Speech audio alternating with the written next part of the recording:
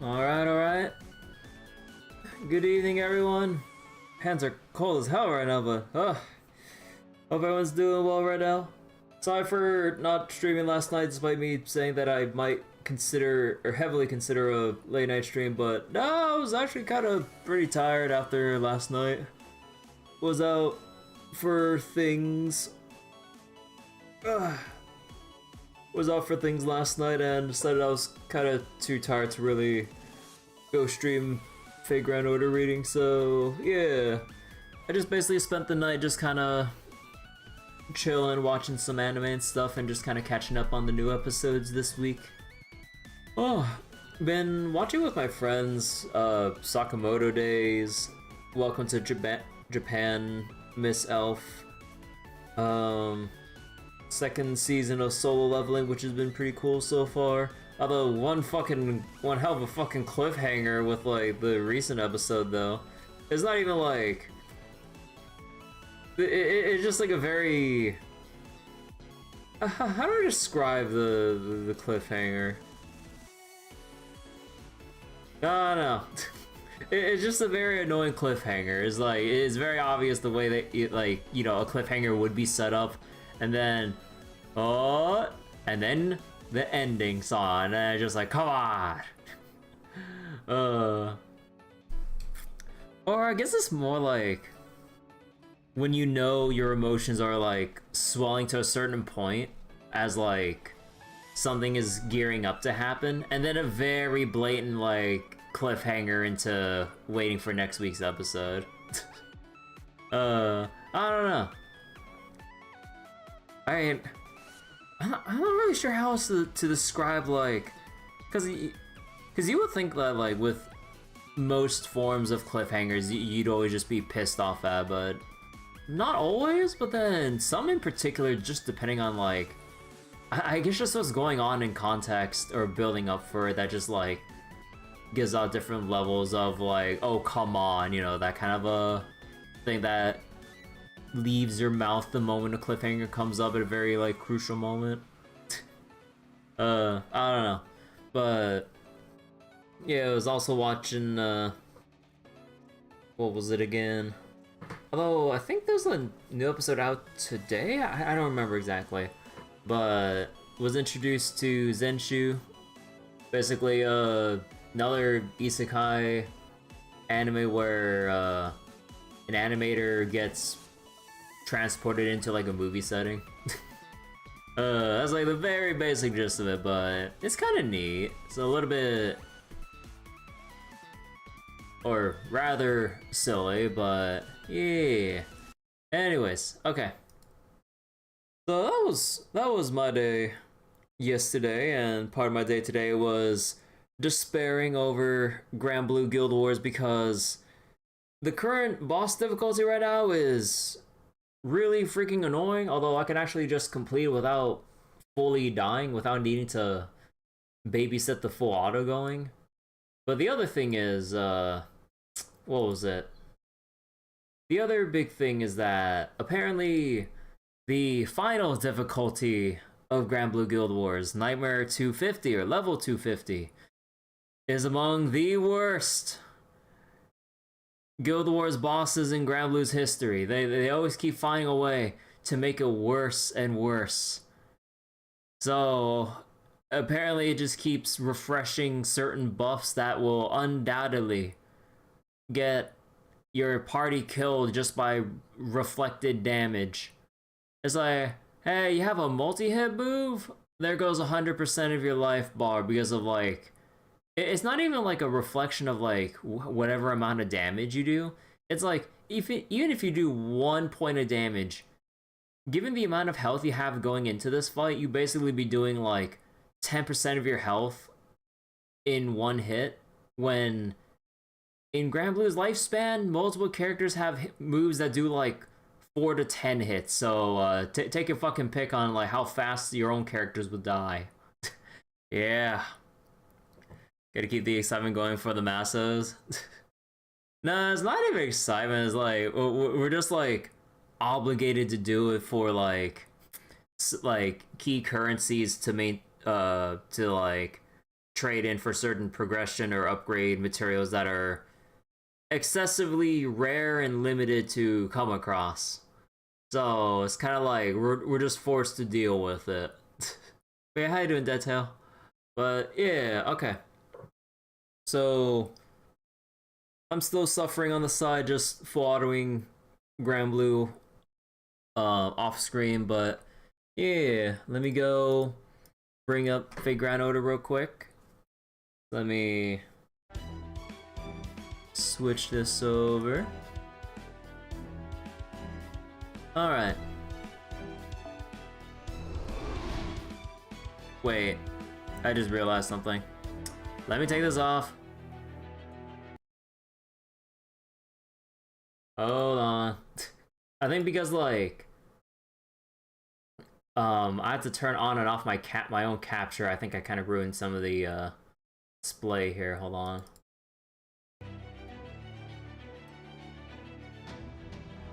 Okay, there we go. Oh, okay. So begins the very, very long section of section 13. Oh boy, 8 arrows so far. Let's just get into it. Oh. And while we're at it, I need to go refresh my Granblue real quick.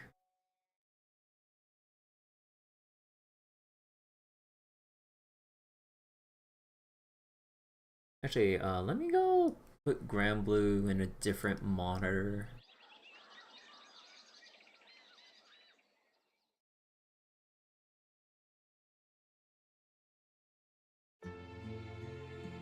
Okay.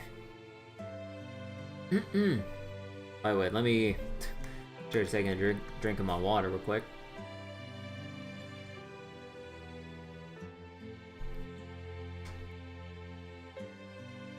Alright, so let me get situated right here.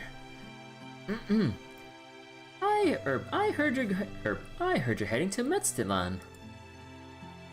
I have some experience with the journey to the 7th stratum. Would you mind if I came along as your guide? I was hoping you would. I agree. We won't have anything to fear as long as you're there with us, TPU. Hey, new line working all right? Can you guys hear me? Yep, loud and clear, Munier. Mictlan's magnetic field is pretty strong. In fact, every stratum has its own atmospheric density, magical energy concentration, and background radiation levels. Luckily, over the past few days, Professor figured out a way for our comms to actually adjust the signal to suit the environment. We still won't be able to contact each other while we're in the underworld since its levels seem to be similar to singularities in certain ways, but otherwise we should be good to go. Then we should be able to communicate while you're in the 7th stratum. That's great. We'll support you as best we can from here.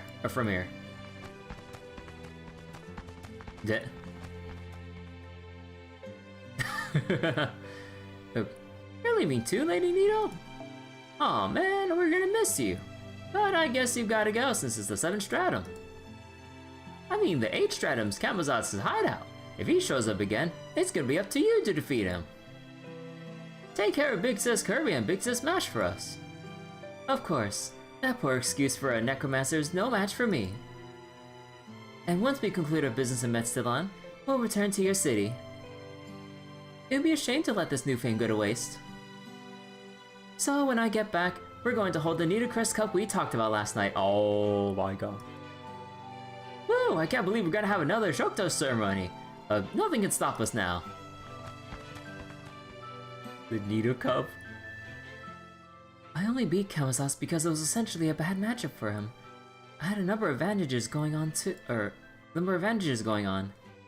But if I were to run into Tlaloc, the Rain God again, I don't think I could defeat her as I am now. Good morning. Sorry I'm late.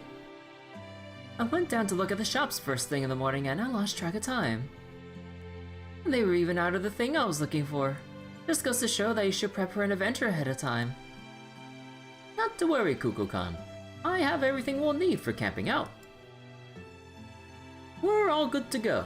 So I've been guiding Kirby and Mash since the first stratum, after all. Then I guess I just need to come along for the ride. Good job, TPU. Of course I'll do the best I can, but why do you sound so happy about this? Because you've never been proud of any of your accomplishments before. This proves you've gotten better at asserting yourself and showing us when you're serious. Oh, hold on, I forgot to pub my own number 200 Grand Blue real quick. There we go. I don't know that I agree with that. You two wouldn't either, would you? When you adjust your glasses, I can tell you mean business. Me too. You may not have realized this yourself since you're such a naturally gentle soul. But you clearly feel a great deal of responsibility for the jobs you accept and the results you produce. I see. Well, the thing with my glasses wasn't really meant to convey my emotions. I made these myself. They help me avoid looking upon things I shouldn't. Still, hearing what you both had to say just now was wonderful. I hope I can remember this moment perfectly forever. Okay, we should probably get going. It should take us about 2 days to reach the 7th stratum from here. We should be pretty safe with this lineup, but make sure you all stay sharp on the road anyway.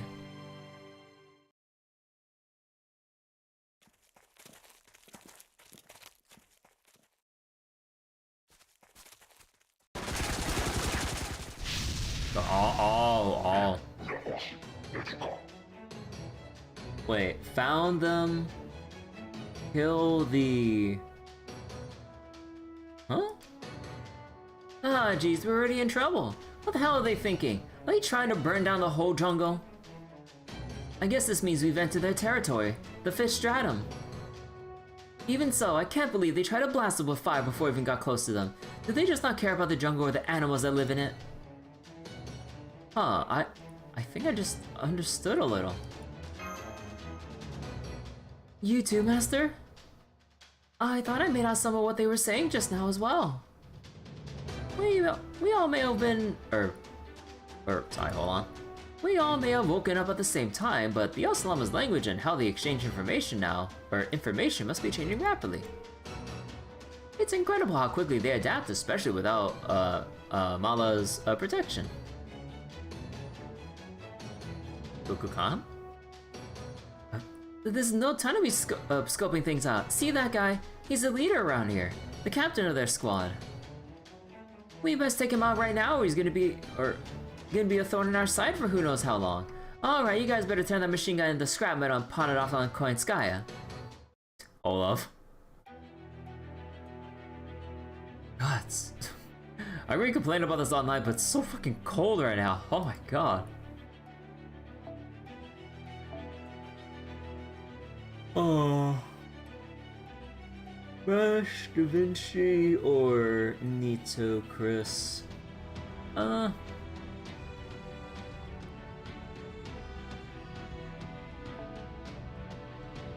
yeah, I already had her at Bonten. Whoops. Just do Da Vinci for the... Oh, right. You can, you have to... lead them in the front and everything. Okay, and Tamamo, and then Ibuki.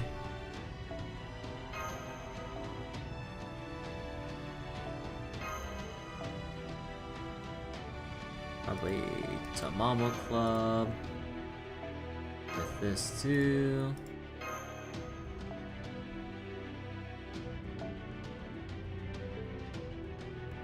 Oh.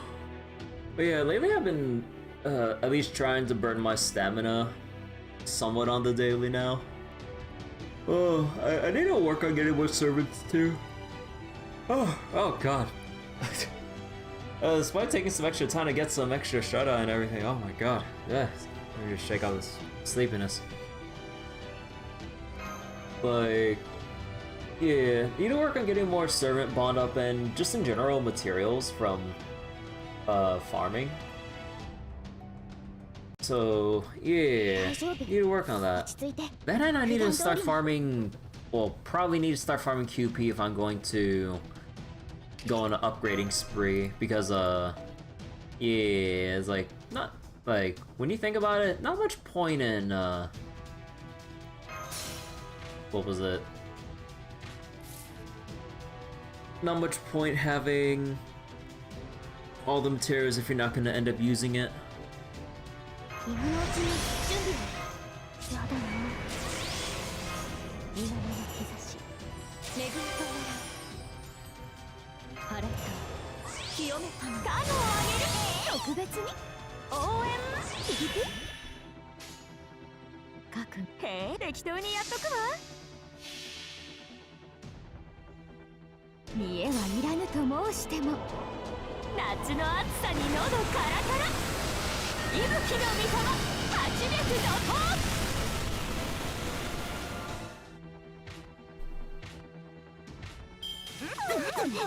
What? Oh, because the Asalama are firing against us.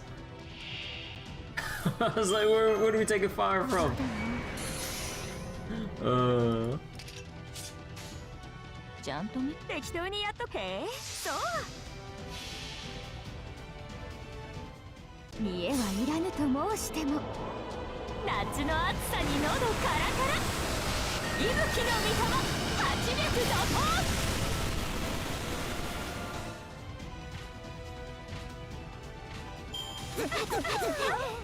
Oh my god, it's so silly.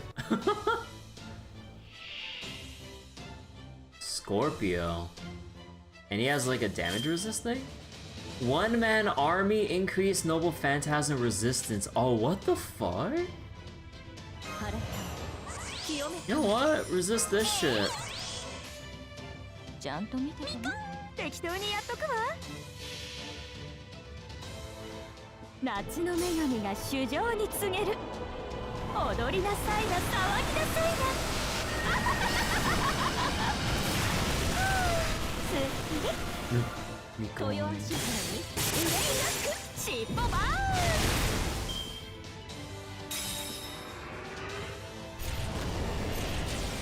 Scorpion alias? Ow. Evasion. Evade this. Oh, right, I don't have my buffs anymore. Well, shit.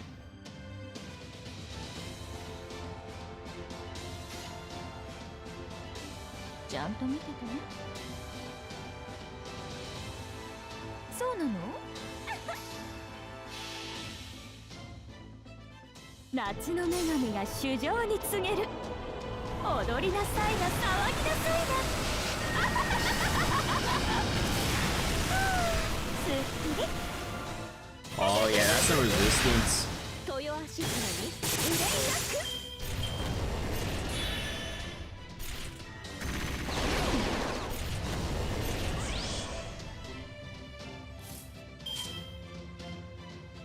Oh my god.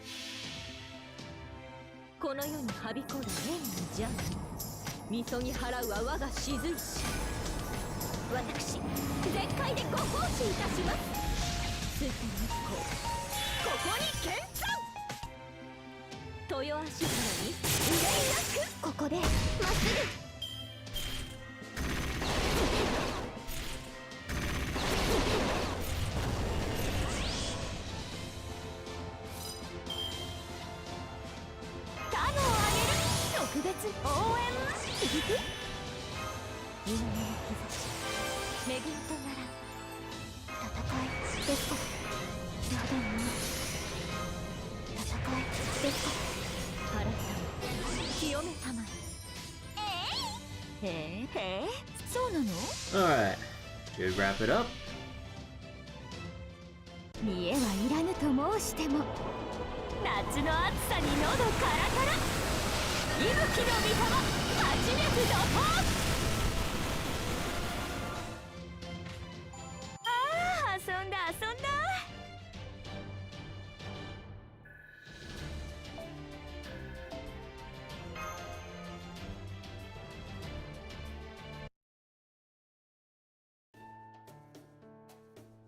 That was close, but we made it.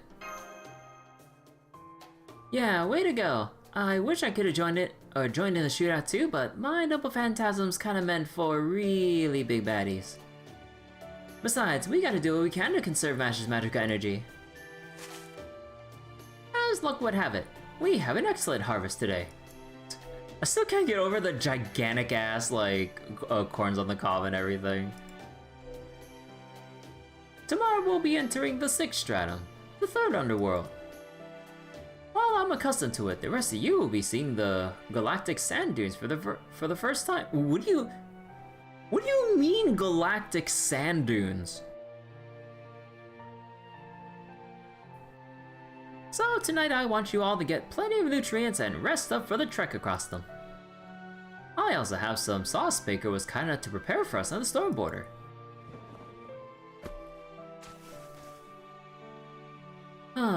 You're putting that black water on our holy corn? Looks kinda evil to me. What is it exactly? Black water? It's called soy sauce. If you brush it over corn before cooking it.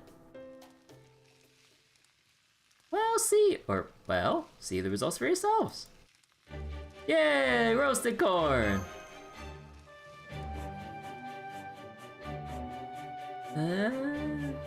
It's like sacrilegious or some shit. Like, what is this? Or wait, is she actually really pissed about that?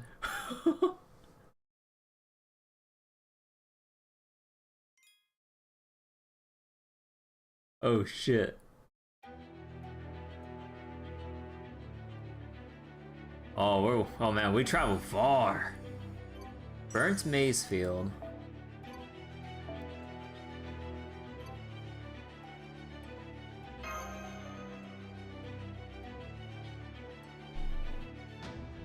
Oh yeah, I need to go look up something real quick. I just remembered.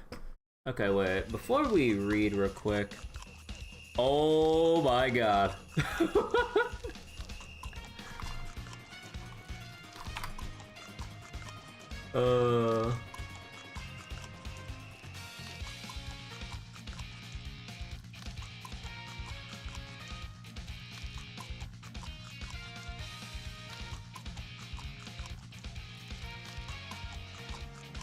Just the constant, like, munching.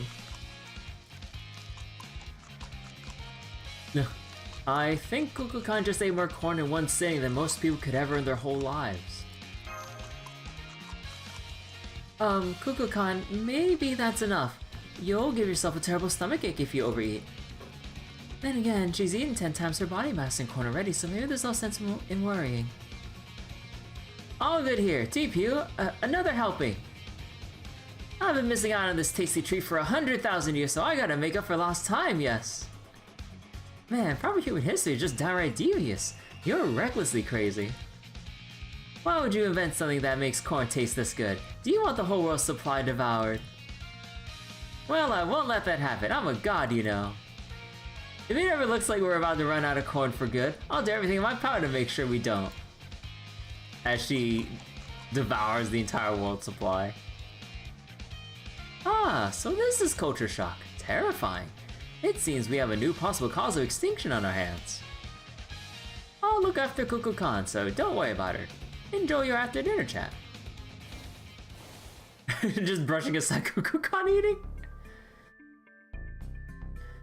Dinos never really cultivated much in the way of culinary techniques, so I guess this is all very new and exciting for her. I'm glad the roast corn made her so happy though. I expected she'd like it since she's humanoid like us, but it's good to get confirmation. You know, Da Vinci, it may be a little late to be asking this, but if Kukulkan is this Lostbelt's god, why does she look like a human, not like a dinos? Honestly, I've been wondering about that too. I don't blame you for wondering. Whenever humans imagine being superior to themselves, they usually think of giants or beastmen.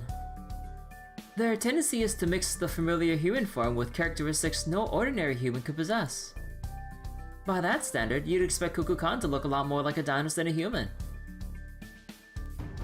Hear me, evil roast corn, your days are numbered. I swear not to rest until every last kernel of you is in my belly.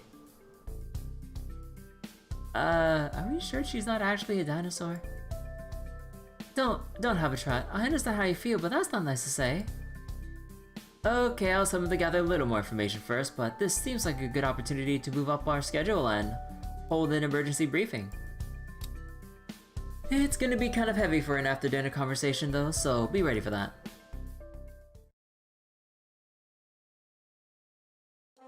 Alright, I'm not gonna keep you waiting any longer.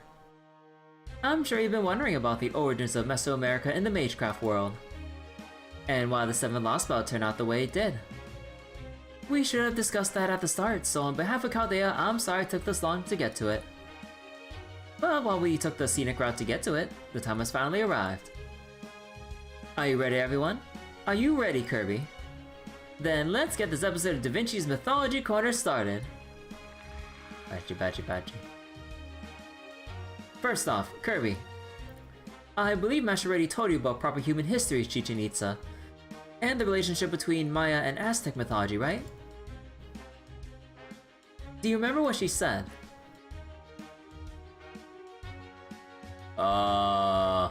Some were same but different. The Mayan stuff came first, followed by the Aztec. Very broad strokes, but since we're discussing the Lostbelt, I guess a basic understanding will do for now. Then, taking all that into consideration, let's go over our journey so far. Yay, the chalkboard! Or hologram board. We originally infiltrated the 7th Lostbelt in South America to finally settle the score with a foreign god.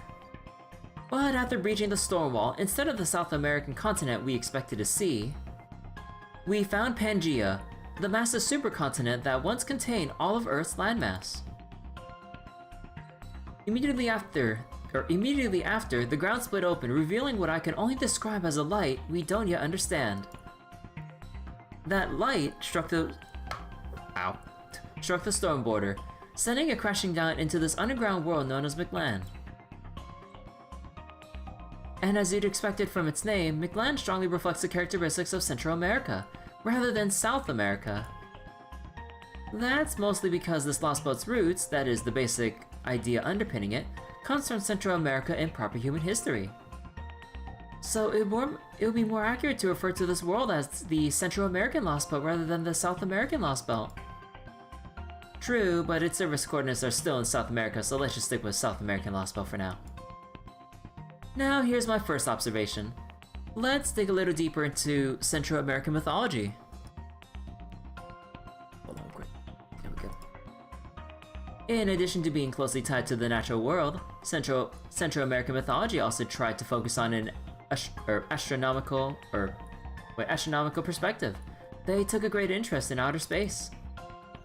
In fact, there are still lots of depictions of rockets being pointed towards the sky that remain in Mesoamerican murals and relics today. Why is that? The Magecraft world has a theory. They think the Mayan civilization's interest in outer space may have started with a figure who already knew plenty about it. Like an alien? Yep, it came from outer space, but it wasn't the kind of creature you're probably imagining. No Lamaux? 66 million years ago, during the fifth of the Big Five extinction events, an enormous meteorite crashed into the Yucatan Peninsula in Central America. The resulting shockwave is believed to have become a massive heat wave, which covered the entire planet, effectively ending the dinosaurs' time as Earth's dominant life forms. I understand dinosaurs are different from dinosaurs, but I've also been told their bodies are equally strong and durable. So if this event wiped out the dinosaurs and changed the entire ecosystem, it must have been quite the disaster. Yep, the earthquake created by the meteorite's impact exceeded a magnitude of 11, and the resulting tsunamis were easily over 300 meters tall. Recently, some people have come to believe that another meteorite landed in West Africa around at the same time. But either way, there's no question about the impact on the Yucatan Peninsula. There's just too much evidence of it. There's the 160-kilometer crater along the peninsula. Iridium, a rare metal, was discovered there too. And above all, the enormous underground cavern that was clearly formed by a meteorite impact. You see, there are lots of springs called cenotes in the Yucatan Peninsula. They're essentially very deep pits with groundwater bubbling up at their bottom, which made them crucial sources of water. And one of the reasons these cenotes formed in the first place was a result of the changes the meteorite impact had on the bedrock. Which explains why so many of the cenotes are connected to each other underground like a giant ant colony. See? This means there must have been a massive underground world running beneath the Yucatan Peninsula as far as 66 million years ago. For the people living there at the time, the underground world of Xibalba from Maya mythology was very real. Over time, this underground myth, or underworld myth, was brought into Aztec mythology as well, where it was reborn as Mictlan. And the Magecraft world believes that the primal fear the locals had of Mictlan wasn't a product of legend, but because the very real fear was inscribed upon their DNA. So, does that mean they had different DNA from normal humans? No, they were perfectly normal except for one additional factor. The Yucatan Peninsula meteorite was absolutely chock full of resources. And I don't just mean the kind of rare metals that are nearly impossible to find on Earth. I mean matter or even life forms that didn't exist on Earth at all. What I'm saying is, aliens arrived on the same meteorite that hit the Yucatan Peninsula. You're kidding me. I know it's hard to believe, but it's the only explanation that makes sense. I was like, nah, this is too unrealistic. Why don't you just go back to the servant verse now? At any rate, the meteorite came with intelligent life from another planet. We don't know whether they used life on Earth as host bodies like parasites, or if they outright fused with them. Either way, this intelligent life arriving on Earth resulted in the rapid rebirth and development of advanced life on the planet. Aliens. Aliens. Hi Doom Beakers, are you suffering in Guild Wars like everyone else? I'm surprised that my number 200 is actually relatively, I mean, it's relatively slow, but stable, all things considered. And fortunately enough, it's slow enough where I can actually just remember to full auto it roughly every 10 minutes. So I don't have to like keep looking back at my browser like every single minute I'm trying to read or do gameplay. I mean, this is kind of like really bad for my honors per minute, but I'll probably go hard tomorrow just to burn the rest of the meat and probably pray for celestial weapons or some shit. Oh yeah, wait, I did, now that, wait, speaking of Grandma real quick, hold on, I just remembered to enable my drop buffs. Yeah, hold on. Also, let me extend the crew buffs a little bit.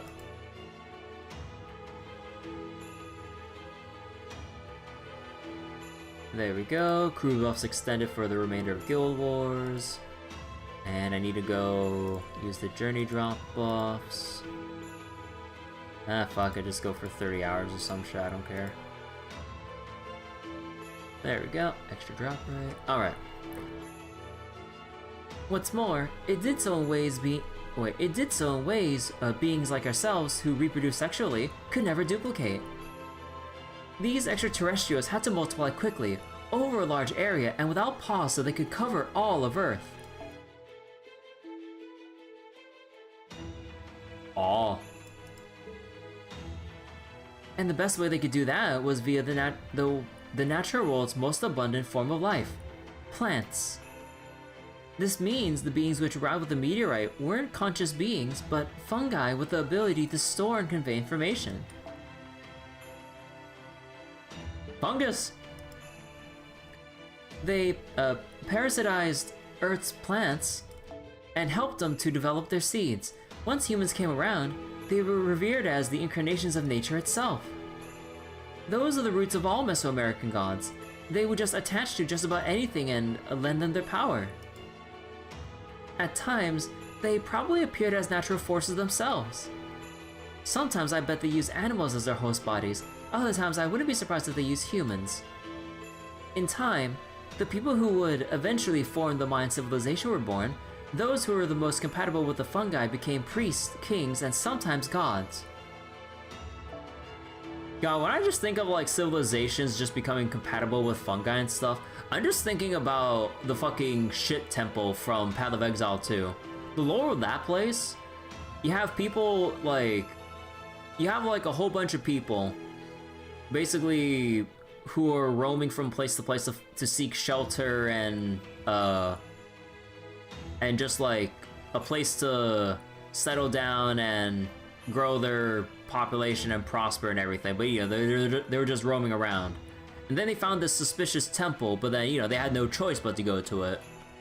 And then in Path of Exile 2, there's more lore pieces scattered around the place, as the streets are laden with feces and mushrooms growing off the feces because nature's fertilizer.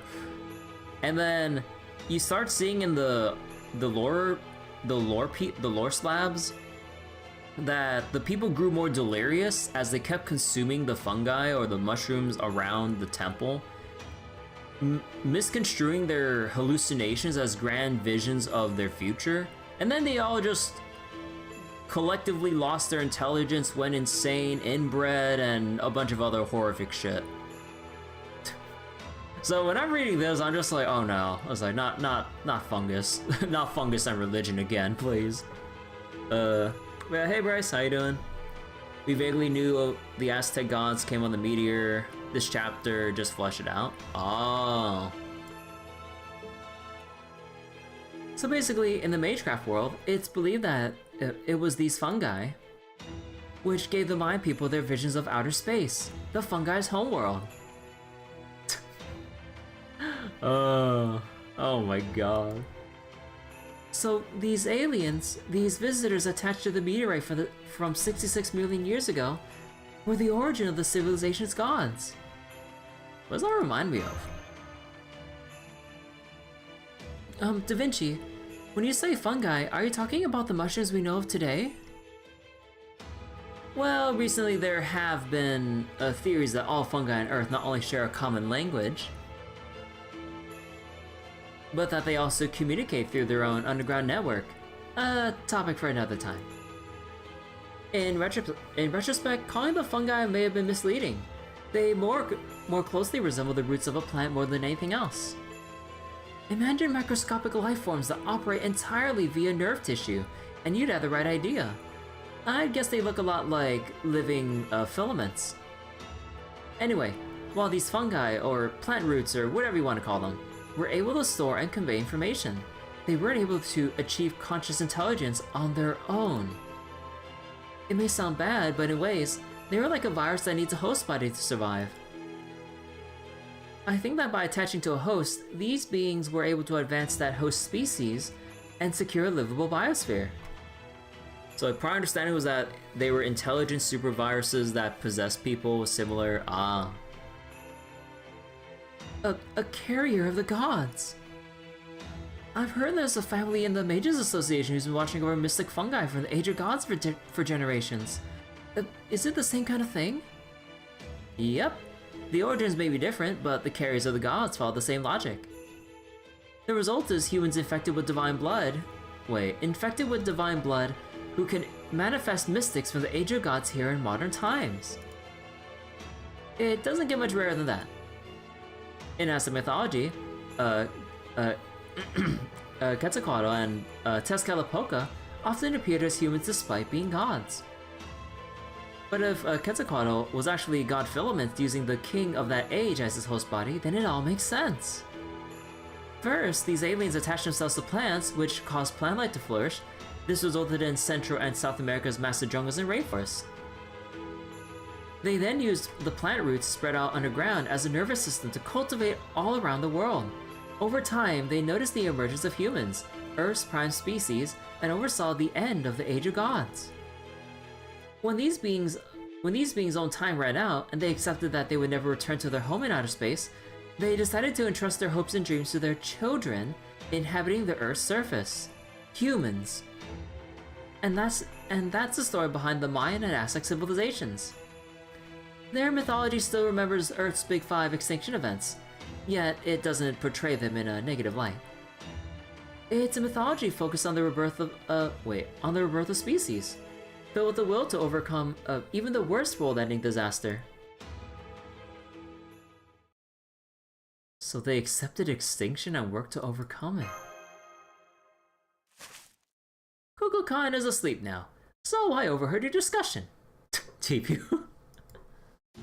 If I understand you correctly, Da Vinci, you're saying that human history diverged based on the species. These extraterrestrials chose to carry on their wish to return to their home. In proper human history, they chose humans, and in this South American Lostbelt, they chose dinos. Us. Does that mean this Lostbelt began after the mass extinction event 66 million years ago? If so, this Lostbelt would have been the longest history of any of them by far. No, for that matter, it would mean this Lostbelt's prime species have been developing for an even longer time, or for even longer than proper human history. Yep, I'm pretty sure that's all correct. But there's still a lot we don't know, and it's safe to say that the meteorite that crashed into the Yucatan Peninsula marked the point where this Lostbelt began. But I can't see what happened after that. Why does Kukulkan look human instead of looking like a dinos? Why did this Lostbelt's god filaments choose to parasitize dinos and not humans? The dinosaurs would have also been wiped out during the fifth big extinction event. So if the filaments were going to choose any species to parasitize, surely they would have chosen mammals, the dominant form of life, just like they did in proper human history. I'm sorry, I'm pretty sure I've at least got the broad strokes right. I probably could have inferred a little more if Holmes were here, but this is the best I can do on my own. I see. So you need more information to make additional inferences. Why don't we try looking at it from a different angle? Oh my god. TV just tried to fill in like Sherlock's like shoes for us. We have Sherlock Holmes at home.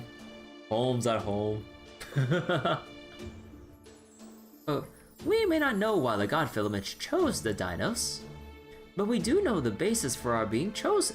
But do we know the basis for our being chosen? Oh, sure, that much is pretty clear. Before I go on, I'd like to just go over some facts. Kirby, based on the information we've gathered so far, what can you say about the dinos? When the Holmes at home is better than the normal one. At least the Holmes at home doesn't feel the urge to hold something back until like a very like tense moment for the big wow revelation factor.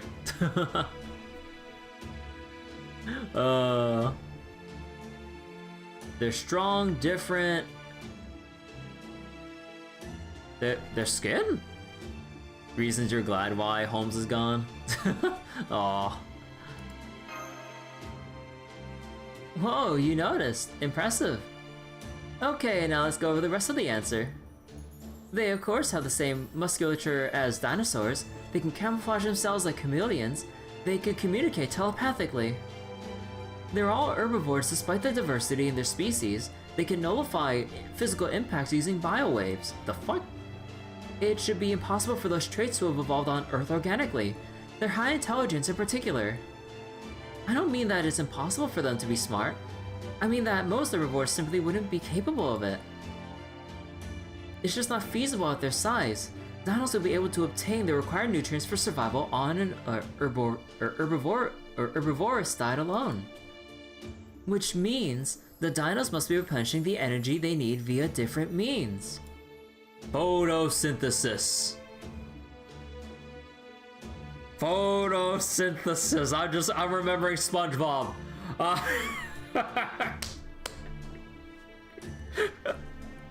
Oh my god. If they originated from plants or were parasitized by like organic matter or shit from a meteorite which has taken plants and then everything spawns with them.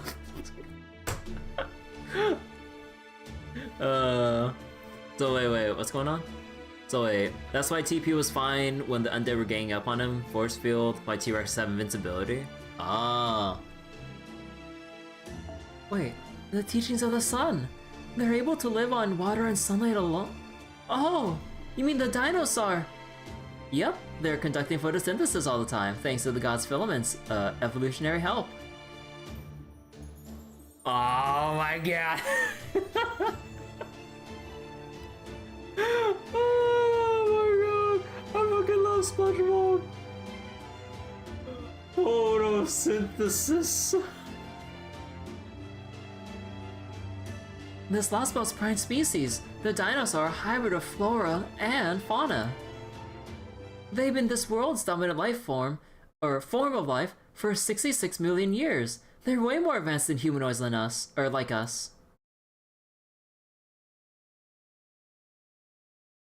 I do not have photosynthetic dinosaurs on my bingo card for this year.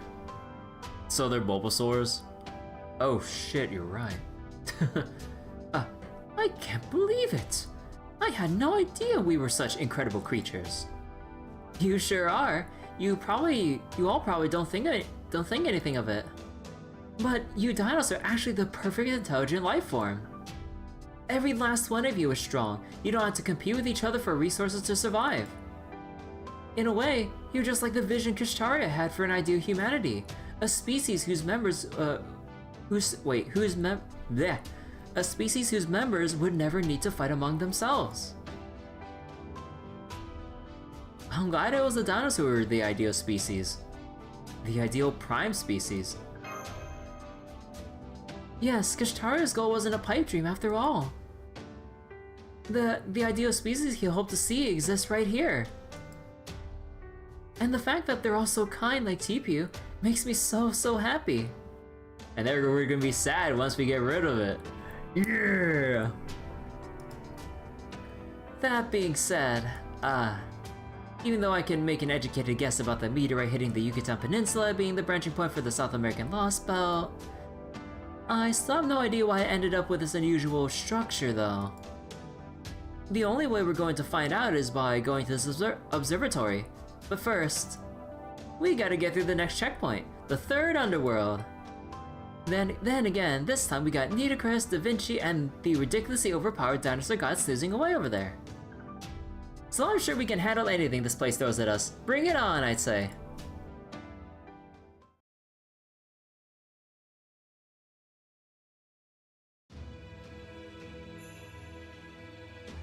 Wait, Da Vinci's guesses were mostly correct.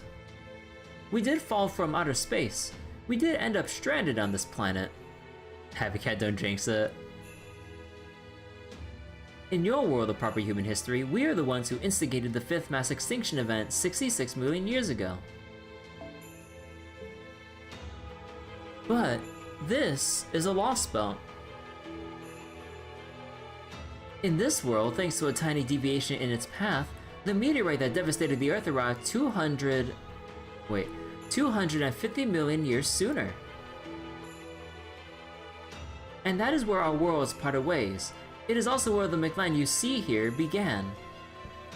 For 234 million years, we used our roots to keep the supercontinent together. Oh my god, so this is like their lore. This is like the Lostbelt lore of like how Pangea was held together. Or technically just Fate lore in general, but with like...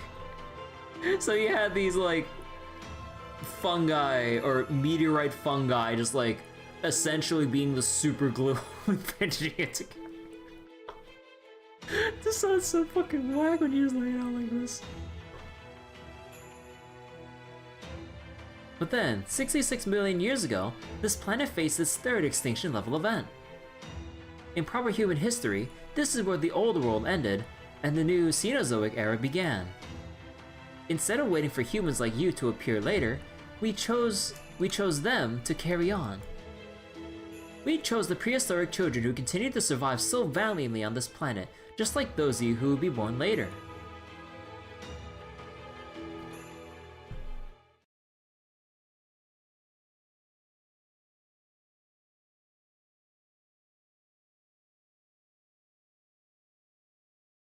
Damn, I woke up too early. Oh, you woke up? What a coincidence. So did I. Since I'm up anyway, I decided to have a try to break and keep watch for her. I was just admiring Mictlan's night sky. Go get some more sleep. I've got the lookout stuff covered, yes. You're not going back to sleep? Then would you like something to drink? You need to stay hydrated, right? Oh, you want to know how we're seeing stars even so deep underground? Well, fortunately, Mictlan's night sky isn't actually a window into outer space. It just looks like one. The stars we're seeing are actually just the mala using phosphorescence to imitate what their real night sky of so long ago looked like. The only real celestial body here is the sun. And even that's technically a fake, since it's actually a really tiny artificial recreation of the real thing. You know, I might have just been imagining things, but... Yes? Were you only pretending to be asleep earlier, Kukulkan? Wow, you saw right through me. I didn't think it was really my place to speak up there, so I figured pretending to be asleep would be the best way not to interfere.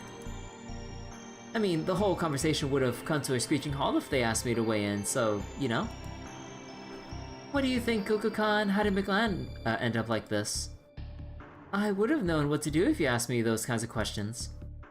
If you'd asked, I would have had to answer, and since I can't lie, well...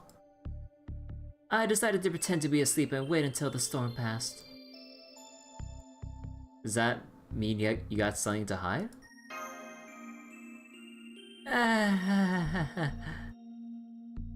Oh, but you kept something from Da Vinci too, didn't you? There was a moment you could have pointed out she was wrong, but you chose not to say anything. Why is that? You already know whose dream it was you saw when you were back in Chichen Itza, didn't you? Is it because you didn't want to interrupt, or is it because you realized I was only faking being asleep? And you knew instinctively that if you spilled the beans, I'd kill you. I didn't even notice a contradiction there. The fact that you thought to even say that proves you did know. I don't know why you decided to keep quiet, but I'm kinda glad you did. Thank you.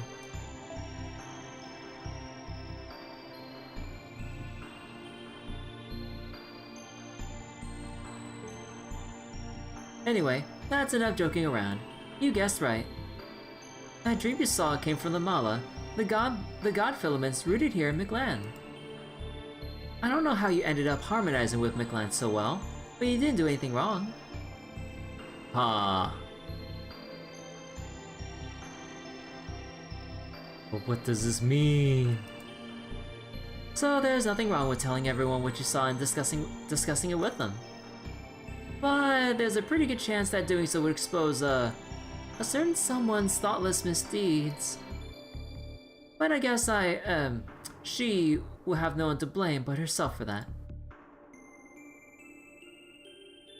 Honestly, I barely even remember anything from that dream. Huh, you mean you forget what you dream almost as soon as you wake up? Are humans just like that? Oh man, now that I think about it, I'm the same way. I thought I was the only one who was so forgetful. Okay, I'm gonna say goodnight again. Just chalk all this up to a dream and forget it when you wake up. Oh, wow! I mean, don't worry about anything. I'll be keeping watch all night. Okay, back to bed.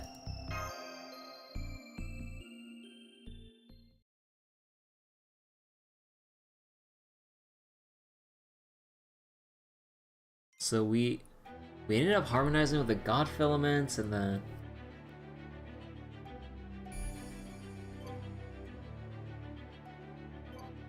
so we're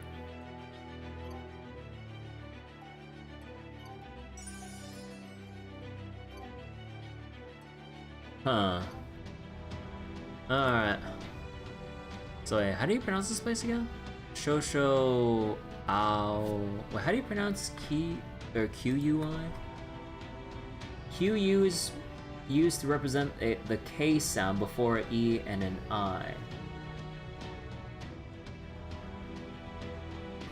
So Shou Ao Ki? Shou Ao Ki?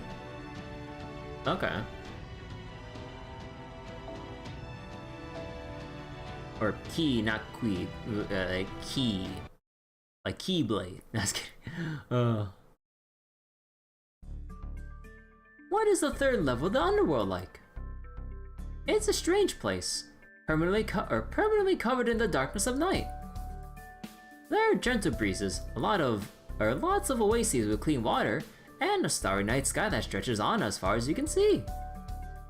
The only downside is that dinos can't stay there long given the lack of sunlight. It's the only desert in Mictlan, and a very peaceful place for stargazing. Oh, a desert! At last, familiar terrain. Now you're starting to speak my language. The desert is indeed beautiful at night. I can even teach you how to use the stars to navigate there. But well, aren't the stars simulated and not like... Well, okay. Only had a favorite Mexican fighting game player to us. Don't worry, I got the Wikipedia page up on how the pronunciations work. Don't worry. Look at this shit. When in doubt. Wait, hold on. So let me see if I'm displaying it right.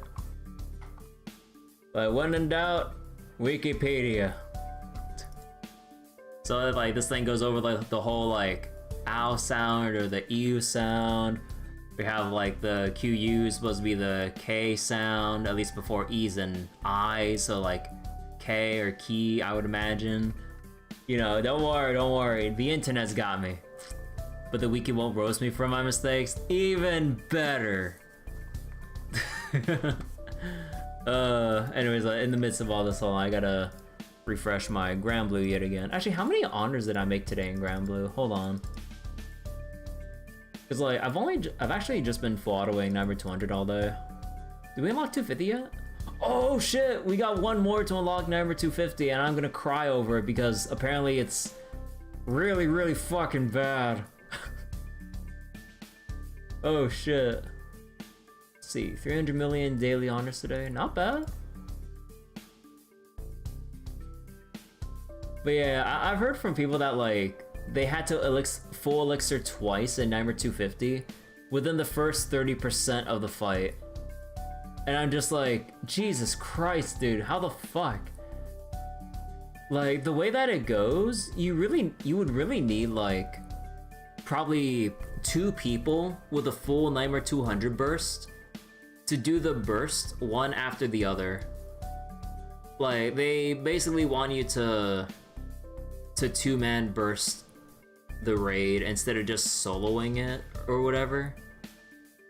So it's kind of like a gatekeepy way, but like a competitive way, I guess, for people to farm up honors or some shit. But putting aside like who or the specific set of farmers the raid is meant for, the fight itself is just atrocious where you would need 2 people to burst one half and then the second half. Because otherwise, if you try to deal with that fight proper, the buffs are essentially never ending because the buffs last longer than the time in between special attacks. Meaning, they never go away. Yeah, it's like, it's really messed up. Oh god, I'm still not looking forward to it. Actually, let me go check the crew disco real quick before we continue.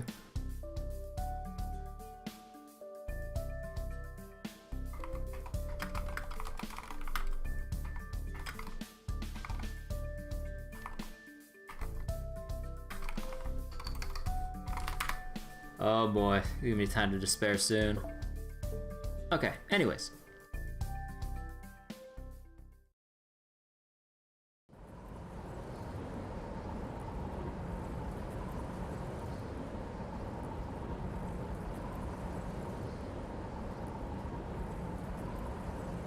What the fuck?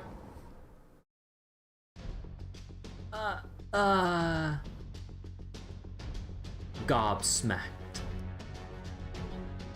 Haha! What in the world happened here? TPU, what about the stars? What about the stargazing? Well, this is embarrassing. I think I give up. Endless grains of sand everywhere you look, arid air without a hint of moisture, heat more oppressive than even the jungle. Mash, could you tell me exactly what the current temperature is? 88 degrees Celsius, 176 Fahrenheit. I mean, thank God for mystic codes and shit, but what the fuck? 176 Fahrenheit? Or 80 degrees Celsius? That's basically almost enough to, like, brew a dark roast coffee. I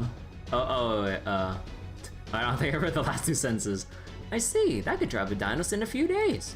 Frankly, I would like nothing more than to go home, but don't worry. We have a specialist with us.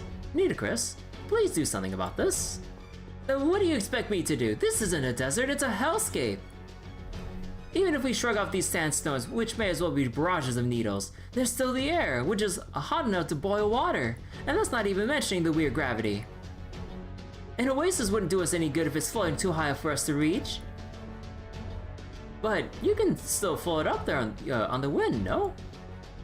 Mash told me how you're the incarnation of the god of the sky. Given all your knowledge of the desert and your ability to fly, I can think of no better god to entreat for help. Please. I mean, yes, I am, but floating on winds this strong would be, it would be suicide. I don't recommend flying around here or even jumping too high, no. In addition to the strong wind, everything above 400 meters is a vacuum with no gravity. 400 meters, you'd be stuck in no gravity zone? Oh shit. So you just be suspended there if you lose all speed? Oh god. It may look like clear blue sky, but it's exactly the same as being in outer space. Exactly, thank you, Kukulkan. I knew Mictlan's god of wind would understand. The sky in this level in this level of the underworld is no sky at all. And since outer space is well beyond my jurisdiction, we'll just have to hoof it. I don't suppose you brought a buggy with you, Da Vinci. No, but I'm really wishing I had. I know I should have been working on a Bastinian 4 in secret. Hang on, we're not gonna be reaching an oasis anytime soon, right? Time to make a call to the servant verse. If only. What kind of resources would we need to like dial in a emergency phone calls to the servant verse in like these within a Lostbelt?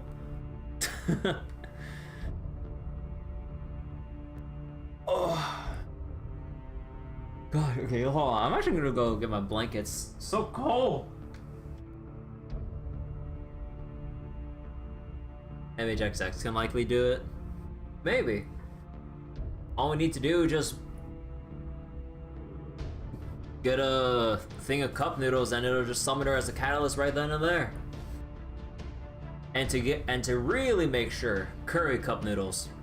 Best shit in the servant verse.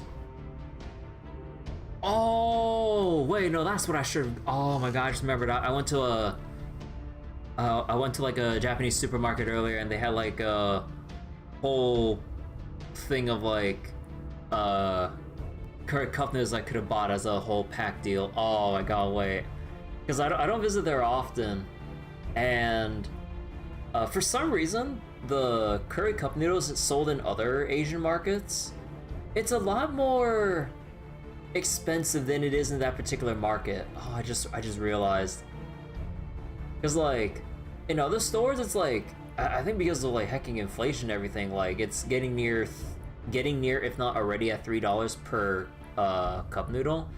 The store or the market that I went to was selling them essentially for $2 a pop by comparison. Oh my god, I just remembered. Fuck! I should have bought some. I knew I was forgetting something. Oh wait, or MHX Alter, who has the Infinity Stones. Even better. and then MHX Alta just like goes into hibernation because it's like too hot, and then we just had to carry her through the desert. We should turn back. Service might be fine, but Kirby won't be able to make it an hour here. Your Mystico's temperature regulation was just barely enough even in the jungle, right, Kirby? So trying to cross this desert is gonna feel like trekking through a steam bath. Your canteen will be empty before noon. What are you gonna do if you collapse out here? Good point, Habitrot. I agree. We should go back to the jungle for now. Stock up on water, then...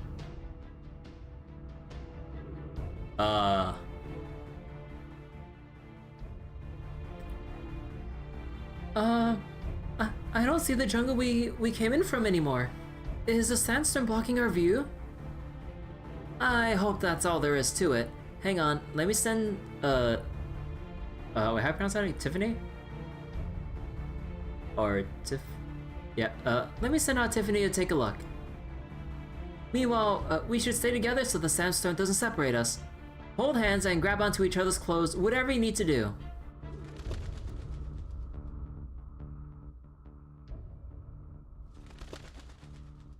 She's dressed rather warm.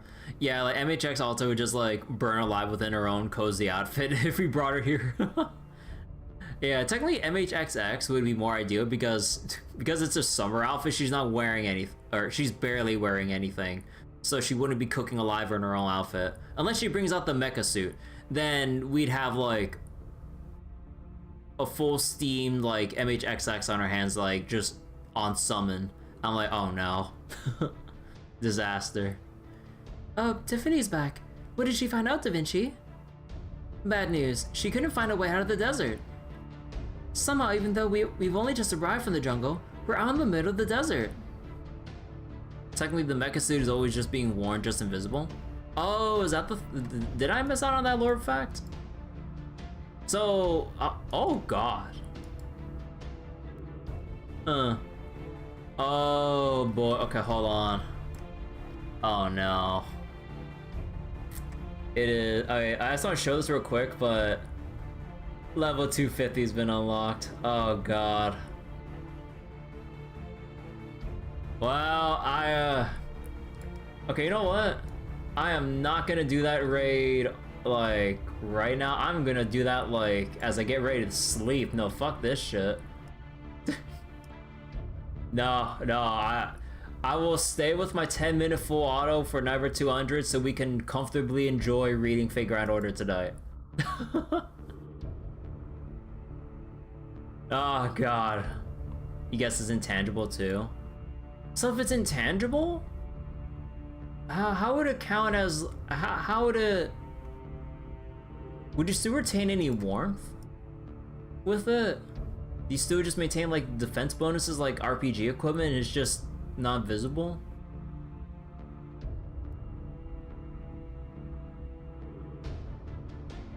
It's just for the defense. Alright then.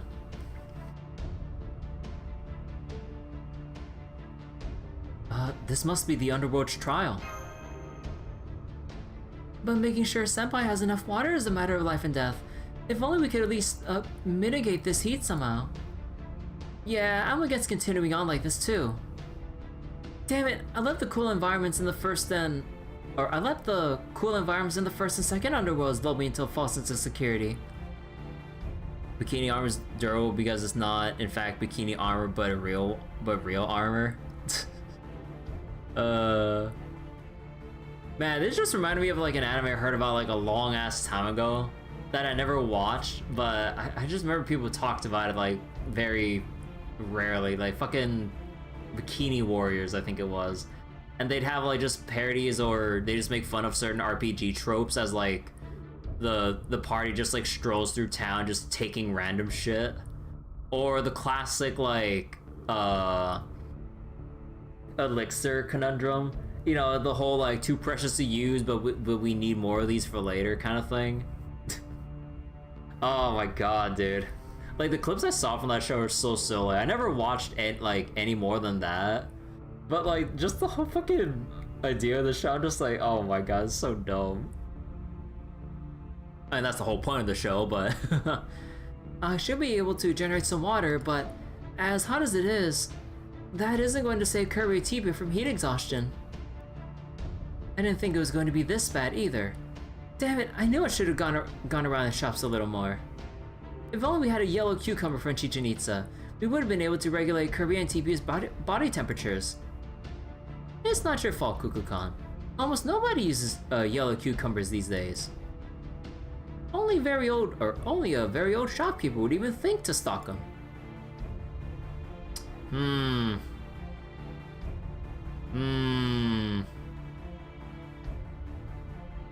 Oh gee, I wonder what I have in my handy dandy backpack. Huh?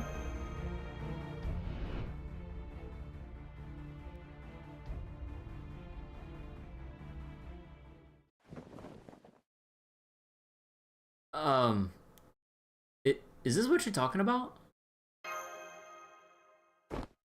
Oh, thank you. Don't mind if I do. The TPU. Oh, I'm sorry. Truth be told, my mind reached its boiling point some time ago. Tell me, Kirby, where did you get that? At a shop, and luckily I have enough for the both of us. Thank you. Don't mind if I do. Chomp. Ah, what vitality. What energy. It almost feels like ice moving through my veins. Not only being out here would be suicide, but just now I feel incredible. Go on, Kirby. Try it. Just chow down all at once, huh?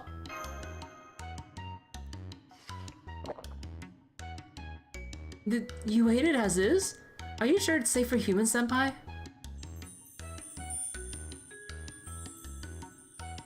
Wow, it tastes like apples, grapes, oranges, and peaches all at once. What the? So it's a cooling fruit? Or a vegetable that excels at helping people beat the heat, similar to green cucumbers? It did look pretty good. It's a shame you only brought 2 of them. Oh, this is perfect. With yellow cucumbers that good, you won't need any more water for the rest of the day. What kind of loaded ass, like, cucumbers? Can we try to get seeds so we can grow this at home? Dude, if only. Like, could you imagine, like, how much this would help, like, solve a lot of issues around the world with, like, shit like this? Oh my god. A cooling or hydration fruit that tastes like a huge mixture of fruits that can keep you hydrated and cool for, like, a whole day. That you just eat like that? Holy shit. Inject that shit into my veins. Nah, no, probably don't. I would imagine if some other, like, food scientists in Fate who got their hands on a yellow cucumber would try that shit. Like, quite literally inject that shit into your veins. Then you'll just be permanently, like, cold-blooded or some shit. I don't know. Gordolf does know food-based alchemy. Well, shit, I mean, I guess we just gotta find some more on the way back to the storm border. Oh, thank goodness you managed to find such a well-stocked shop, Kirby. And of course, great job making sure you were prepared for anything. Well, actually... Oh, Shiba just sent me an alert. Hostiles. Ah. The inappropriately timed monster alarm, so we don't tell everyone that, hey, I bumped into David while going out for shopping. Can't be stealing David's credit. We want to give David credit where credit is due, but I mean, the hostiles are just coming up out of nowhere. Please be careful, everyone. Heat signatures are burrowing through the ground towards us. Worry not. Any demonic beast that lives in the desert is subject to my jurisdiction. This time for sure. Pharaoh Nitocris will take the lead here. The rest of you, fall back and save your strength for later, just in case. As for you, Kirby, now that the fruit adequately hydrated you, I would like you to help by performing some simple heroic spirit summons. On it.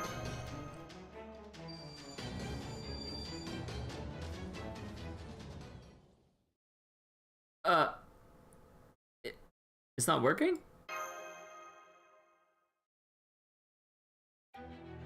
Oh. What? Audio? Audio? What happened? Okay, hold on. Oh. Did the audio just go because of the day rollover or Yeah. Guess not summons, you can't summon, but the audio too. That cutscene went on for so long we went past like the daily reset. Because I thought it was the mirroring app.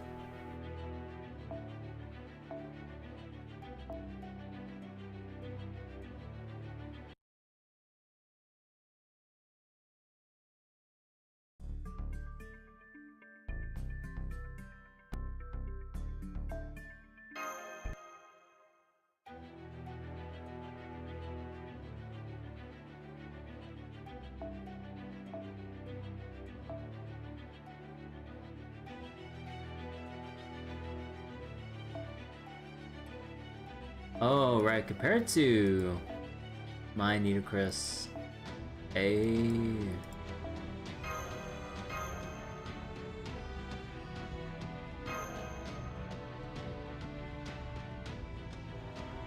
guess everyone in my crew is going for never 250 clears in a group, so... Oh, I guess I just gotta put up my... I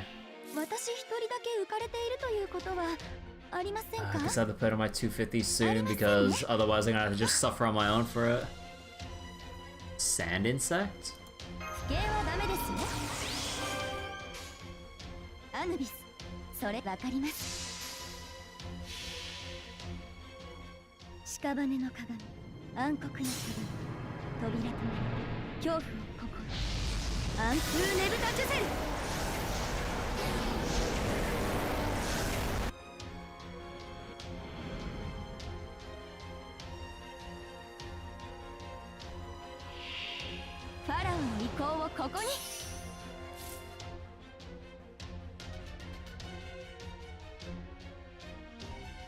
Okay, hold on real quick, let me just let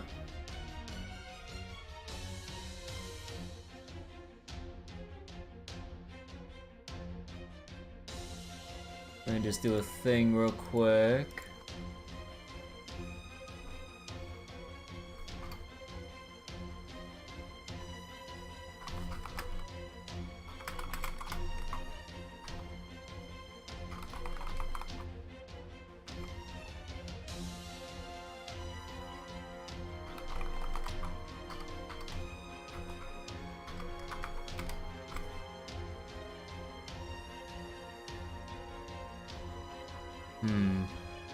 You know what, we'll just manual this one.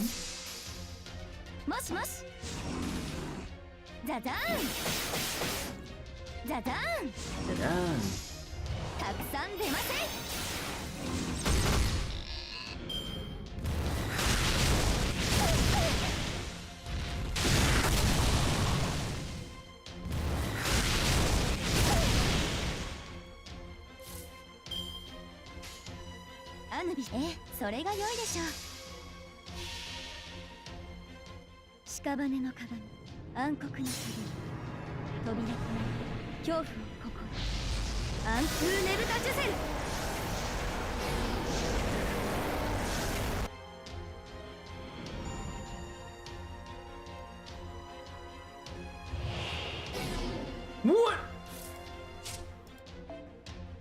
5-turn NPC? Oh my god, that's dirty.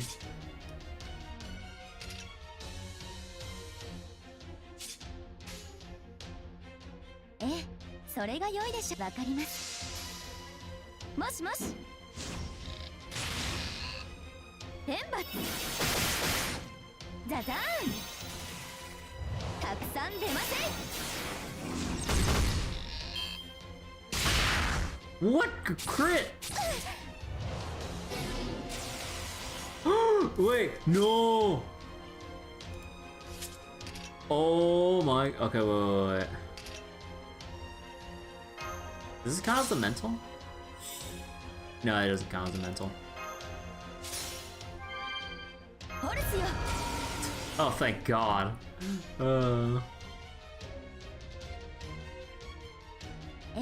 それが良いでわかります。もしもし。天罰。天罰。たくさん出ません。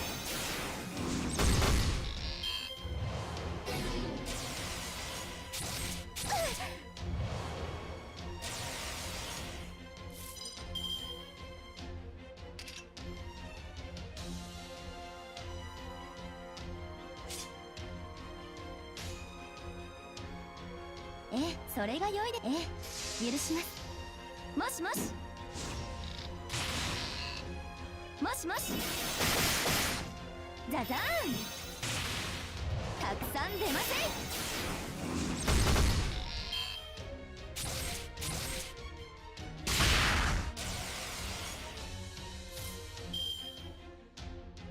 ファラオの意向をここに。わかります。それが良いでしょう。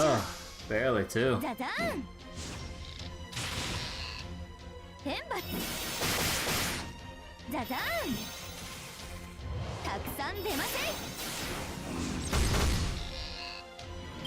ん。冥界ツアーへご案内。何でもありません。Oh my God. Okay, so number 250. Oh my God. Wait. My whole team is dying just off the first fixed trigger in number 250. Holy shit. Wait. Oh no, I'm actually gonna have to elixir. Oh no. Wait. Oh, this shit's fucked.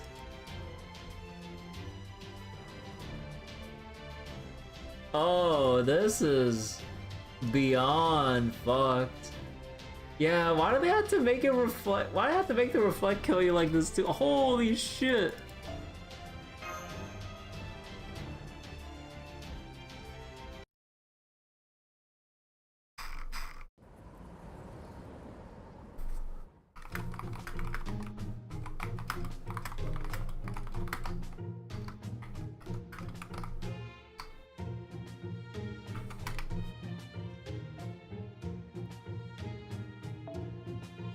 Sadism and a hatred for the community. Yeah. No, were you trying to kill me? Because if I'd been anyone else, you would have succeeded. Of course not. The summoning ritual just kind of stopped. You weren't able to summon anyone, but didn't you say you could summon any heroic spirit you want when you're in the underworld? Forget insolent. Failing to summon aid here is downright incompetent. I appreciate your faith in my abilities, but you wildly overestimated me. I'm afraid you're mistaken, Pharaoh Nitocris. I was right here. I saw the whole thing. Senpai's summoning ritual did go off without a hitch, but it did seem like something external nullified it before it could work. I'm guessing it has something to do with the rule that's unique to this level of the underworld. Oh, I didn't realize. A summoner who's lost the ability to summon is like a bird that's lost its wings. As a caster, I can understand your frustrations. Forgive me, Kirby. I shouldn't have yelled at you when I didn't have all the information. And as a fellow worker of spells, let me offer some advice. Don't mistake your inexperience for weakness. No one is an expert at everything. When things are truly bad, bemoaning your situation only makes it worse. Next time, oh my god, okay, time out. With the sand in the background and everything, or the sandstorm in the background, it's making the USB mirroring encoding a bit shit. I'm seeing some visual glitches on the text box because it's trying to process the sand that's going behind the text box because you can see partially through it. Oh my god, I'm noticing that on my end as well, and just like, bro, come on, get me out of the sand, please. Next time, I want you to try taking a deep breath, moving a few steps away, or a few steps in any direction, and directing your mind elsewhere, away from your concerns. I will, okay, I will. Thanks, Nitocris, and sorry about what happened. Heh, don't worry about it. Those desert insects were no match for me. They might have caught me by surprise from the start, but I got used to them. Now I can handle 10, no, 100 of them easily. Say, that's right, as a pharaoh you used to command the Sphinx. You should still have that same authority even here in Mictlan's underworld. That Sphinx is actually a gift from Pharaoh Ozymandias, but I'll just keep that part of myself. Oh my god, wait, hold on. My grandpa was falling apart. Holy shit, someone save me from this fucking... Someone save me from this shitty ass fight. Oh my god.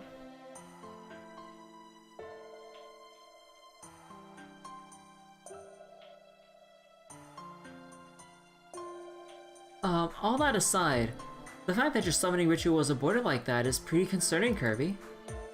I'm not too worried about us for the moment since we have heavy hitters like Nitocris and Kukulkan around. But your not being able to summon other heroic spirits worries me. What kind of rule could have... Habitat? What is it, Habitat? Why are you gawking like that? There! Look there! Look! Huh?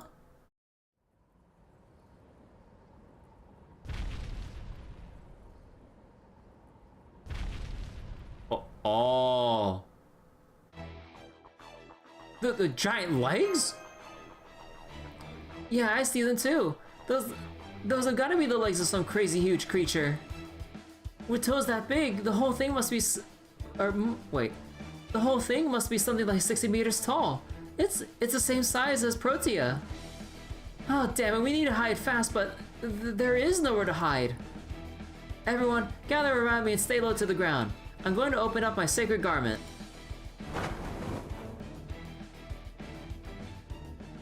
Dude, like the fucking sandstorm is really giving me like visual glitches on my mirroring.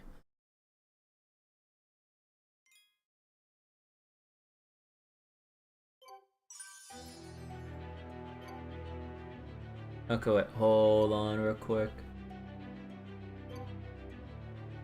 Oh, that's not good. Oh, right, because... Oh. My Hacelia can't get back into the front line because I had to full lift. Oh, that's even more fucked. Damn.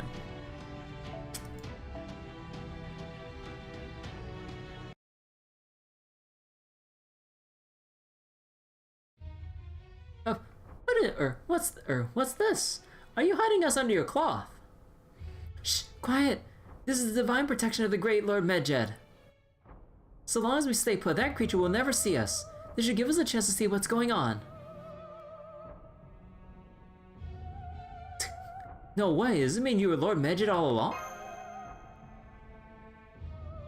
Of course not. Such insolence. Besides, Lord Medjed does not have a secret identity, no matter what he looks like. Right. Well, anyway, thanks, Nitocris. You really saved our bacon. What a great little portable camp. This should let us catch our breath and see what's going on outside. Now, where's that Shadow's owner?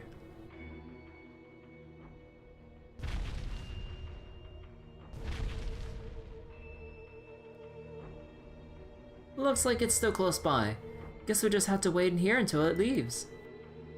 Oh, but first, is everyone okay? Oh yes, I'm fine. Though I'm endlessly fascinated by this mysterious space in which we find ourselves. No issues here.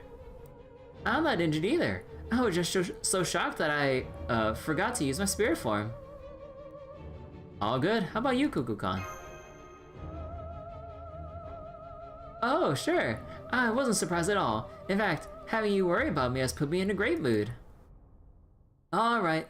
This seems like a good time to talk, as long as we keep our voices down. This is the third level of the underworld, Shosho Shoshoauki. It's a world of endless desert, strong winds, and zero gravity. I'm guessing a response to Gesundheit. I'm guessing it corresponds to Wait, what do the things say about QU sounds? Or CU sounds? It's pronounced as a qua. So Panquitla Kalo. I'm guessing it corresponds to Panquitla Kaloyan, the 5th level of Mictlan Aztec mythology. Oh, okay, gotta get this pronunciation practice done. Panquitla. Wait, Panquit. It's like it's like a fucking tongue twister and a half here. I'm sorry, but okay. So Panquitla Kaloyan. Panquitla Kaloyan, the underworld composed of a massive desert region. It was believed to contain 8 oases, but was also home to strong winds which would blow away anyone attempting to cross. And my fucking number 250 died again in Grand Blue. Bro. And why does this fucking fight have Dispel cancel? Oh my god.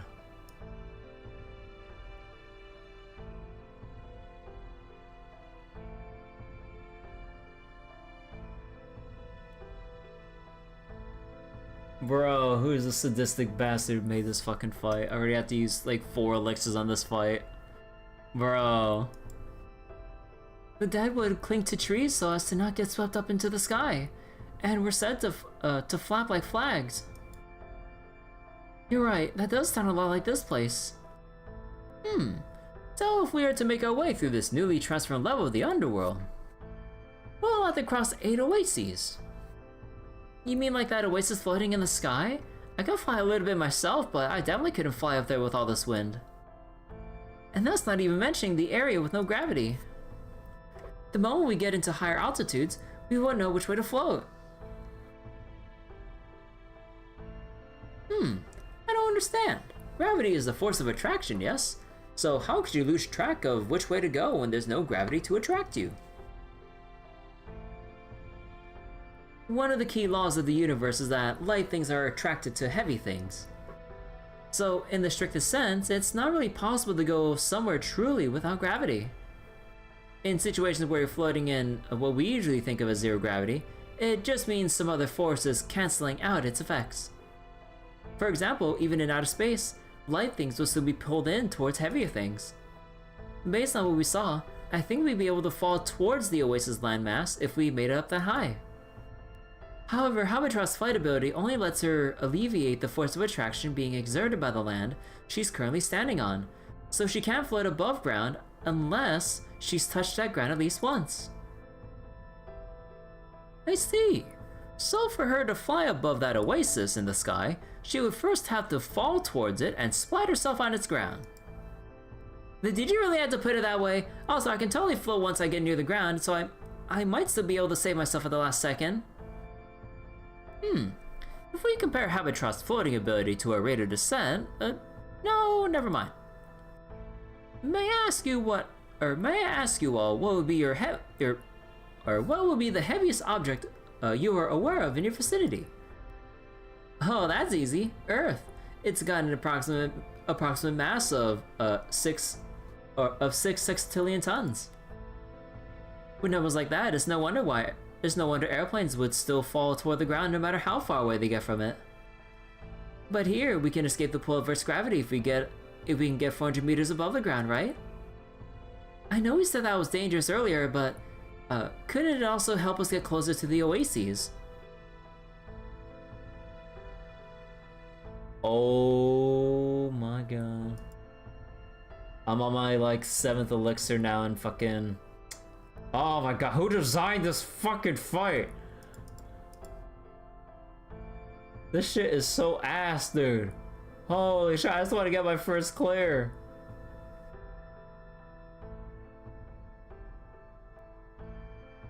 Oh wait, whoops. Only if we had a way to navigate those strong winds. Neither Habitat nor I can do that. So we should stick to the ground and look for a safer way up to the oases from there. Even with that giant creature, we still know nothing about roaming around? There's no question it's dangerous, but it's also our only option. Fortunately, we have Nitocris, Queen of the Desert, here to help. Ah, suddenly getting a bad feeling. Ahem. As I told you twice now, I can't fly in these conditions. As a pharaoh, you can trust that I'm telling you the truth. So, I'm in the same boat as the rest of you.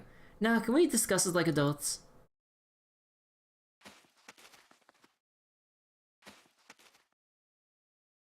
Happily getting ready to head back outside. Can we leave straw lots to choose who leads the way? Isn't Chaldea's approach all about fairness, my ally? Well...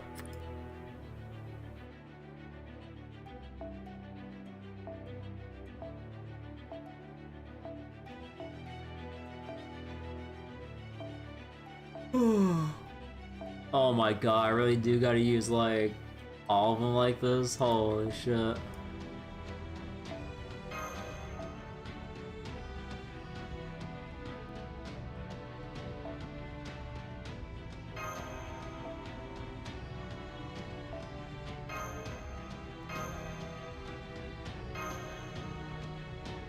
Bro, my fucking team keeps dying like every turn that I revive them. Dude, this is insane.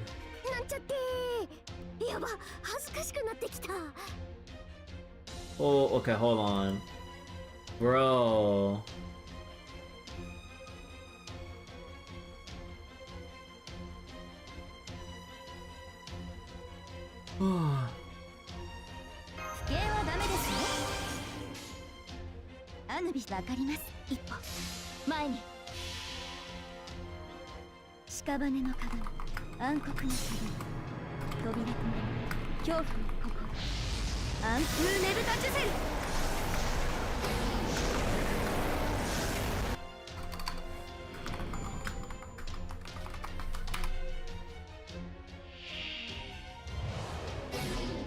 Wait, NP seal?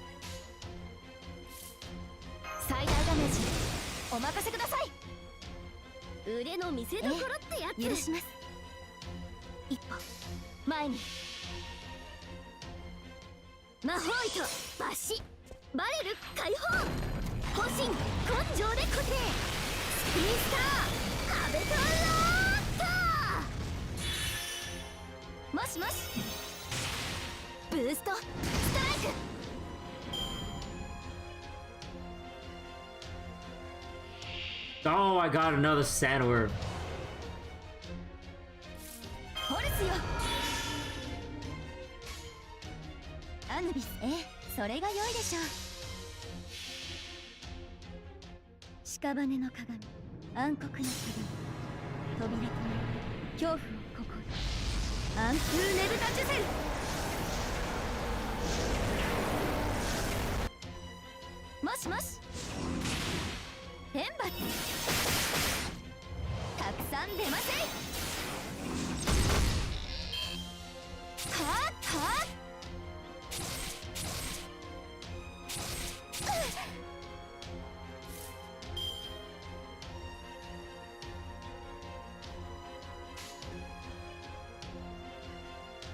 いいとも。時短装填一歩前に。有効レンジ入りました。ターンマスター。はっ。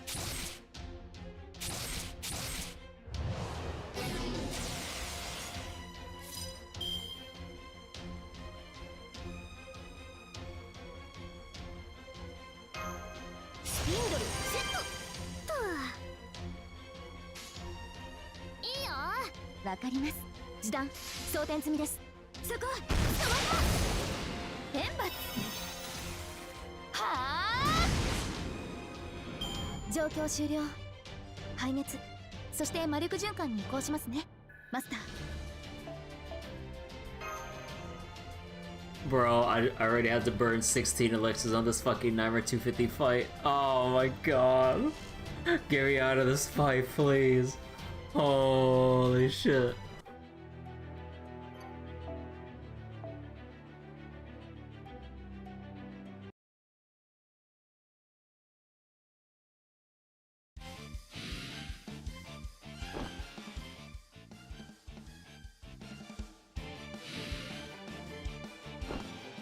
Oh god, we're overworking poor Nitocris.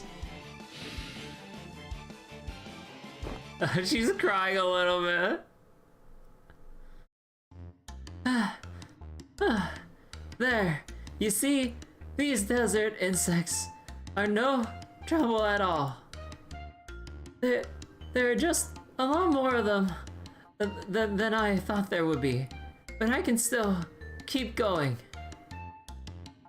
Please stop. You more than earned the break. But we're almost to the oasis, and we have to find a way up there before that giant demonic beast spots us. You are one seriously hard worker, huh, Nitocris? I get it, I do. But you do need to rest when you can. You saw Lord Medjed's cloth, right? Now that we're in a safe area, why not use it? Otherwise, it's just going to waste. Absolutely not. One does not just casually call upon Lord Medjed's protection whenever it's convenient. It is only acceptable in times of great danger or opportunity, otherwise it would be, the height of insolent. Nitocris, please. You need to rest. All these battles are taking a toll on you. No. As long as we can't count on Kirby's summoning, I had to step up to fill the gap. I was the very first servant summoned to help with the challenges you face in this Lostbelt. And I was still unable to protect the border. Oh shit, Wedge does my deep dot and fucking. Oh my god. Fucking grandpa. Why do you have to regularly refresh your goddamn repel effect? Oh my god. Fuck the person who designed this goddamn fight. And I was still unable to protect the border. I suffered the shameful defeat at Talalak's hands, and I couldn't even take part in the mission to Mexico City at all. I need to be useful, or I will have been chosen for nothing. If I give up now, I'll never be able to face the other 3 servants who were thrown out into Mictlan while they were still being summoned. Hey, I get how you feel, but none of that was your fault, right? Really, if anyone was at fault, it's that thing that attacked the Stormboard when we first got here. If that pillar of light thingy hadn't knocked the board out of the sky, we would have had Protea and Benny Emma fighting alongside us this whole time. Pillar of Light? This is the first time hearing it. In fact, I never heard the story about how the border crashed either. What in the world could have... No, what sort of violence could have possibly destroyed such a wonderful ship? Kukulkan? The smile on her face. Oh, right, I almost forgotten about that. So, David, Tezcatlipoca, the foreign god, and Ort aren't our only enemies. We also have to worry about that pillar of light that almost split the border in half as soon as it popped up from under the ground. So, we have to figure out exactly what it is, and how we can handle it if it shows up again. Cuckoo-kan. Cuckoo. Why are you smiling and sweating bullets? Uh-huh. Oh, wow. That happened to be you guys, huh? Oh, gosh, I had no idea. But, you only saw that light giant once on the surface, right? If it hasn't shown up again since, then maybe you'll just never see it again.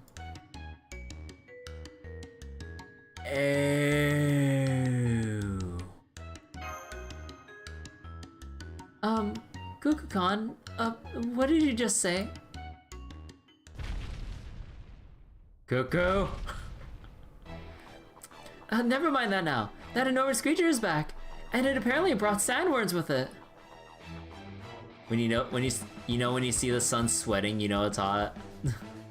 No, Lord Medj's protection won't be of any use against those. They rely on vibrations to detect their prey. They will just have to get rid of them before that giant shows up. Kirby, TPU, you two stay back with Ludicrous. As soon as Mash, Cuckoo-kan, and I finish taking care of the sandworms, we'll all take shelter under Ludicrous's cloth, got it? Ah, she's right, I'm too exhausted to handle even a single sandworm. If I were to lose the control for everyone again, like I did against Hawk, then... No, we don't got it. What are you getting sheepish for, Ludicrous? You're the queen of a great nation, right? Are you really going to let a defeater to undo you? Is that all the people proper human history are made of? Don't be afraid to listen to your heart or say how you really feel. Besides, you still haven't defeated 100 sandworms. Right. Yes, of course. I don't need you to tell me that. Oh my god, finally, it's... Wait, hold on. Number 250 is over.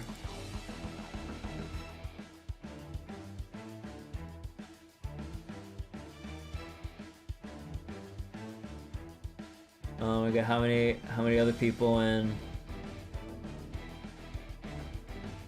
Oh my god.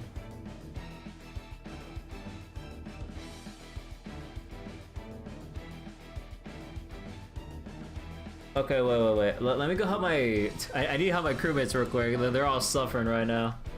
Hold on. They're all suffering right now. You got a celestial gun drop? Yo, neat.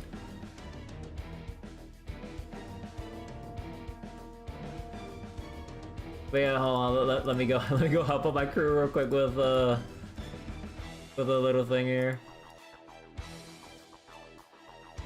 Oh no.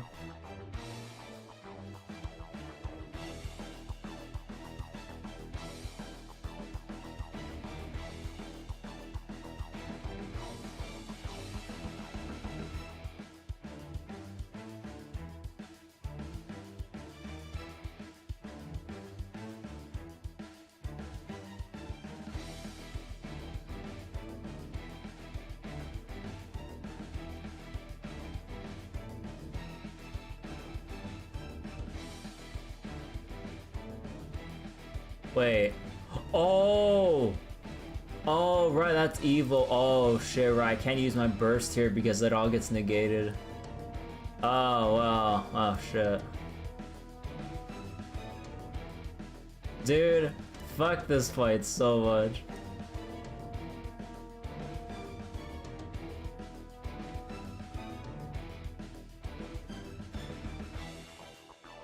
Oh, shit. Okay, sorry about the distraction. Come on, Cuckoo-kan. These sandworms are no threat. I'll defeat them and the giant all at once. Demote whoever designed it.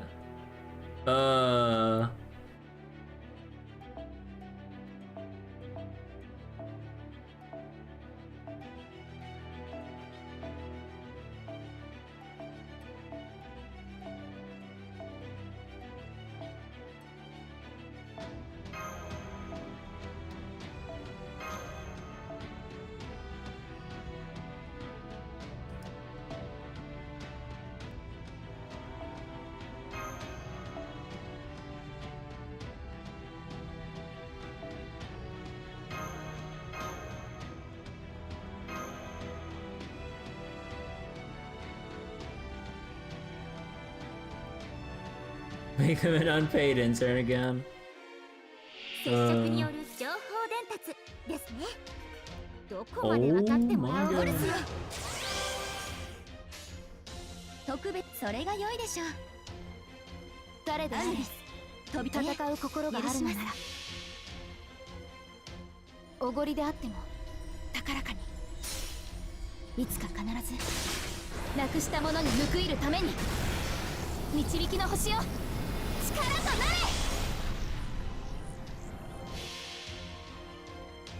屍の鏡、暗黒の鏡、扉となる恐怖の心、暗風ネブタチュゼル。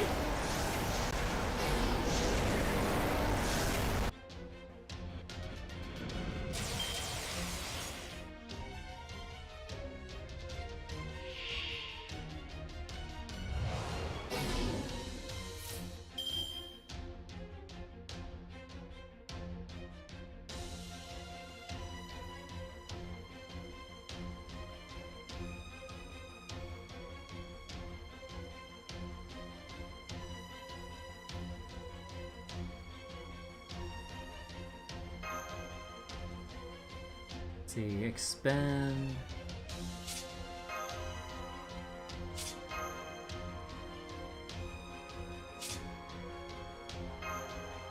髪乱れてるね。あなたに決めた。 Oh, right, because his level 8 doesn't get the full. Oh, wait, no, wait, this one increases it. Hey, there we go. Oh, right, no, she's NPC because she's holding back, right? Kinda forgot about that. Oh, shit. Okay, hold on real quick. おしとやかに。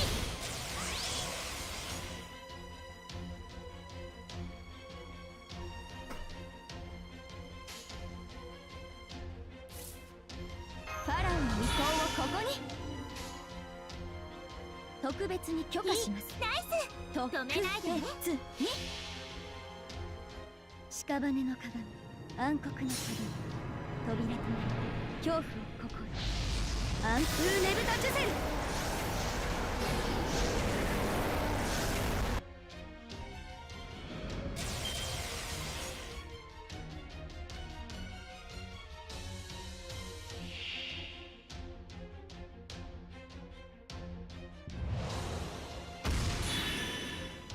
Giants. Oh my god, the fucking. Oh my god, they're reusing this.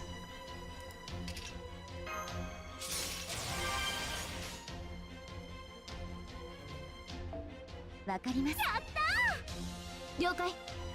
いい、ナイス。スライド、スマッシュ。よそ見厳禁です。これならどうですね。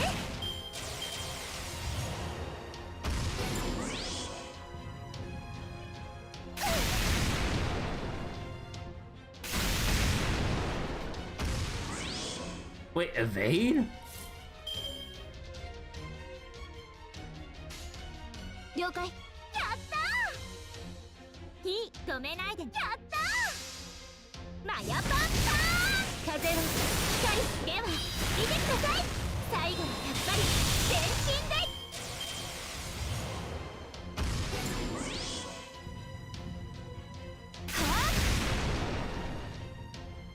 Time. Okay, you know what? I'm gonna close the ground blue for now. Oh my god, I can't handle any more of this shit. バンカーボルト、リロード、ピンチ、チャンスに。示弾、了解。示弾、装填済みです。差し込む。これで、トップ、ドブル。 Oh, I couldn't crit on that one. 突撃します。ターッ。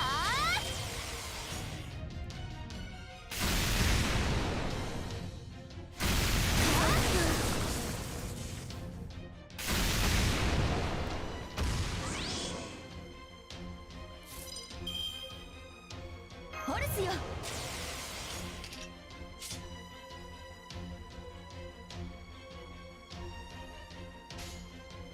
わかります。一歩前に。いい、ナイス。天罰。有効レンジ入りました。よそ見厳禁です。 Hacking crits. そっか。空回り Ah, I need a Chris.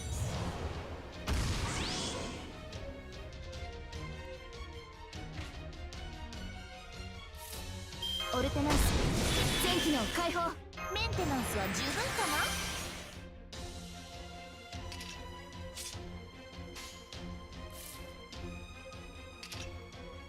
アクセル全開。 Oh wait, no, she doesn't have any on the field right now. What's this one? NP gauge by all. Ah.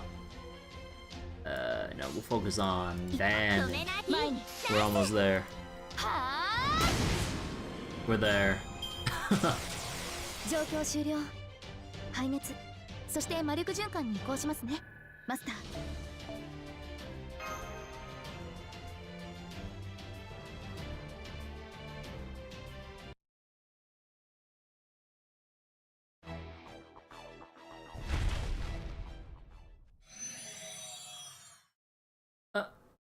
Huh?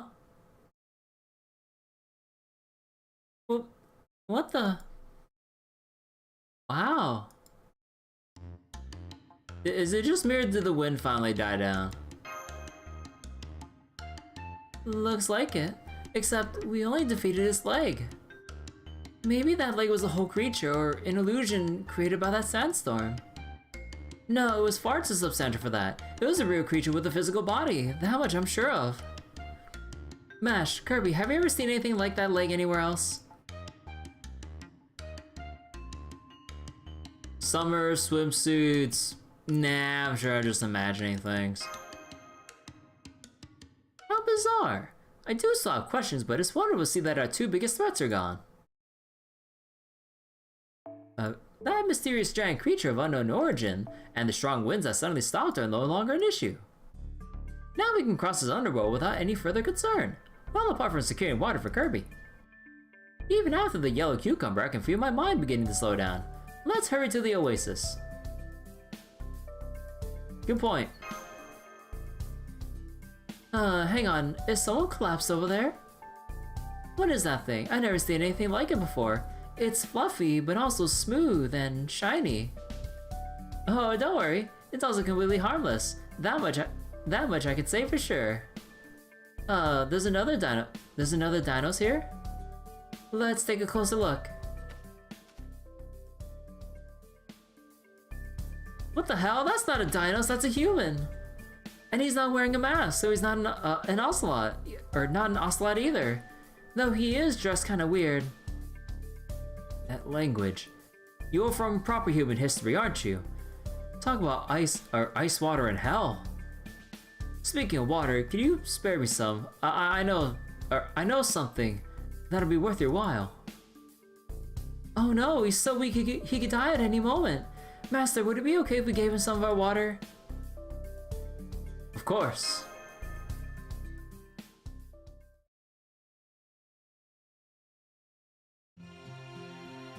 Thank you. I feel much better now. Who the hell?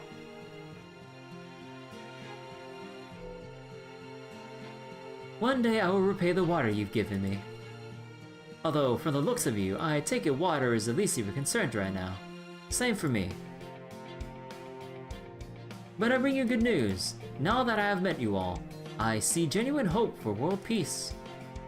I'm certainly not about to let this chance pass me by. May I ask your names? I promise I won't misuse them. Okay, why don't you go first, leader?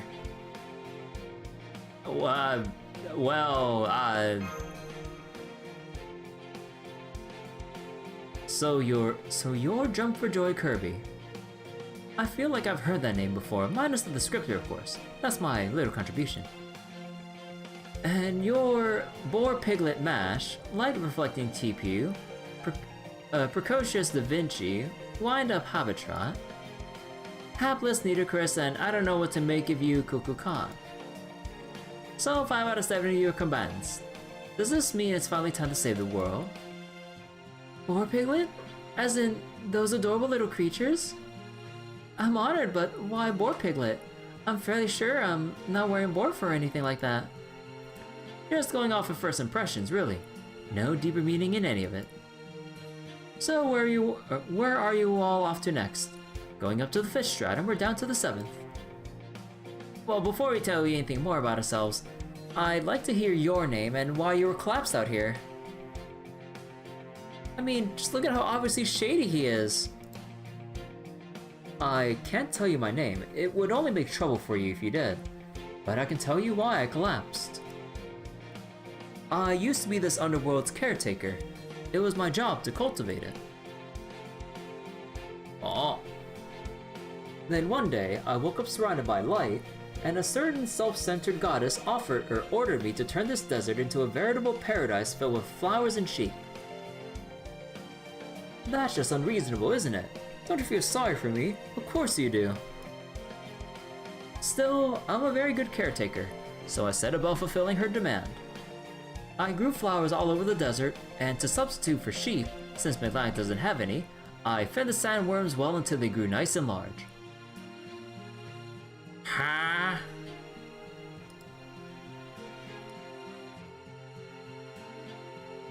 So you're the one responsible for those.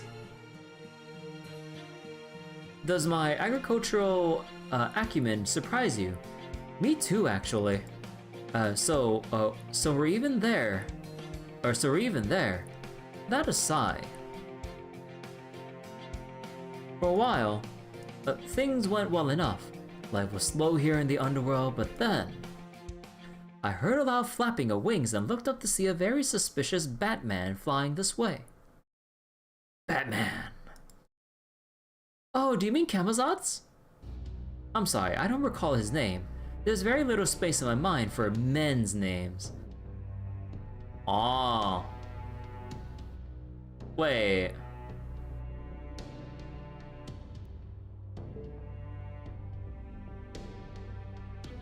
Nah, never mind. I do remember that this Batman had a very friendly laugh. This and that. Then he spoke to the self-centered goddess, and she transformed into a really scary goddess. You want to know what made her scary? Well, she wasted not a second before attacking everything around her, the Batman included. It was so bad, the Batman got irritated and flew off. You see? Terrible goddess. So she even gave Camazotz trouble. And he's the greatest symbol of fear in Mictlan. Gulp? That's not all. The scary goddess then drained all the magical energy out of the flowers I worked so hard to grow and turned this place back into a desert. Then she made the Heavenly Echo Shrine and began using storms to rule this underworld. Heavenly Echo Shrine. Does that have anything to do with the anti-gravity zone up there? Yes, ma'am. The storm around here disappeared when you defeated the Heavenly Echo Shrine. If not for that, we wouldn't be having this conversation, and that concludes my explanation. I guess that was pretty complicated for you, huh? Want me to summarize? It'll cost extra though. No, that's okay. Now we know that this scary goddess is this underworld's guardian, and that the shrine she made is what was causing the sandstorms. So are you one of the goddess's attendants then? If you were able to turn a desert into a flower field, you must be very knowledgeable and have extraordinary magical energy. Attendant. That sounds so nice. Attendants at least get the carrot.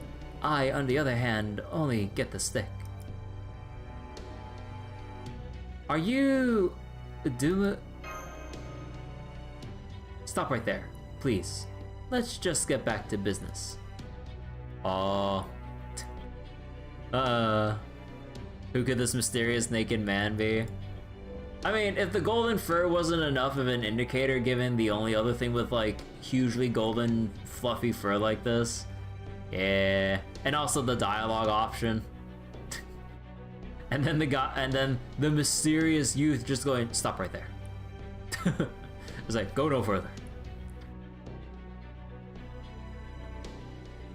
Now let me get another look at you. Would you tell me where you came from and what your purpose is? Also his way of talking. Yeah. I still remember like his silly line like during the end of the lotto or something. Like wasn't it just like the end or some other like robotic-y stilted ass like message way of talking, like deep ass voice and all that shit. I still don't fully trust you, but I guess we're not going to get any further unless we talk. We're from Chaldea. You're a heroic spirit from proper human history, right? Then you should know why we're here. Right now, we're headed to the 7th Stratum along with Master Kirby. The sandstone was giving us a lot of trouble, but now that it's gone, we're just about to try to reach that oasis. I knew it! You think you'll find an exit at the oasis, but I'm afraid you're mistaken. Nobody who enters this underworld can ever leave, and anybody who reach that oasis will be even more trapped here. You're very lucky to have met me before you headed there. Please, follow me. I won't let your precious combatants throw their lives away. Wait, what do you mean no one can leave? No, that's not important right now. What's important is my safety, and all of your safety, which guarantees my safety. From the oasis, she can see us down here. She'll know you're intruders now that you've destroyed her shrine too. So we need to get moving. There's a cavern I made in secret. We'll head there.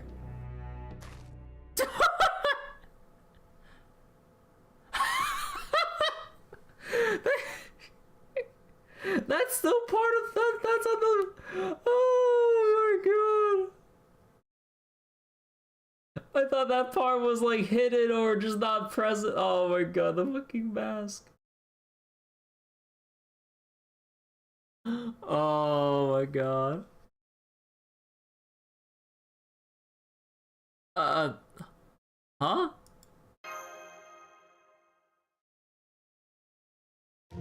Yes.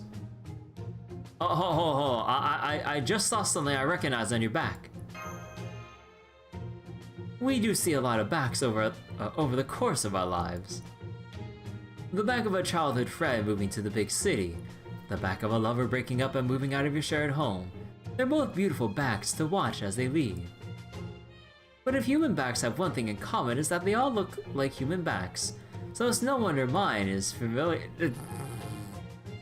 Is the boy a fake and the skin, the thing actually talking to us? Huh.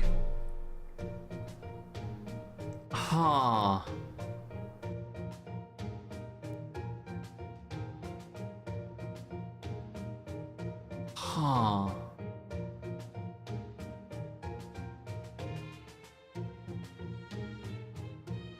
No, I'm pretty sure that was Dimazid, or how you pronounce his name.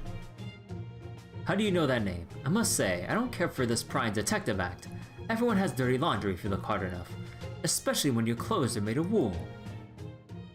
Dirty laundry? Are you sure you didn't mean bad credit? So you've finally shown yourself, Dimazid. I'm picking up a magical energy signal overhead. It's an A rank plus spirit origin.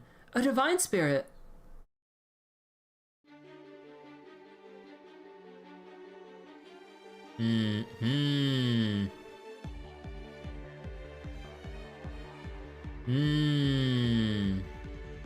Are those the intruders who destroyed my shrine?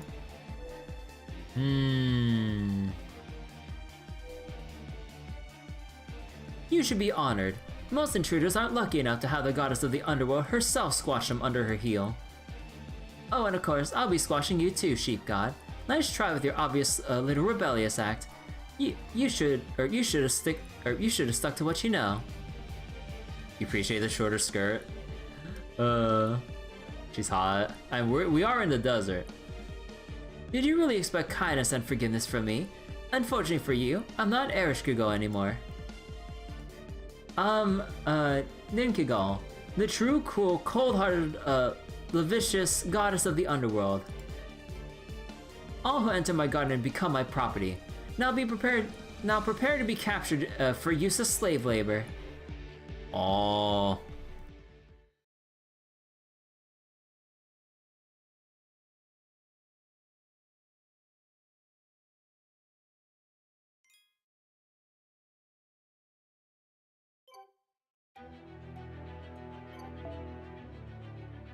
You be defeated if Kukulkan is vanquished. Oh.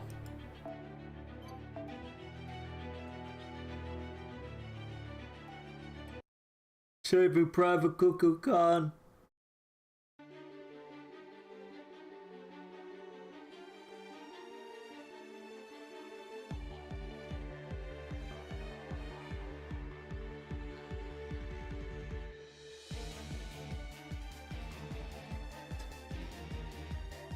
Of course, the biggest figure in the Sumerian underworld.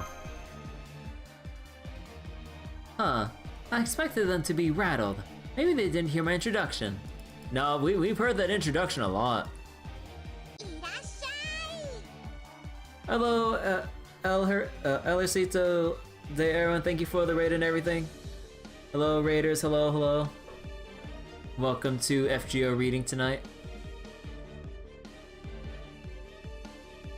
Huh, so you're the human and heroic spirits from proper human history. I've never seen any of you in my life. Very well, intruders. I shall introduce myself once more. I am Ninkigal, goddess of the underworld. I am the Sumerian deity and I've taken charge of this third world, underworld for very good reasons. Fear me, revere me. My underworld is fair, all who enter are equal, for all become my slaves. Do as you're told and I'll spare your lives. Defy me and I'll grind you into fertilizer and use you to enrich the soil. Oh. This pressure. It's definitely the real Ereshkigal. Her spirit origin pattern perfectly matches the one on Chaldea's spirit origin graph. She must be the fourth and final heroic spirit that was summoned on the border. Only she's been turned into an altar like King Protea and Benienma. Kirby, try calling out to her. That she looks the way she does must mean she must be the same Ereshkigal who fought in Babylonia. First, we need to find out if she still remembers you, and if she understands why Chaldea summoned her. If we're lucky and things work out, we might be able to resolve this whole thing peacefully. Alright, hey, thanks for all your help back in the abyss. Now stop that, why are you waving at me like we're friends? I thought I told you I'd never seen any of you before. Now listen to me, will you? I said nobody here gets special treatment. Oh, it really is the Ereshkigal we know. I recognize the inability to hide a true affection anywhere.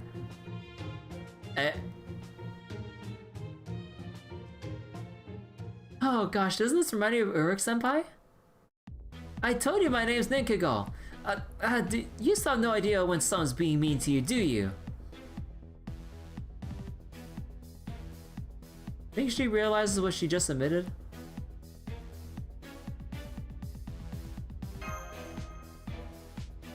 Not to worry, everyone. That's just Ereshkigal Altar. She's going by her old name to match her new evil self, but she's still the same poor goddess she's always been. Only now she's got a command spell tying her to this place and commanding her to be the ideal ruler of the underworld. So Camazotz used a command spell to make her the guardian of this underworld like he did with the other two. Oh, but wait, we don't have Rasputin with us anymore. Isn't he the only one who can undo an alterization? Huh, I don't know this Rasputin, but it doesn't matter what kind of servant he is. My oath will never change. Do you know what Mictlan's bat told me? He said I should become who I always wanted to be. Well, that's who I am now.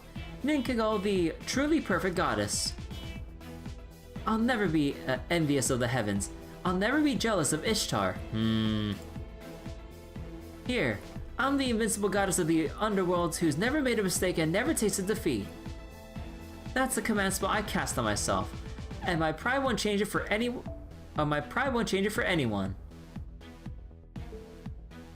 So, are you saying you allowed yourself to become an altar Ereshkigal? Yes, that's right. Once I felt the Mictlan and saw the state of this underworld, I knew I'd found my calling. I watched the end of the Age of Gods all by myself in the Sumerian underworld, so I know without a doubt that nothing and no one can stop this world from coming to an end either. And when the world is ending, might is the only right there is. Kindness and forgiveness are of no use there. A true goddess coldly and mercilessly exploits her followers, right? So I made this third underworld into a world where everyone obeys this god forever and ever. Just look at her like shining and everything. Here, everyone worships me, and everyone toils away every day to mine gemstones for my tribute. Here, I'm the only one and the one and only god, and my power is absolute. All other divine and heroic spirits are forbidden from entering. This way, even if things go wrong in all the other strata, my little corner of the underworld here will remain completely peaceful and prosperous, right?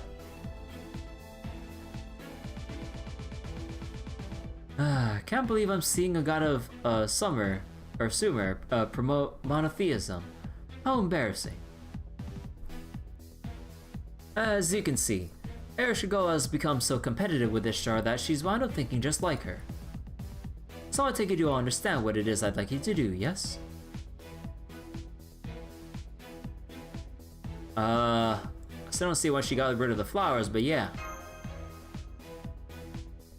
I know I'm kind of an outsider here, so I don't have any right to speak on your relationships. But am I right in understanding that Cat was out to set that girl over there down an evil path? She's long since reached that end of the path by now, but yes, that's right. Now, why don't we show her that violence always loses to even greater violence? Together. So you're a god and you're actually from Mictlan. Not only do you not have anyone worshipping you, you don't even have anything worth protecting.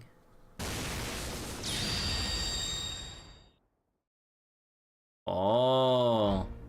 Do you really think a pathetic, phony goddess like you could ever defeat me? Fine then. I'll show you the authority of a god who's overseen the birth of real civilization. Get ready, Kirby. It's time for you to learn firsthand how mighty and awesome the goddess of the underworld really is.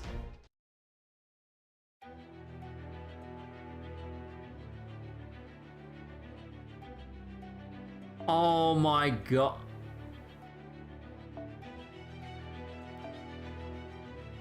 Oh my. I have to go with the forced fucking, and I can't even change the order. Oh my god. Alright. Let's see.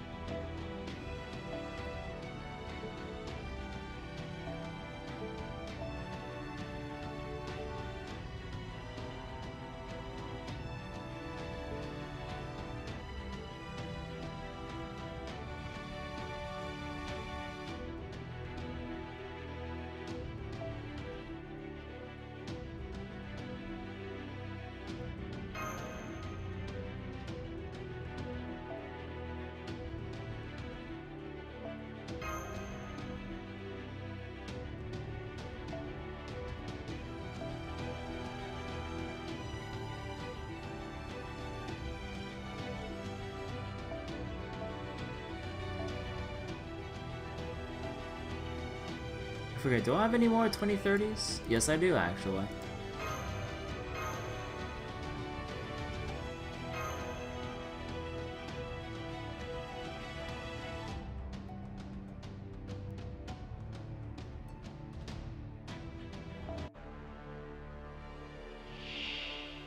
But I just noticed, when did Kukugan have the foreigner thing? Oh.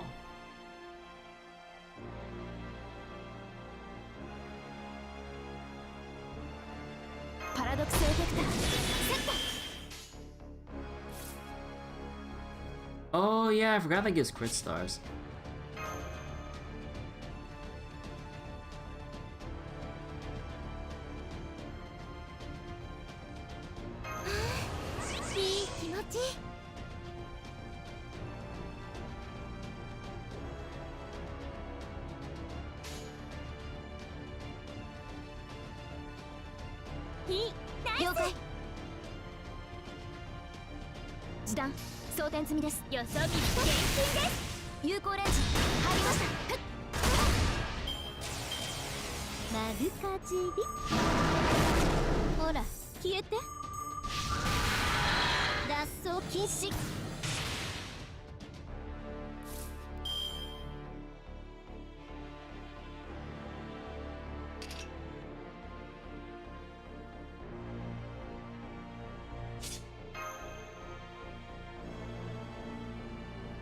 来てくださ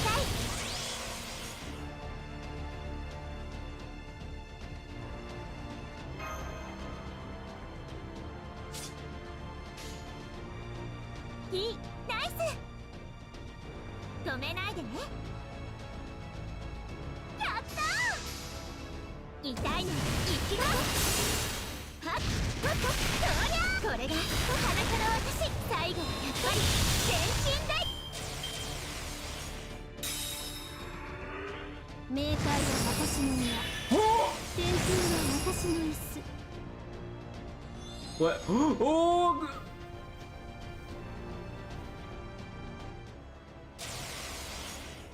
天に絶海、地に監獄。Oh. 我がかかとこそ冥府の怒り。イデオン発熱神殿。反省するのだわ。気軽イルカエラ。私が受け止めます。Yeah. 申し訳ありません。空回り。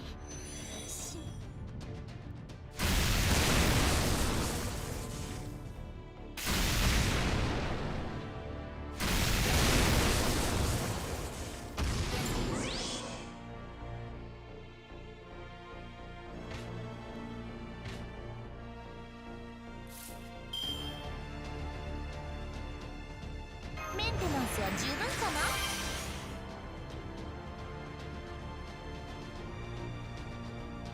やるじゃん。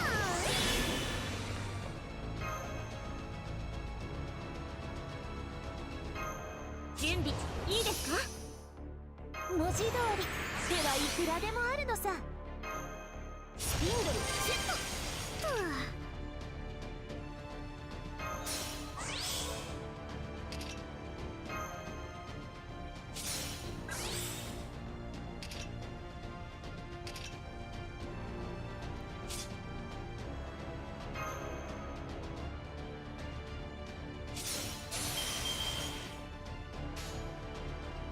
にゃーにゃーにゃーにゃーにゃーにゃーにゃー。止めないでね。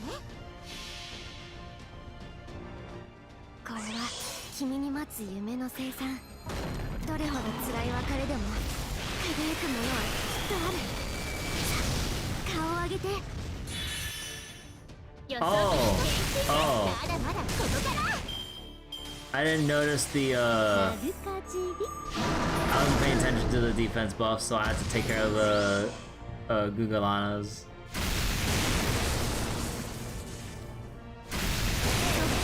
Whoops.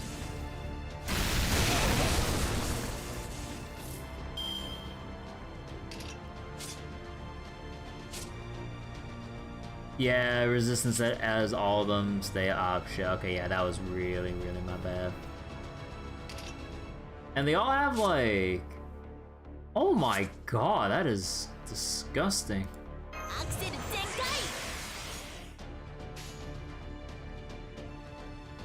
やったー。いいよ。バッチリいける。マヤパンターチ。そこ、そこだ。ごきげん。やべ。遅すぎない？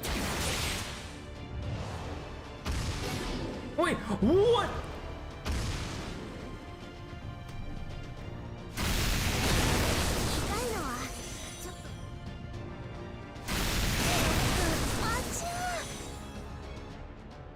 Oh, thank God it was only for that many turns, but what the fuck?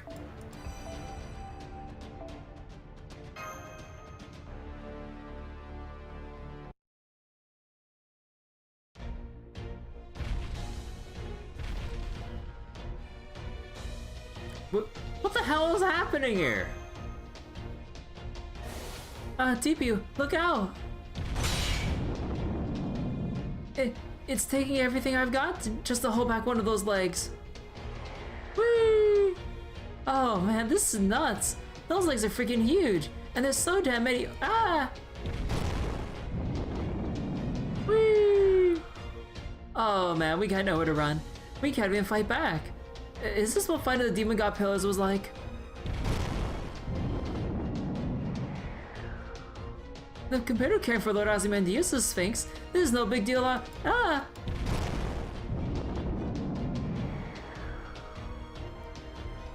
Heh, see? I told you I went out of my way to trample you personally. This is my boundless gorge, the Heavenly Echo Shrine. Ishtar used, Gugulana as a divine beast.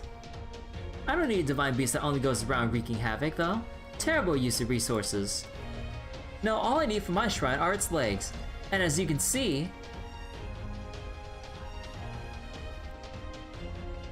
for the cost of a single Gugulana, I can command a bunch of its legs at once.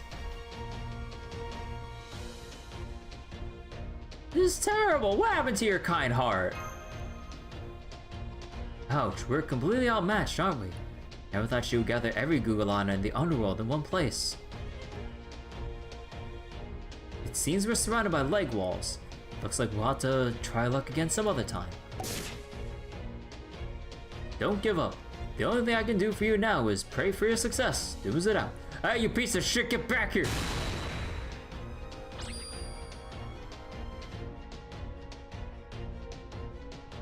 I'll say this for him, that was some fancy flying.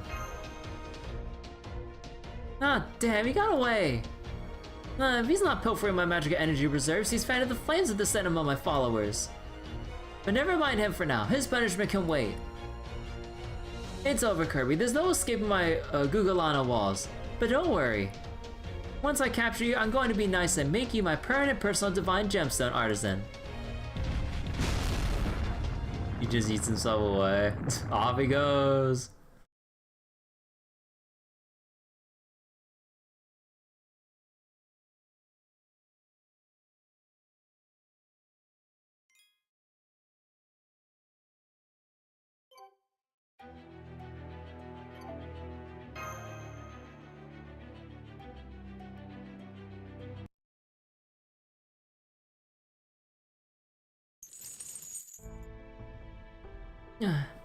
What a horrific ordeal.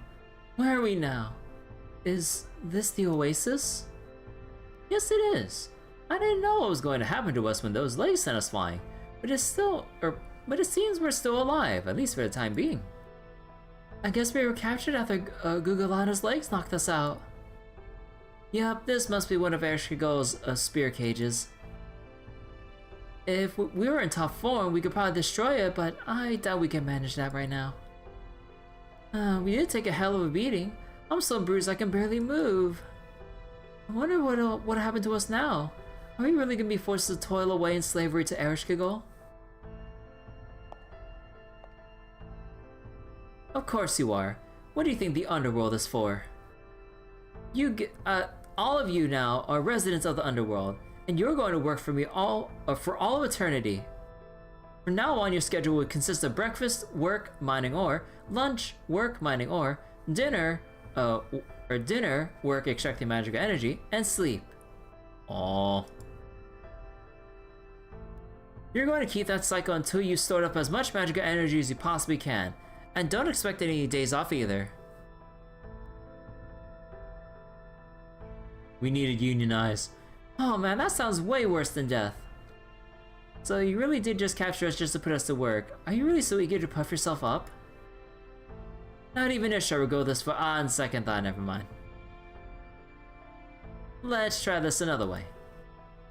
You said you made a note to yourself that you would be the ideal goddess to rule the underworld. Does that mean you need to build up a ton of magical energy to rule the underworld properly? Not really. I just want to make my slaves work as much as possible, like they did in Egypt with the pyramids. That's not remotely accurate. The pyramid's construction was a strictly above-board affair, conducted entirely in line with good labor laws. All the slaves were paid salaries, given regular breaks, and offered free beer at the end of the day. Our welfare system was absolutely perfect. We could never have accomplished such a great feat if not for our proper standards for labor laws. I don't know what's driving you, Ninkagal, but you're going about this in entirely the wrong way. Is this how Sumeria's gods conduct themselves? Hey, so Sumer had good labor laws too. Even if my underworld, I was the only one who ever did any actual work. Never mind. This is Mictlan's third underworld, not Sumer. You're the one who doesn't get it, Nitocris. How long are you planning to protect this shell of yourself? You still don't understand why you were really called here. That was clear to me in our battle earlier. What do you mean by... You're a queen of the underworld too. You should be able to exert every bit as much authority here as I do. Not only did you fail to do so, you didn't even try to challenge me for dominance. If you had been summoned to your own land, your own nation, then I can understand trying to maintain the image you cultivated during your life. But this is a foreign land, and a battle for all of humanity. You're supposed to be protecting the future, not your past self. You're saying I'm putting myself first? Because I haven't allowed myself to be altered like you have? Authorization is just a means to an end. The question you should be asking yourself is, what can I do? When I was still alive, my dream was to have an underworld covered in flowers as far as the eye could see. And of course I made it happen, since Mictlan has just as much atmospherical magical energy as the Age of Gods. But it wasn't good enough. This isn't a Holy Grail war. My own dreams are secondary at best. So I gave up my field of flowers. I even gave up my right to return to Chaldea. All to become the strongest goddess in this underworld. That's the role I was meant to play. It's what I'm most proud of as a goddess people once believed in.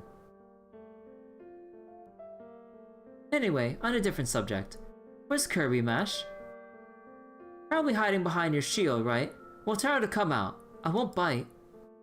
Huh? I'm sorry, but Master isn't here, didn't you notice? She pulled off a brilliant escape during our battle. What? Now that's impossible! How could she possibly escape my shrine?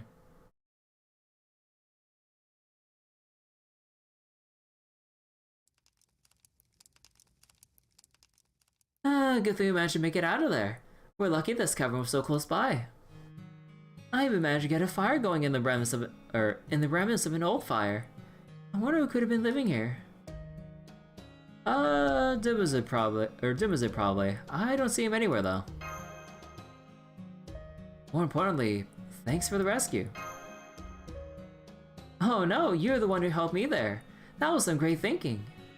If you hadn't pointed out that the third and fourth legs were moving at different speeds, creating a gap in between them, then I never would have thought to scoop you up and jump through that opening to escape. I have to say though, it was pretty thrilling. A narrow escape as a hoof the size of a building tried to crush us. I bet. I'm sorry for making you hold back.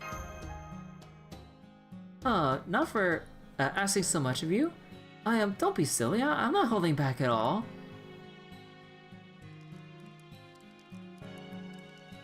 I haven't been any help at all, have I? I really thought I'd be able to do more, but now there are all these things tying my hands. So much for Kukulkan the free-spirited wind. I wish I could apologize to Quetzalcoatl. Okay, I gotta say something. It's true, you are a lot weaker than you seemed at first.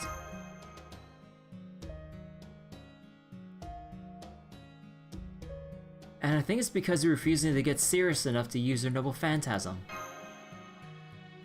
What are you talking about? I always go all out with everything I do.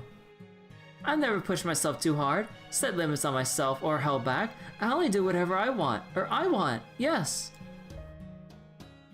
You approached us because you were interested in us, right? But now you're putting up walls because you feel like you shouldn't get too close to us, aren't you? You could tell? You're not exactly hard to read. Oh my god, like the blush got even more more obvious.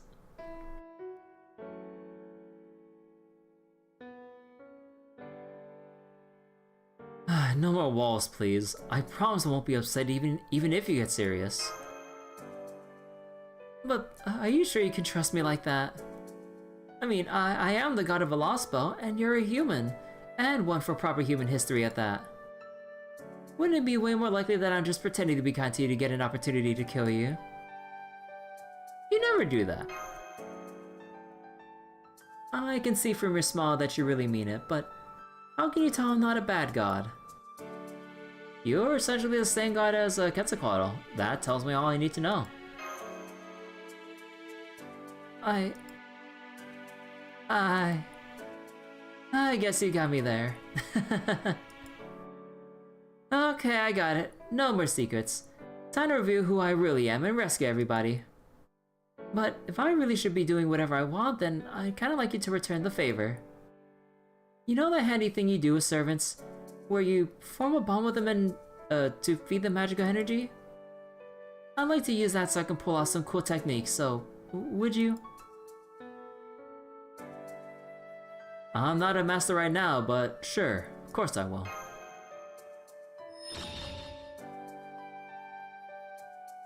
Huh. Alright, I'm feeling great. Just leave it all to me, Master. I don't care how many legs Gukugana's got. I'll beat them all with just one hit. Mana trans. Good. You're done talking. I have to say, seeing cultural exchange in action never fails to warm my heart. Good day. Hello. How do you do and salutations? It's me, your local golden sheep and sleep device Dimazin. It looks like we're finally about to witness a real battle between goddesses. Way to go, Kirby. Would you object terribly to using me, Would you object terribly to me using that sweet line you just gave as my own work? To the whole world, of course. Try not pluck out all that golden wool by hand. That's a shame, but of course I was only just joking. I'll just go ahead and seal the data from the recording into your next gift box. More importantly, I'm concerned about the others. We should go rescue them immediately. Sooner even. Kukulkan, if you can defeat Ereshkigal, that will solve everything. In her mind, the ideal ruler has never tasted defeat, as she put it. If she does, then she is no longer by her definition ideal. That will invalidate the oath, that is the command spell she cast on herself, and if that happens, are you picking up what I'm putting down? She'll go back to normal! Exactly. Now please get on my back, Shining Kirby. The key to our victory is defeating the third Underworld's Guardian without destroying the Underworld itself. Gift box. Fourth wall break. No, it's not a fourth wall break, it's just referencing the last event we had with Divizit as our lotto bot. Because even the exchange shop is, I would assume, canon in its own way.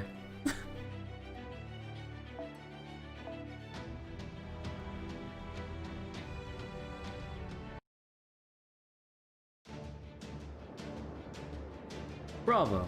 You're the very picture of health and inner refreshment, like the explosive power of a girl skipping rope.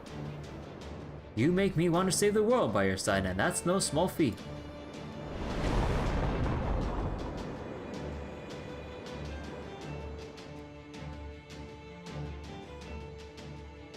Alright, we made it through the anti-gravity zone without a hitch. I hope you're ready because we'll soon be at the Oasis. Unfortunately, after I drop off Kirby, I'm going to have to retreat to a safer area, you piece of shit! I'm just sorry I won't be able to see how the battle unfolds. Okay, 3, 2, 1, good luck. You piece of shit! He was being literal about dropping us off. Are you okay, Kirby? Do you need help? Nah, never mind me, just focus on Ereshkigal. Wow, you really are a seasoned master, aren't you? Okay then, in that case... Oh...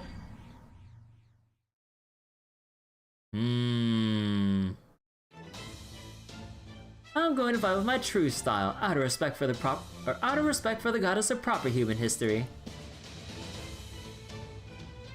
Guys, that outfit's barely there. You think? I find it to be a very useful spacesuit myself. Oh well, I just have to show you how strong I am in this outfit then. Go on. Okay, Ninkigal, it's go time. Your illegal, immoral, exploitative construction project ends now.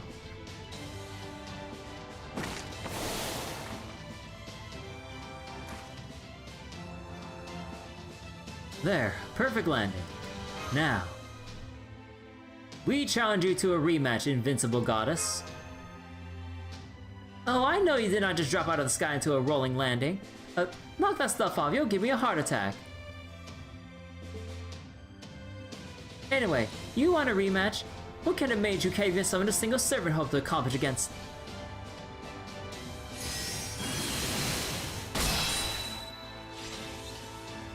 Oh, I see. So that goddess is your last resort, is she? Fine. She's 1,000 times better than a certain cowardly sheep. Gouda just did the hero landing. Fine, out of respect for your foolhardy bravery, I accept your challenge. Come, my boundless gorge heavenly echo shrine. If you really think you can get past my six-legged divine beast, go ahead and try.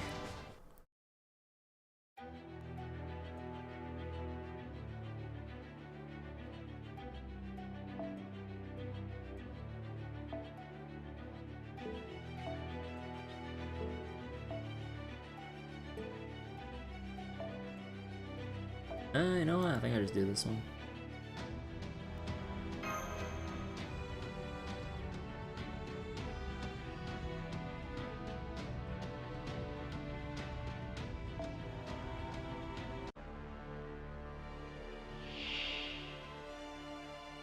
Wait.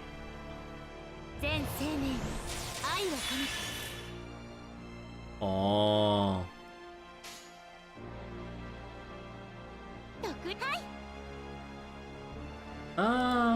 I think we'll actually go start out with the Mighty Chain. Yeah. Yeah, alright. Good shit.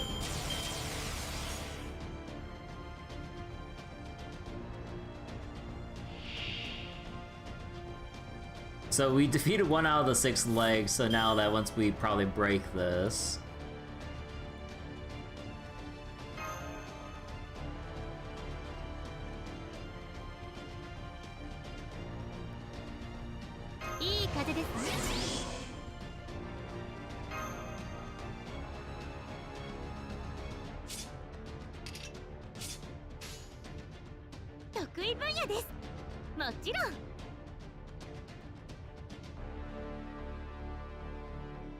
Actually, let me read this. Special attack, threat to humanity, to Earth, skill seal to all enemies, crit stars. Ah.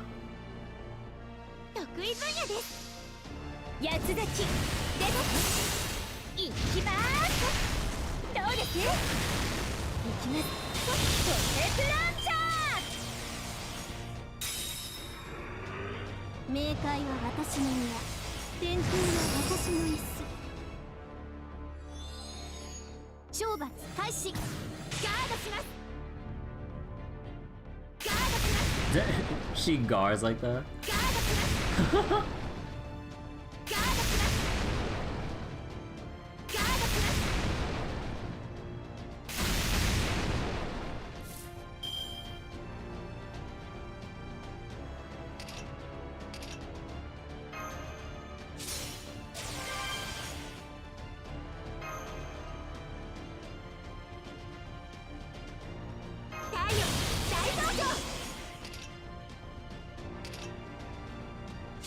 I forget. Now let's restore HP.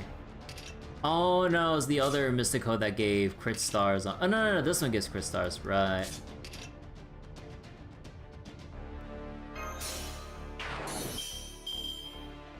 Okay, a little better, but...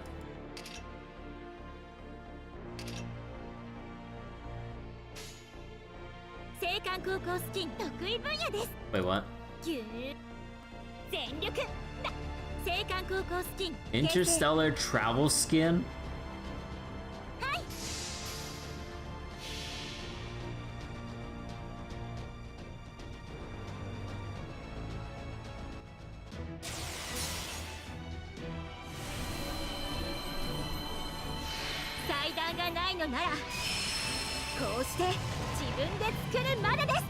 Oh. Oh my god.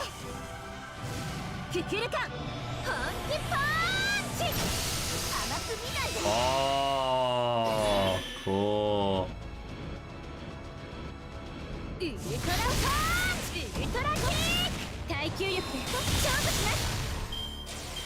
Oh.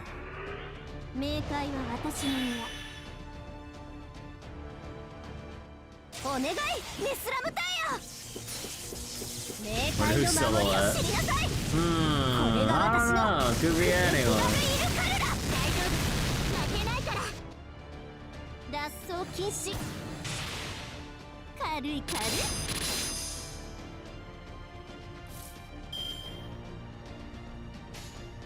はい、得意もちろん。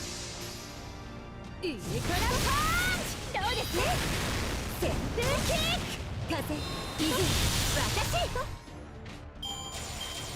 I'll get bodied. 地上調整活動休止。とても刺激的でした。次の戦いまだでしょうか。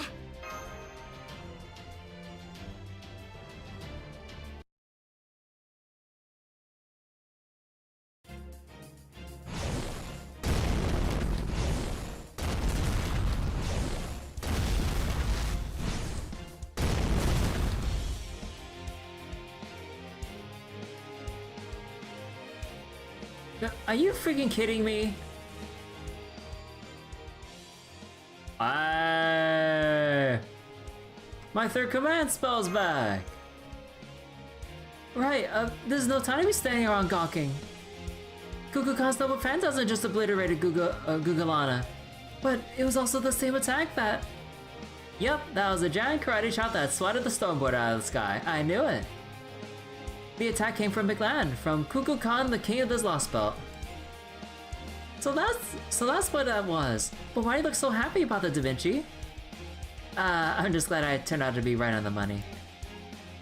Oh my, so the one responsible for destroying the Stormboarder, seriously harming Captain Nemo, and subjecting you all to unprecedentedly dangerous circumstances with Kukulkan. On behalf of all dinos, I am so terribly sorry for all the trouble our god has caused you. I promise you, we will all discuss what to do with her when we get the chance. Personally, I think she should spend a century in the 9th stratum thinking about what she's done.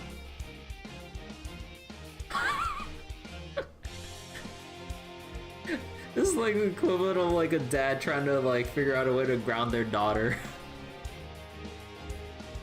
Or some shit like that, I don't know. Hold on, TPU. I had a good reason for attacking them back then. I'm Mictlan's guardian, remember?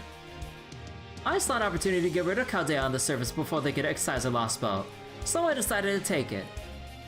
So she actually is our enemy. I can't believe we survived that.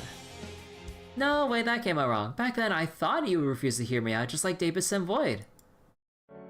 But things are different now, and I know you don't mean us any harm. We still gotta get rid of this Lostbelt though, but yeah. That said, yes, I am responsible for nearly destroying the border, and an apology clearly isn't enough. Putting your god in hell because they smacked a plane out of the sky.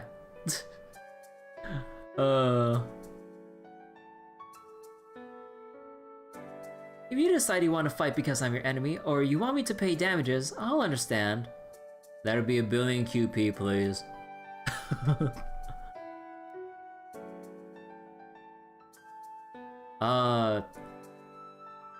Damages? Could she even pay them if we wanted her to? Honestly, after what went down in Mexico City, I already had my suspicions that you were the giant. So I don't see this as a binary between a friend and foe or anything like that. Besides, we can't forget you saved Kirby and us again, Kirby and us yet again today. Da Vinci! Ultimately, it'll be up to Commander Gordolf to make the call. Besides, the real problem is there's just no possible way we can defeat her now. So if she's willing to help us out, we don't really have any choice but to ignore the other issues. Nah, never mind that. For the time being, I'm just happy that one of the potential threats has chosen to ally with us.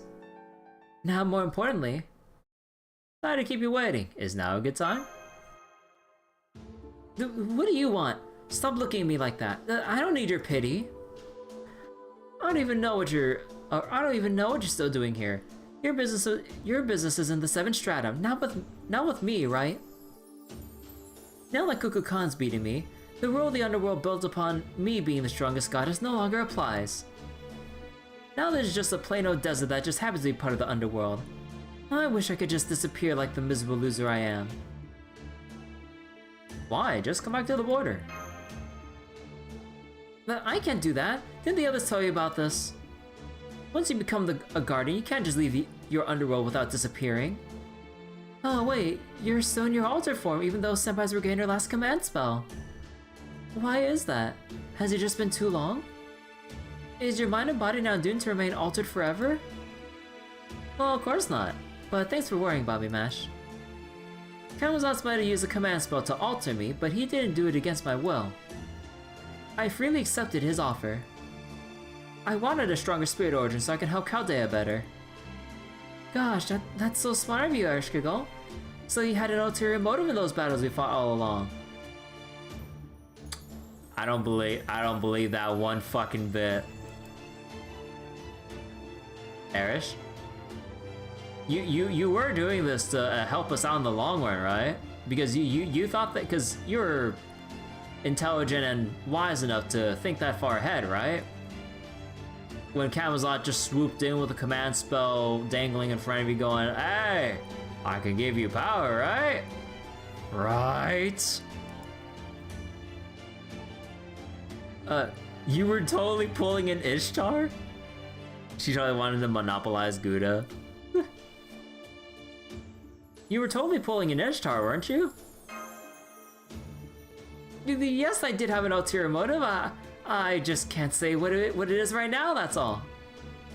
But when the time's right, I'm gonna make you cry like a little baby out of sheer joy. So be ready for that. Huh? At any rate, I didn't go through authorization without knowing what I was getting into. There's no telling what might happen here, right? So I'll stay behind and keep being the guardian of this underworld just in case. Didn't the first two guardians tell you they couldn't go with you? Yeah, they did. She wants her out. But it's okay. Don't worry about me. Even if I've gone a little evil and delinquent, I'm still Ereshkigal, goddess of the underworld and servant of Chaldea. I'll help you till the end no matter what you face. Didn't Kukulkan just hand you your ass though? You sure you're okay? Maybe you want to change your mind about coming with us. But I was going to recover my strength after you left, okay? Now go on, get out of here! Also, Kukulkan, you basically sucker punched me earlier. I know I kinda went with it and fought you in midair, but I'm at my best when my feet are planted on solid ground. So don't think this means you got me beat. I won't lose to you next time.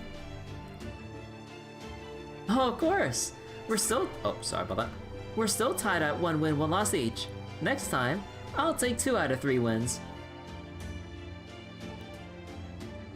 The 2 out of 3? What do you mean by, oh, I see.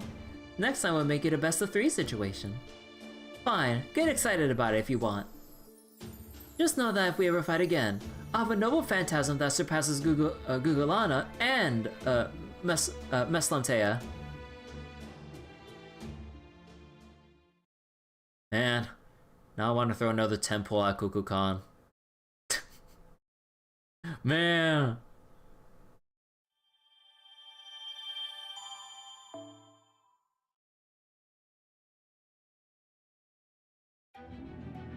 Oh, I always like this cylindrical view. Oh my god. Oh, that's so cool.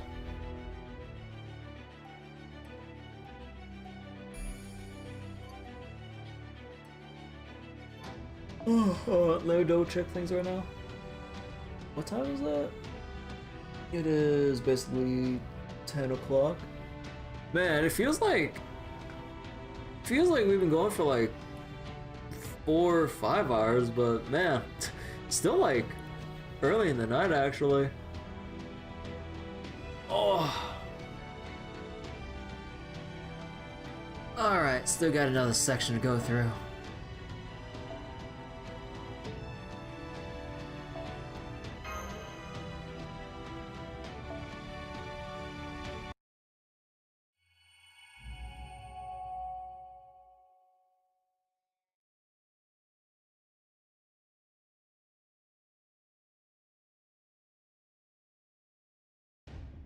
And that's the long and short of it. Difficult though the fight was, we all came through intact. Gordolf.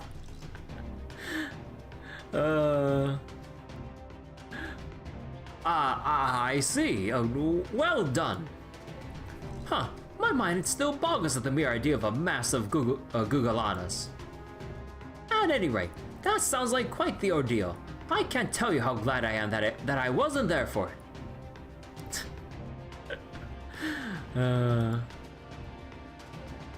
As for you, Kukulkan, you really the body of light that struck the border? It wasn't a figure of speech or anything. No, it was really me. I'm sorry. I was kind of just acting on impulse. I mean, you know how it is when a cute little bird flies into your house, right, Director? You just want to give it a big squeeze. I firmly grasp it. This was well beyond a squeeze. For that matter, well, we are a beautiful phoenix, not some little bird.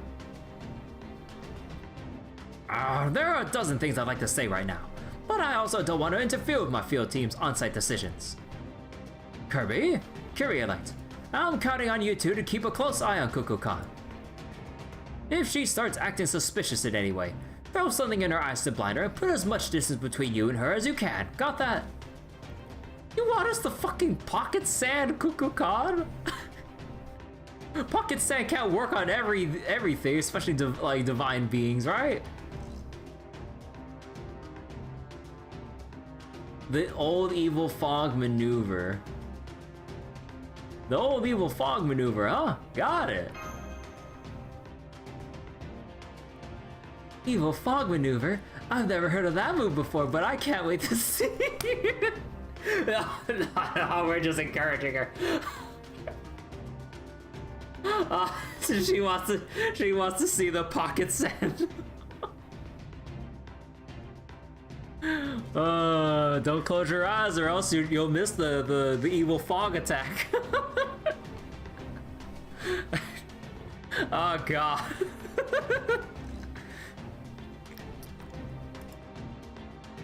Good. Then continue with the operation as planned. You may be glad to know that our repairs are continuing on schedule. We may not be able to communicate while you're in the underworld, but our connection is holding steady in the standard jungle. So don't just wait for an emergency to contact us. If you have any questions about anything, let us know immediately. Alright, that's all for now. The next time we speak, I hope you have good news for me. Man, I had no idea Gordolf was such a worrywart. Wait, is he actually more capable than he seems? Is he a reasonable guy? Actually, yes. He went through a lot, but yeah, he's actually kind of reasonable when he's not whining a lot. Okay, hold on. Gotta restart my Granblue again. Actually, now that I think about it, did I get any Celestial Weapon drops? I got jack shit.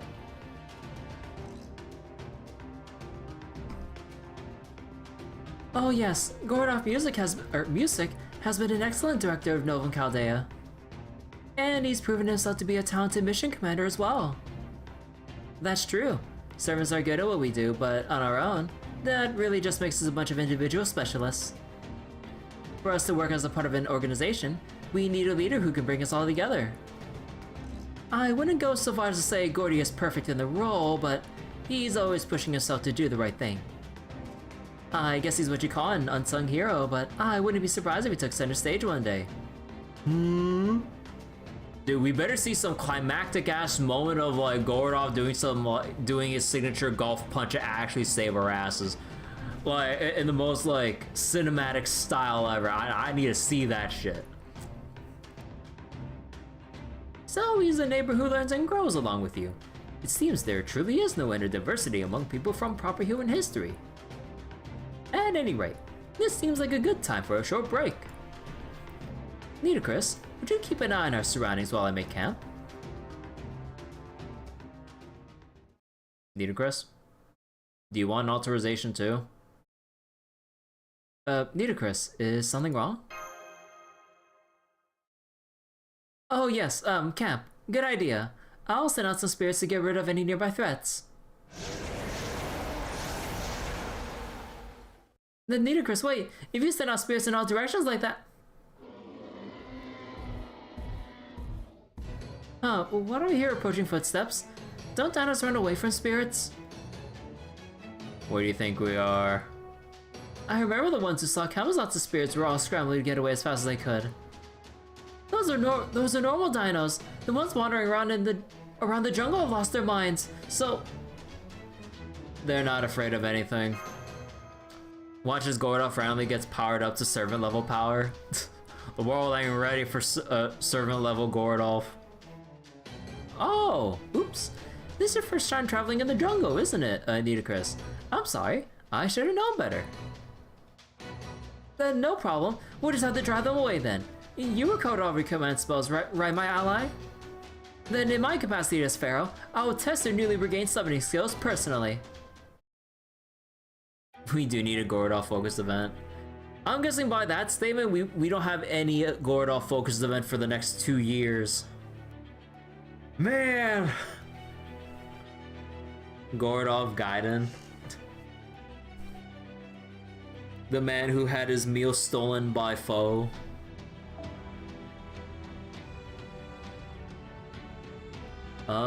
Please set...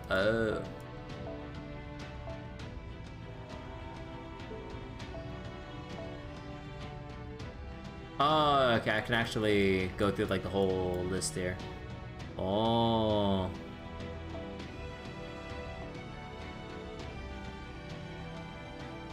Let's see, Kainskaya. Put the homunculus who raised them in as a servant too.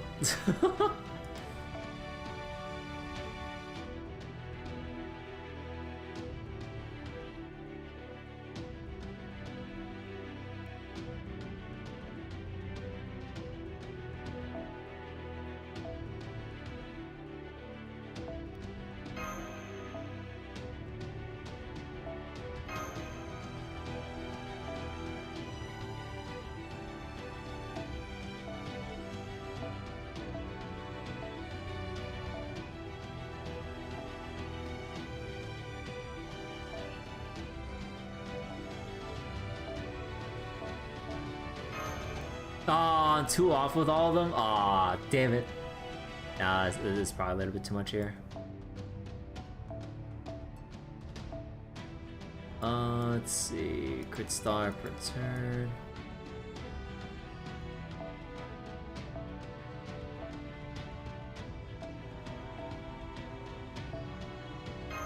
Okay, that's good enough.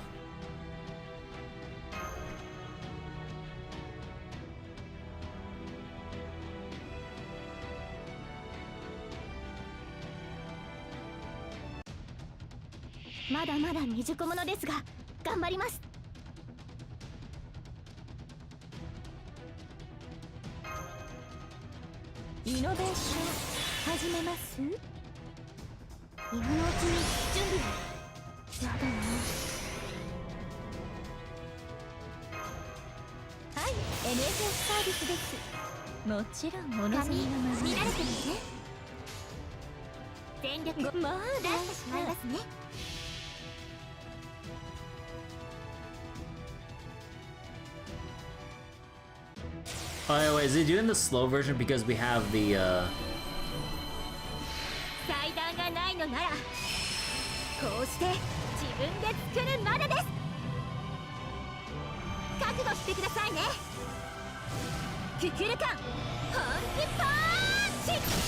I kind of wonder why it's using the normals, because I have the setting where it plays it normal for the first time and then fast for the rest.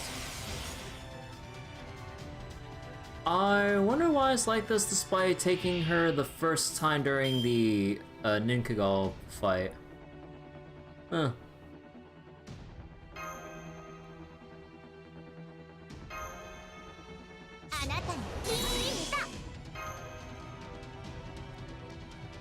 Stealing Saitama's attack name scheme.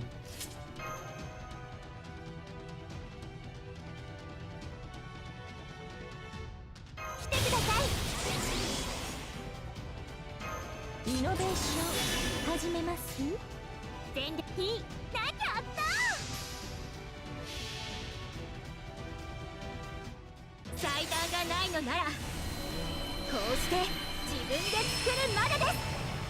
覚悟してくださいね。ククルカン本気パンチ。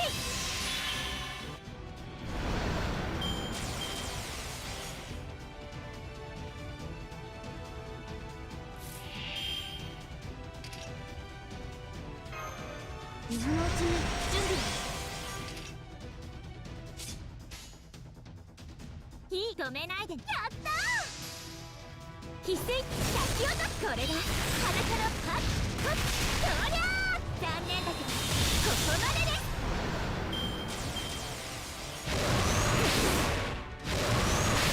Unintelligent small dinos. 髪乱れてみて。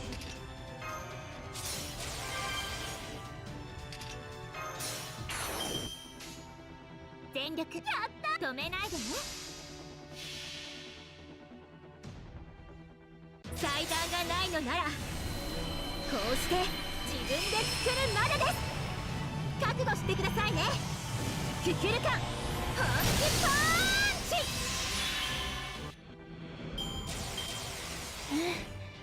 今回はうまくいきました。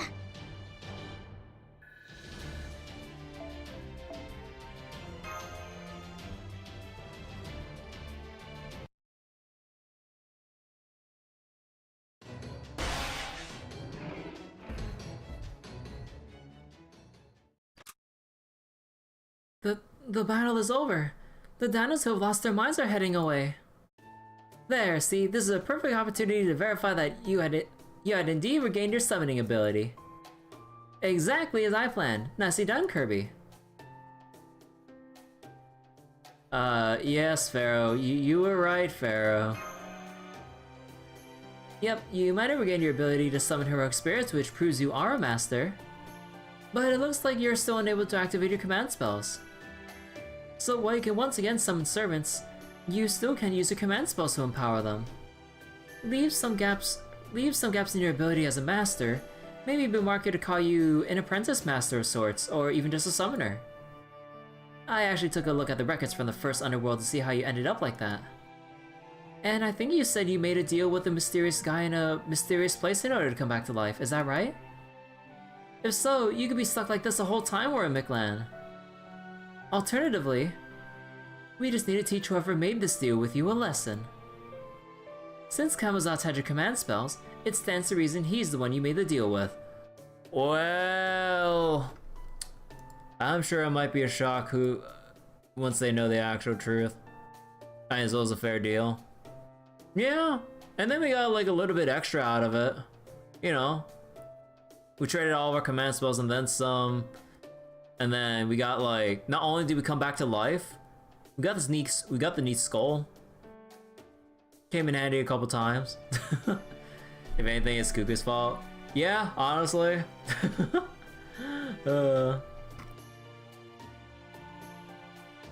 I think it was Tezcatlipoca from Mexico City, actually.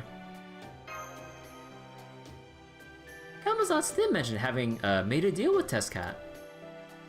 That would mean this mysterious person you don't clearly remember was Tezcatlipoca.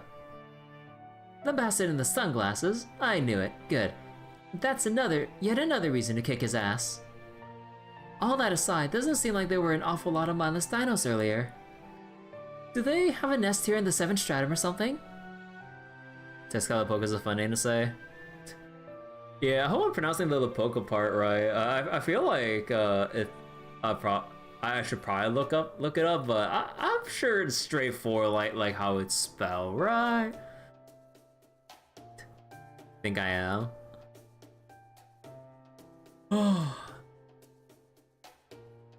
No, nothing like that. The 7th stratum is just a comfortable environment for them. For most dinos and Asadama, this is a dangerous environment where one false step can kill you. Part of that is because Kamazotz, the god of death, lives nearby in the 8th stratum. But it's also because the 8th and 9th strata are filled with poisonous gas and dangerous cosmic rays. If I'm not sure to the wiki. I don't know how much I want to trust like Google search results for certain pronunciations for stuff. There were some weird ones, and then I like looked up some other things, and it was like inconsistent sometimes. So I don't know who to trust. If you can't trust the internet, what can you trust nowadays? No living creature can easily enter those strata. They're just too deadly. Oh, so that's why the drones we sent to the survey. We went to survey the 8 strata malfunction and stopped working as soon as it entered that area. That probably means the tree of emptiness is on the bottommost stratum then. I can't think of anywhere else where it would be. Okay, that takes care of the campfire. How about we can the chatter and get camp set up? I've got 2 tents here, one's for Mash and Da Vinci, and the other's for Kirby. They're all flesh and blood people, so they need a proper place to sleep. Needless to say, I'll be fine with a bed of grass. I love sleeping on good hard ground. I'm flesh and blood too, you know. Sir, you servants turning into spirit forms is no fair, no?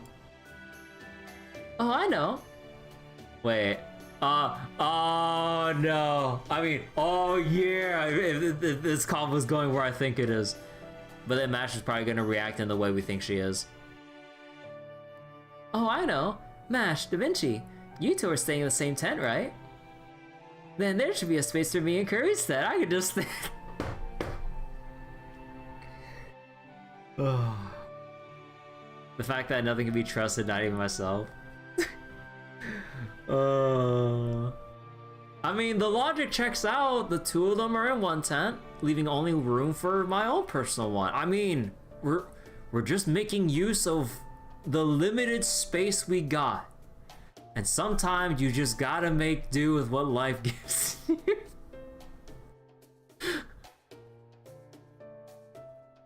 Huh? Then why don't you just use my tent?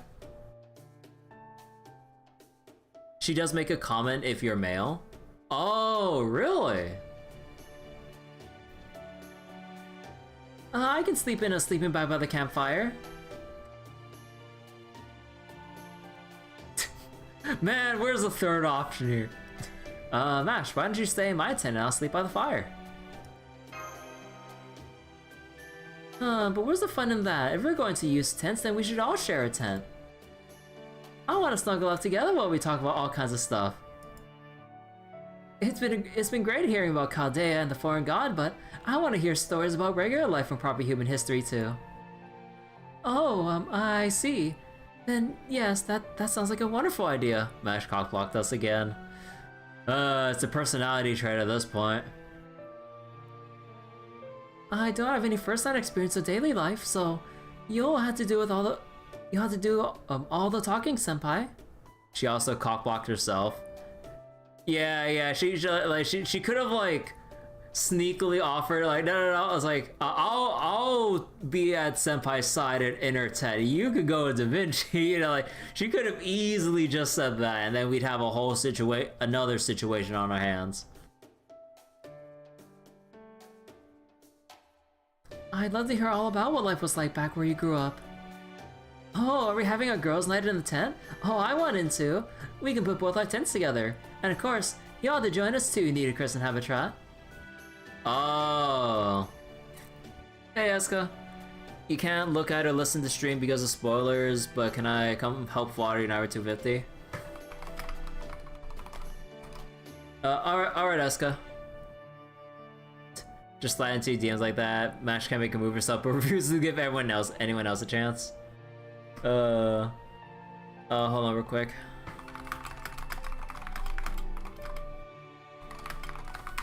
Because I'm assuming Eska's still like on mute or something. Alright. Officially, I can't endure staying up late, but when there's this much fun stuff to talk about, sometimes you just have to roll with it.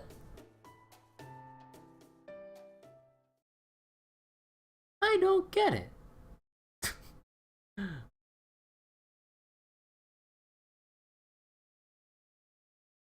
What is fun? We're just having like because I'm like female Gouda, we're just having like a girls like sleepover sleepover party.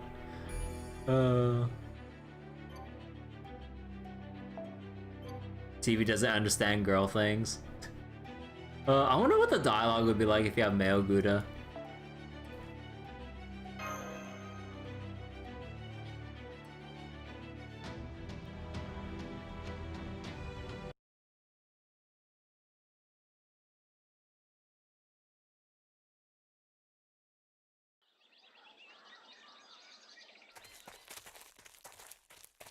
Oh, what's that? Like a see-through pyramid of vines or some shit. We finally made it to the top! I can't believe how tall it was! A natural biosphere! This is more like a nature preserve than an observatory. So wait, mental image of Gudako asleep, hugging Mash from behind and drooling. Like Rio Gudaka could be like, I can switch gender and check the cutscene again in my room? Yeah, I can. And it's not like the rest of Mictlan either. This place is straight out of Cenozoic era proper human history. I'm not surprised. The Mala has no influence here. This is where the planet's sense of touch was dispatched from the inner sea. The place where the elementals that existed in proper human history were born. So, since the god filaments didn't create this part of Mictlan, it makes sense that it would be closer to the environments you're familiar with in proper human history. The planet's inner sea as in Avalon? Yep, if we think of a planet as a living being, the inner sea is a place for its heart that... place for its heart that's guaranteed to exist. Oh, what? Wrong button. That's like my Romancing Saga background here. I feel sad though. Romancing Saga, like, the Romancing Saga mobile game for global has been end of service, sadly. I'm sad about that. You know about reality marbles, right? So yeah, think it being Nomogudako is cuter? Yeah, Nomogudako would be a pretty cute mental image with like all of them like having like a campfire tent sleepover thing. Okay, hold on. Let me just check my Grambly real quick again. Don't mind if I do. Alright, let me go help Eska out real quick. Let me see. Oh my god, there's like 3 people with Nightmare 250s. Oh my god. Even bigger shame they didn't take Grambly with it.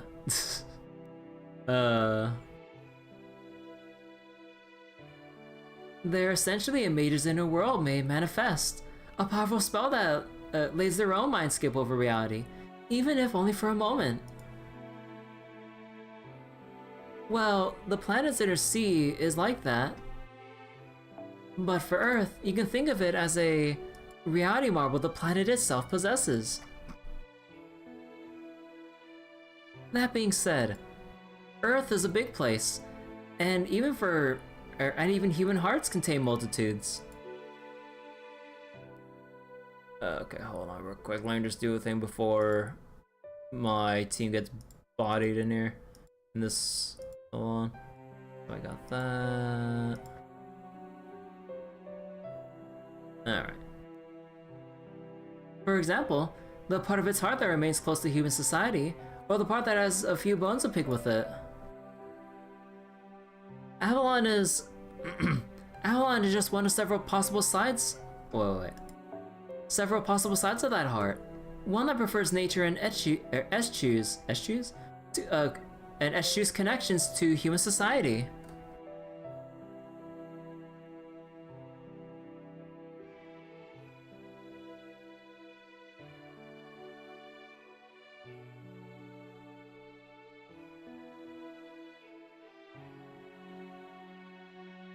Okay, hold on.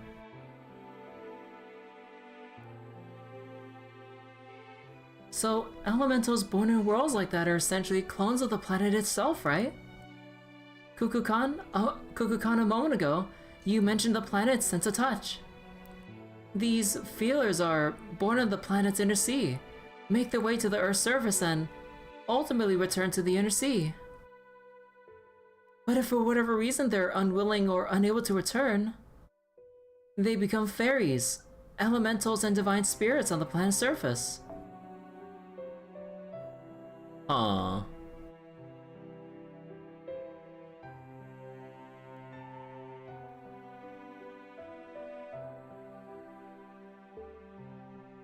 Yeah, though of course some fairies, elementals, and divine spirits manifest in other ways. So we can't say that's how they all came to exist. Meanwhile, there are some elementals who could only have been born in the planet's inner sea. Okay. My burst comfort number 250 ain't gonna cut it anymore. Holy shit. Cause like I think like instead of using like a scuffed ass full auto for helping everyone else's number 250s in Guild Wars right now, I think it's just better if I just use my number 150 burst and then just help speed along like at least 1/4 of the raid for everyone else to try and finish up. I think that's like the least I can do in like a short amount of time than like having to babysit my own full auto as well and then just constantly revive my team over and over again. These special spirits are known to be the planet's brain. Since they have hearts, why not brains too? Anyway, these elementals are born from Earth's earliest memories, which they then inherit themselves. They continually dream about the things taking place on the planet's surface. In the Magecraft world, these beings are known as archetypes, and the one up ahead is an incredible recorder of history. Oh, okay, let me look at that again.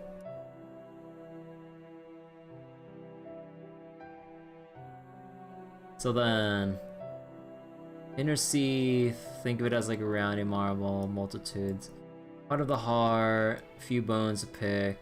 Several sides of that heart, prefers nature. Elementals, born in worlds like that are essentially clones to the planet in a way. Planets tend to touch. Feelers are like planets inner sea. Make the way to surface, return to inner sea. If they don't return, fairies, elementals, divine spirits, and then they manifest in certain other ways. Special spirits to be planet's brain, so because you know why shouldn't brains exist? Elementals are born from. They dream about the things that take place on a planet's surface. So these elementals are. So these specific kinds of elementals are called archetypes. Okay. So this being knows the history of life on this planet long before the first humans were ever born. Python is an elemental hobo, for example. Yeah, That part I vaguely remember with you. But I've also heard that archetypes take on the form of the dominant species from that age. This may be a Lostbelt, but we mustn't forget, a Lostbelt is a hypothetical alternative to proper human history. In which case, might this archetype be also humanoid like us? I think TPU can answer that, right TPU? You used to be a researcher here, no? Oh right, now that I think of it.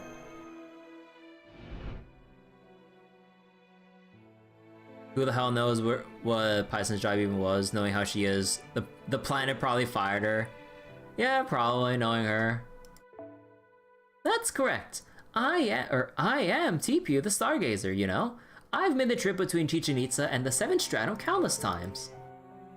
I've never heard of an archetype before, though. That must be another bit of knowledge that Crypto brought over. Brain full of Shangyu. Though I get the sense you've known the term for some time, Kukulkan. I'm sorry, feelings alone just weren't enough to convey the concept clearly. Man, words are perfect for this stuff. The Mala watch over us, they keep their opinions entirely to themselves. I'm surprised that Kukulkan, the teachings of the Sun herself, would be bound to a rule like that. Oh well, I couldn't fail to note that, She-Kick isn't like other dinos. Or, no, not She-Kick, it's supposed to be Shkik? Or Shkik, right? Yeah, because there's no I for the E part, yeah, so it's just shkik, because this is supposed to be the K sound, she, or she kick? No, she kick. Or shkik, or, yeah. Okay. Oh man, the auto pronunciations are fun. You wonder how many people got bodied trying to pronounce all the names this chapter? You bet it's most of them. Nah, or at least like the usual thing that I see from anyone just doing any kind of like reading streams, or maybe not reading streams per se, but they just like stream themselves doing like some gacha updates for like story stuff. A lot of the time, most people, even if it's like voiceless, don't bother reading aloud the text, and they just kind of like just read to themselves and just kind of move on at a brisk pace so that they can kind of like get on with it. I've seen it a fair amount of times in like other RPG streams in general. Whether it's like the voiceless dialogue or for like some side stuff, or let's say if it's like actual pertaining to progression in main story, but it's like not fully voiced. I mean, people try to pronounce them. I don't know, because I would imagine like the people who didn't even bother trying to pronounce it don't count. Okay, fair. Yeah, I don't know then, because like not many people would even try to probably look up Naruto pronunciation or whatever, let alone try to like read through and understand how the rules behind the pronunciation work. Because like there's a lot more intricacy than I would have expected with like how things work. Like, let me just go bring the screen up real quick here, because like you have like the way that things are pronounced, or at least like looking at the consonants. Like you have some stuff that like would be pronounced like we would, like it would in English, but then you'd have like stuff like this, like the letter C, at least like with Naruto pronunciation, is like an S sound when directly followed by E or I's. But then if you have like CU here, it's supposed to be like a Q sound. But then if you kind of go down to like the QU here, it's supposed to be like a K sound. So then you have like a QUI or something, so it's supposed to be like key. But normally when you see the U, our mind would go to like the Q sound instead of like, you know, like a K sound. So like it's like scrambling what we know how to pronounce things, and or at least like it kind of scrambles in our mind how we've been taught to try to sound out words in English, when there's a lot of like different rules, exceptions, or things to consider within context of like how an auto word is like, or an Aztec word or whatever's like put together. Funny how Testcat and Quetzalcoatl main gods are the easiest. Kinda. Although like I did remember actually let me check something. Actually wait, let me check something here.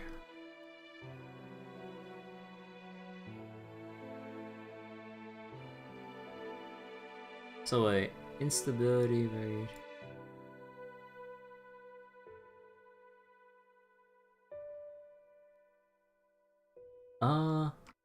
But yeah, like now that I think about it, or when I kind of like looked it up, like I was actually slightly mispronouncing Quetzalcoatl and saying like Quetzalcoatl.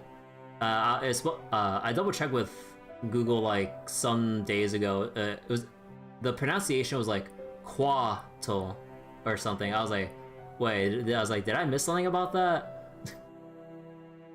So then, yeah. So wait.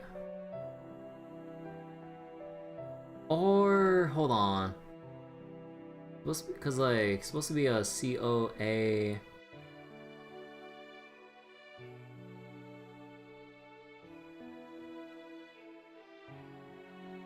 Huh.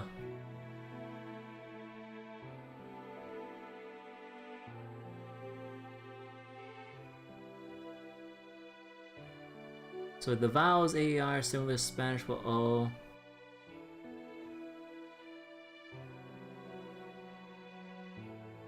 Okay, yeah, I'm not 100% sure either. Okay, getting back on track though. No, I also suspect that a Mictlan archetype is different from the one in proper human history. Mictlan itself is already much like the planet's inner sea. It's closed off from both the surface and outer space, unaffected by change. For the archetype born here, it must feel positively suffocating, since she'll never get to see outside it.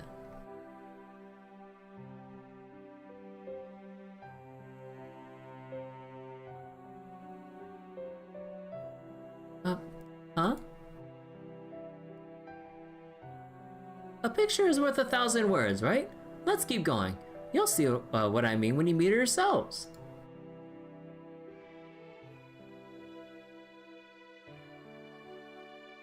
Hold on. Oh, and a word of warning.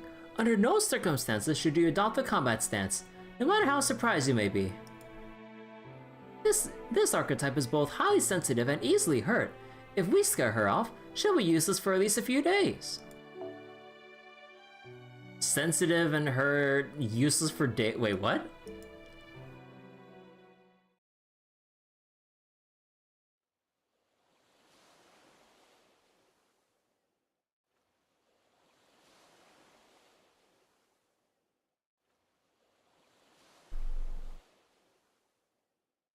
Wait, let me look back at this.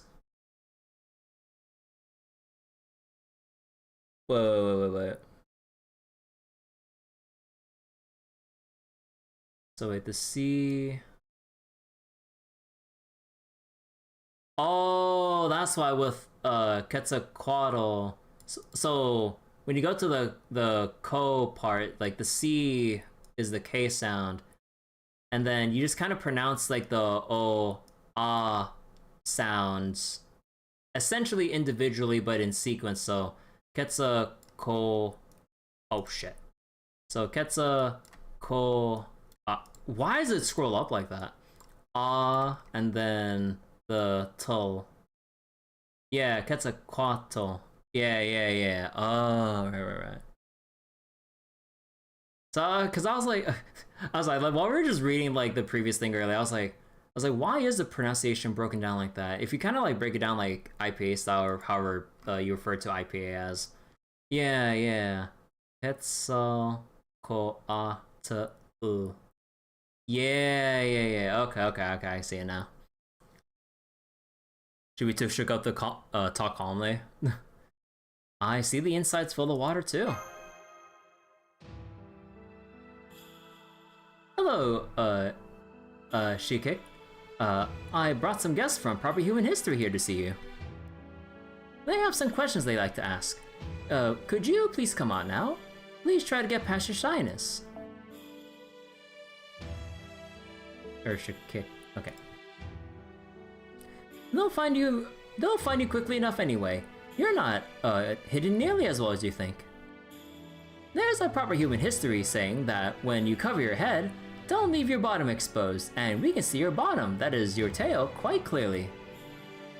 Nuh-uh, you're so mean, big brother TPU. I was just working up the courage is all. Okay, here goes. I'm gonna welcome our guests properly, just like a good shrine maiden would. Oh. Oh.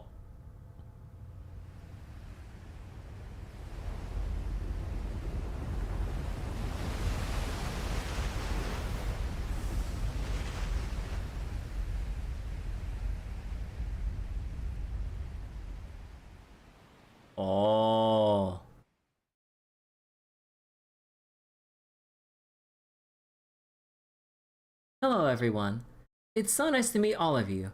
Thank you for coming all this way from Chichen Itza. I'm Shikik. My job is watching over Mictlan's journey from here in this moon plateau. My dino spotted. There's much I don't know about the wider world, so I might say the wrong thing now and then. Please bear with me. She's huge!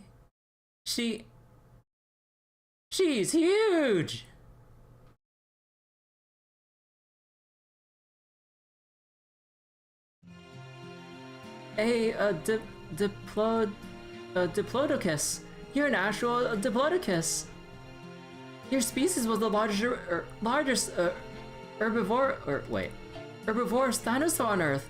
Only, you're even bigger than the ones for proper human history. You must be at least 60 meters from head to tail. This is amazing. Thank you, child of proper human history. You have a lovely voice, just like I thought you would. You know who I am? Did Kukulkan tell you about me? No, I saw you myself. I can see all the way to the second stratum from here, in fact. Damn! But unlike Kukulkan, I couldn't hear your voices, so I never learned your names. Would you mind introducing yourselves now? Kind of figure out who the dino is. Thank you. Kirby, Mash, Abatrot, Da Vinci, and Nitocris. Even the sounds of your names are unlike anything I've found here, but they're all so beautiful. I'm glad to have had the chance to hear them for myself. Thank you, Shikik. I think your name is beautiful too. Also, I hope you don't mind, but I noticed you called TPU Big Brother earlier. If it's not too rude, might I ask what your relationship is? Oh my, my. That you even thought to ask the question tells me we are getting along wonderfully, Mash. As for Big Brother TPUs and my relationship, we're just acquaintances. We met when I first came to this observatory to study the stars. Don't take her calling me Big Brother seriously, that's just something she does. Wow, it's honestly kind of absurd. Shikik is 6 million years old, but I'm only 1,000. So wait, by the end of this part, keen-eyed fans of the greater Nasiverse have figured out TP's whole deal? Huh. It's my sister, but... oh god.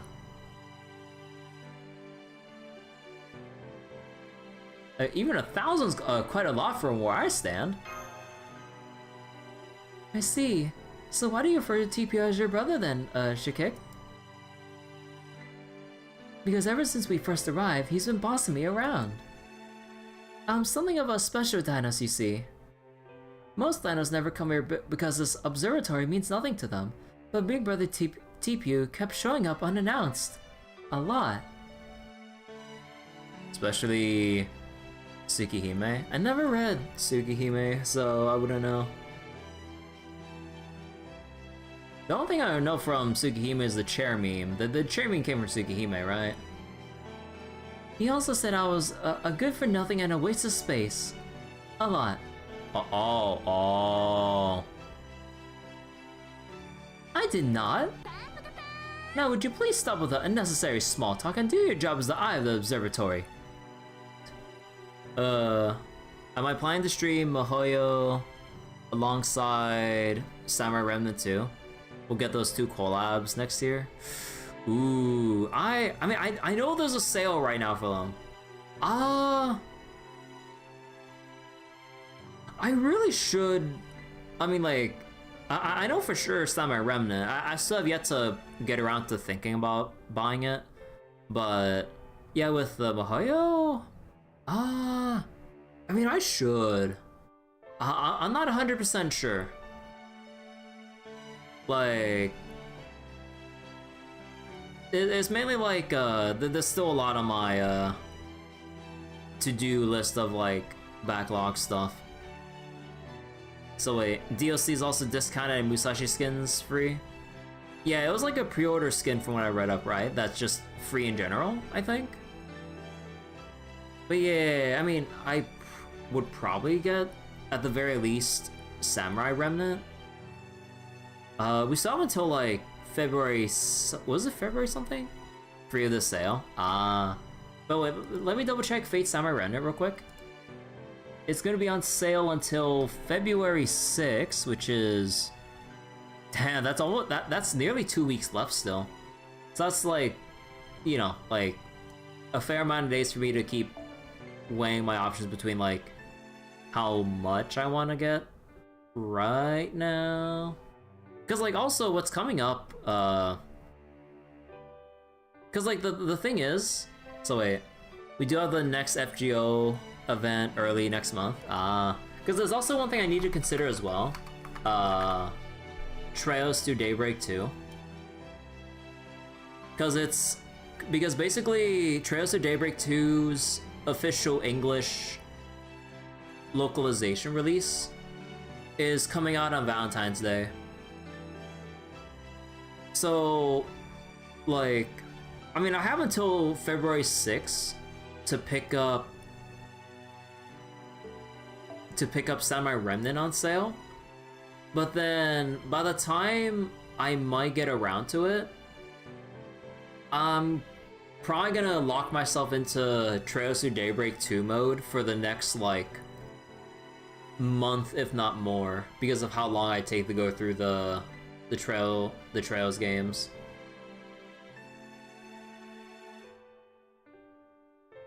Hopefully Fate Extra Record release day will come out soon, since it was announced to be this year.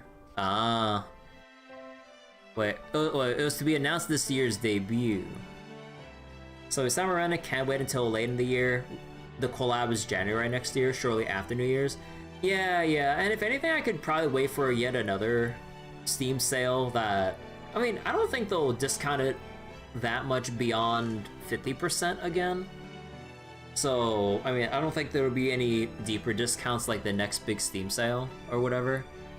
So, yeah, because, like, I will be playing Trails Through Daybreak. So wait, New Year's Servant is from Samurai Remnant. But yeah, I'll be playing... They even spell their true name directly. Oh, okay, that's kind of fucked. But yeah, what was it? Like, I will be in Trails Through Daybreak mode on day 1. And we'll be locked in for a long ass time. Because with how long it took me to get through Daybreak 1, yeah, kinda took a while there. Woo! Like, if I look up my Steam hours for Daybreak 1, about 235 hours. So Eora's MP and FGO is also a spoiler if I don't play Samurai Remnant. I know. I mean, I'll get around to buying Samurai Remnant, but I also will be dropping, like, you know, 60 whole goddamn dollars on Trails of Daybreak 2 on release.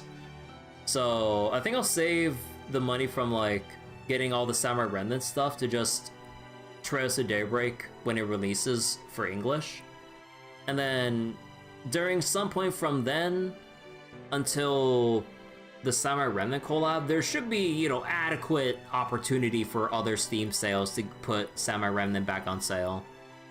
So yeah, like, we will get around to it in due time. So yeah, I just ask for everyone's patience in that regard, so I can kind of get through the other stuff I really want as well. Man, at this rate, like, I'll never actually start up the East series, like, holy shit. Although, technically, I could, because, like, by the time, whenever we finish Lostbelt 7 Part 2 here, because I don't really have anything else on my plate. I mean, technically, you could say that in the same vein, I could start Samurai Remnant, but there are some of the earlier East games are relatively short, sorta. So maybe I can burn through 1, maybe 2 of, like, the really old East games before Trails to Daybreak 2 releases. We need a 3-year break from Trails. Nah. The Trails train only stops while we're waiting for new releases. I need to see what happens. There are still things I need answers for. Although, general consensus, from what I hear, apparently story-wise, there's a lot of people that don't like Trails of Daybreak 2 story as much as like the other entries. But that's all I've heard as far as that goes. But yeah, I'll have to see for myself and reserve judgment for myself to see like if the criticism it has holds up. Cause like, although I did get burned the one time, I didn't want to believe the naysayers when people called this game out to be bad. You know what game that was, everyone? The Last of Us Part 2. I should have just used that $60 and just tossed it into tentpole money. I could have bought 2 fucking tentpoles and got more value out of that than I did out of Last of Us 2. Like, holy shit. So, I hope I don't get burned again, like, by trying to reserve judgment with my own eyes. When I hear down the grapevine of like, oh, the story's like not that good or not as good, or it's like, you know, like this or that, I'm like, you know what, I'll see for myself. Sees for themselves. I'm like, fuck, this shit is so ass. That's basically like my reaction for Last of Us 2. I just hope it's not like that for Daybreak 2. I mean, I know a lot of people bitched about what was it? I know a lot of people complained about Trails of Cold Steel 3 and 4, primarily 4 in some regards, but some of them justifiable, kind of. But I think like it was still really, really enjoyable. So I don't know. I'll just have to see if it's as bad as people make it out to be, or if like other people's standards of what they like or dislike from story writing doesn't sync up with like my tolerance level, I guess. So wait, we need 3 years without a new game. Oh yeah, my backlog needs to be clearing. Time ran until closer is better for pacing because it stays fresher. Yeah, there's that too. Like the more recent the closer I time Samurai Remnant with the FGO collab, I can hopefully remember more details pretty clearly. Well, hope, because my brain is like small capacity with remembering essential details going into like a story. It also has 3 endings too. Oh, it does? Okay, that I didn't know. Oh shit. Alright, let's go continue. There, see? He's always scolding me like that just because he happens to know a lot of things.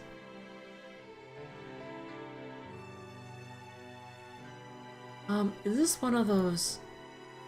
Yes, he's the typical big brother figure who acts cold on the outside, but still comes to check on her out of concern. I swear, when are you finally going to grow up out of such childish nonsense? Never. You know as well as I do that I'm eternally 1 year old. Look, I heard of Forever 17, but this is blowing it the trope out of proportion here. It's like New Game Plus though. And the Samurai Remnant like signal pretty easily about like what things you have to do differently to go on the paths for the other endings. I would hope it does. It's like a choice thing. Oh, okay.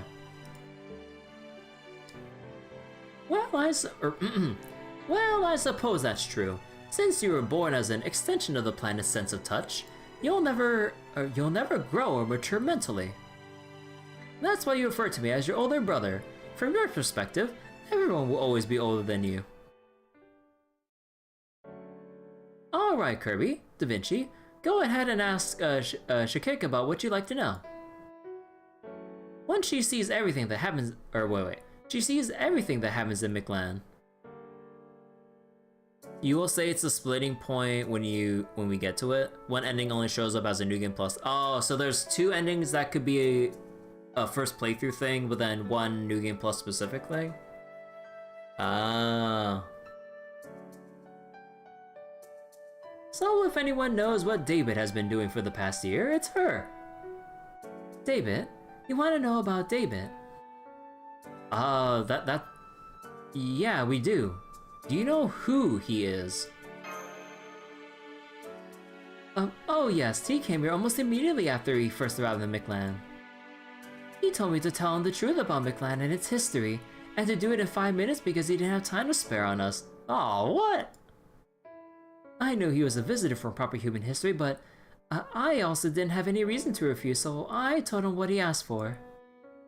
In proper human history terms, that was exactly 1 year ago. That does match the time the cryptid first showed up. Hold on. You knew about proper human history and the Lostbelt before the cryptid arrived, right? Then why did you do what he asked? From where you stand, anyone from proper human history would be an invader. Good question. As an archetype, I was aware Mictlan is not Earth's true environment. I could also foresee that David would use the knowledge he gained from me to form the Asalama and begin hunting dinos. That's very sad, of course, but there was still no reason to refuse him. Everyone has different worldviews, principles, and values. No people think exactly the same way, or no two people. And reaching true mutual understanding almost never happens. That is why everyone must be treated equally. We all know it's wrong to disregard other people's time, ideals, and lives just because they live far away. Or because you never met them, or you have no connection to them, or it won't be to your benefit. This is the code of ethics for dealing with life we dinos have arrived we've arrived at over a very, very long time. We don't discriminate, either positively or negatively, toward anyone. Say that to the fucking priest over back at, like, Chichen Itza. Regardless of how strong or weak they might be. Dinos treat all forms of life equally, except the priest one. After all, a society where only special people are given special treatments would simply be wrong, wouldn't it?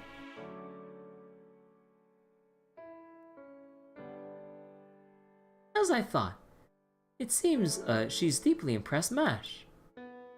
Yes, Shikek complied with David's demands, which is why she'll now do the same for you. Now let's get down to business. What has David been doing, and what is he planning next? There is no need to discuss anything else. It's not like you to be so impatient, Big Brother TPU. If you want to know David's objective, then you should also know what he asked me. Isn't that how you would normally approach things like this? Good point. That information is definitely crucial, and I'm also very interested in hearing it. Is something wrong, TPU? You've been kind of restless ever since we got here. Have I? I suppose I have. I must have gotten more worked up than I realized over being back in the observatory after such a long time away.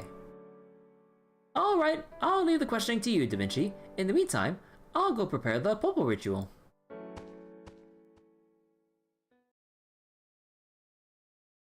I don't think TPU's irritated as much as he's suffering. Alright.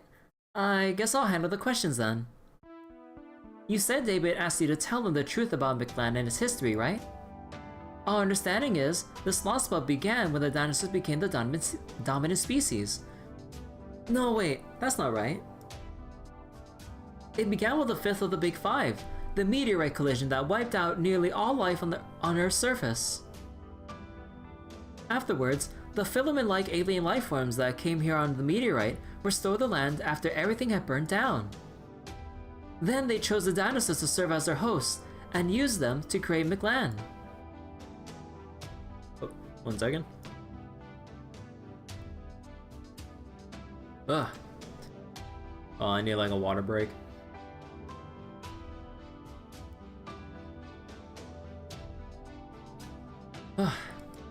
That's our current working theory. Theory anyway. Are we on the right track? Whoa, you are too precious, Da Vinci. I'm amazed you've been thinking about things that happened in a time long, long, long before. Anyway, yes, that's all correct. Well, some of the finer details differ a little. In proper human history, the filaments came to Earth on the meteorite that crashed into the Yucatan Peninsula 66 million years ago, at the end of the Cretaceous period. But in this lost belt, that meteorite crashed here with them about 300 million years ago, at the end of the Carboniferous period. The filaments that came here from outer space and ended up stranded here are called mala in our native tongue. When they first landed, they used a network of plant roots to stabilize the supercontinent of Pangaea and keep it from breaking apart into smaller continents. So this lost belt, it actually started 300 million years ago, back when Pangaea still existed. 300 million years ago, before even the third of the Big Five took place? Wait, so that's why Curry was talking about the Carboniferous period before.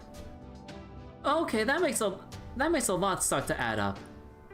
In proper human history, 95% of Paleozoic era aquatic life went extinct during the transition from the Permian period to the Triassic period. That was when dinosaurs stepped in as a dominant life form, since they were better suited for that environment. After that, Pangaea split apart into the Laurasia continent to the north and the Gondwana continent to the south, which scattered the dinos across all across the world. But if Pangaea hadn't fractured, then the dinosaurs' paradise would have had much greater opportunity to flourish. And as long as the dinosaurs remained at the top of the food chain, there'd be no chance for mammals to evolve into intelligent life. So that was how Mictlan began. How the Mala's early arrival changed its world so dramatically. But what about the fourth extinction event at the end of the Triassic period, and the meteorite that crashed into the Yucatan Peninsula at the end of the Cretaceous? Wouldn't either of those have prevented this lost belt from occurring? I don't know about the fourth and fifth extinction events for proper human history, but Mictlan did have a fourth one. It was 66 million years ago, at the end of the Cretaceous period, at the same time as the fifth extinction event in proper human history, the Yucatan Peninsula meteorite. Oh, wait.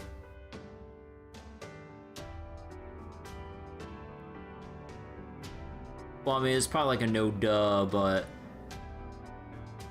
if this Lost Belt hasn't had its fifth big extinction event yet, so that's what's waiting for us in the near future. Oh.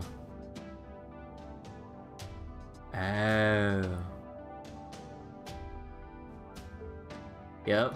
Yeah.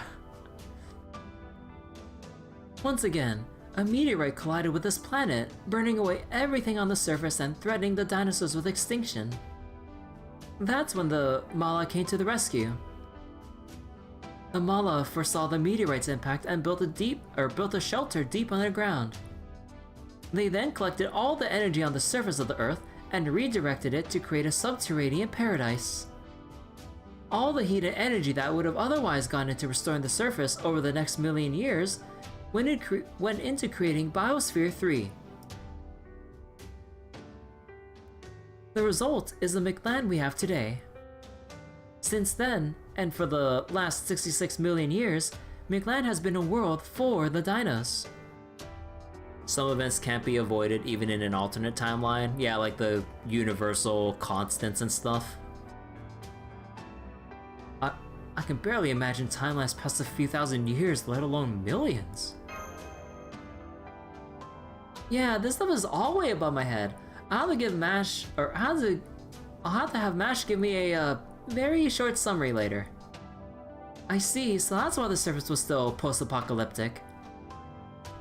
The seas were dried up, volcanic activity was out of control, and the skies were covered by dense thunderclouds.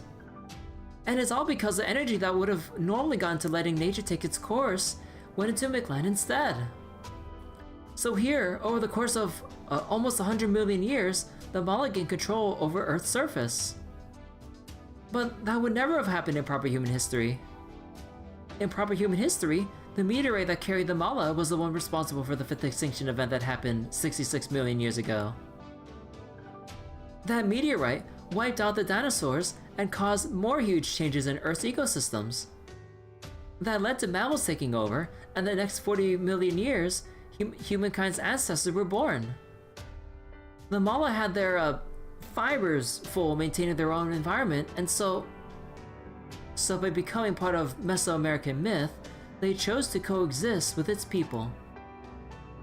The Mala might have been the dinosaur's savior, but it sounds like it was a little more complicated for the Earth as a whole. I mean, they basically took a significant portion of Earth and fashioned it into a home for themselves. As an archetype, what do you think about that? Does it feel like you were robbed or something? What, like, curse you, damned invaders?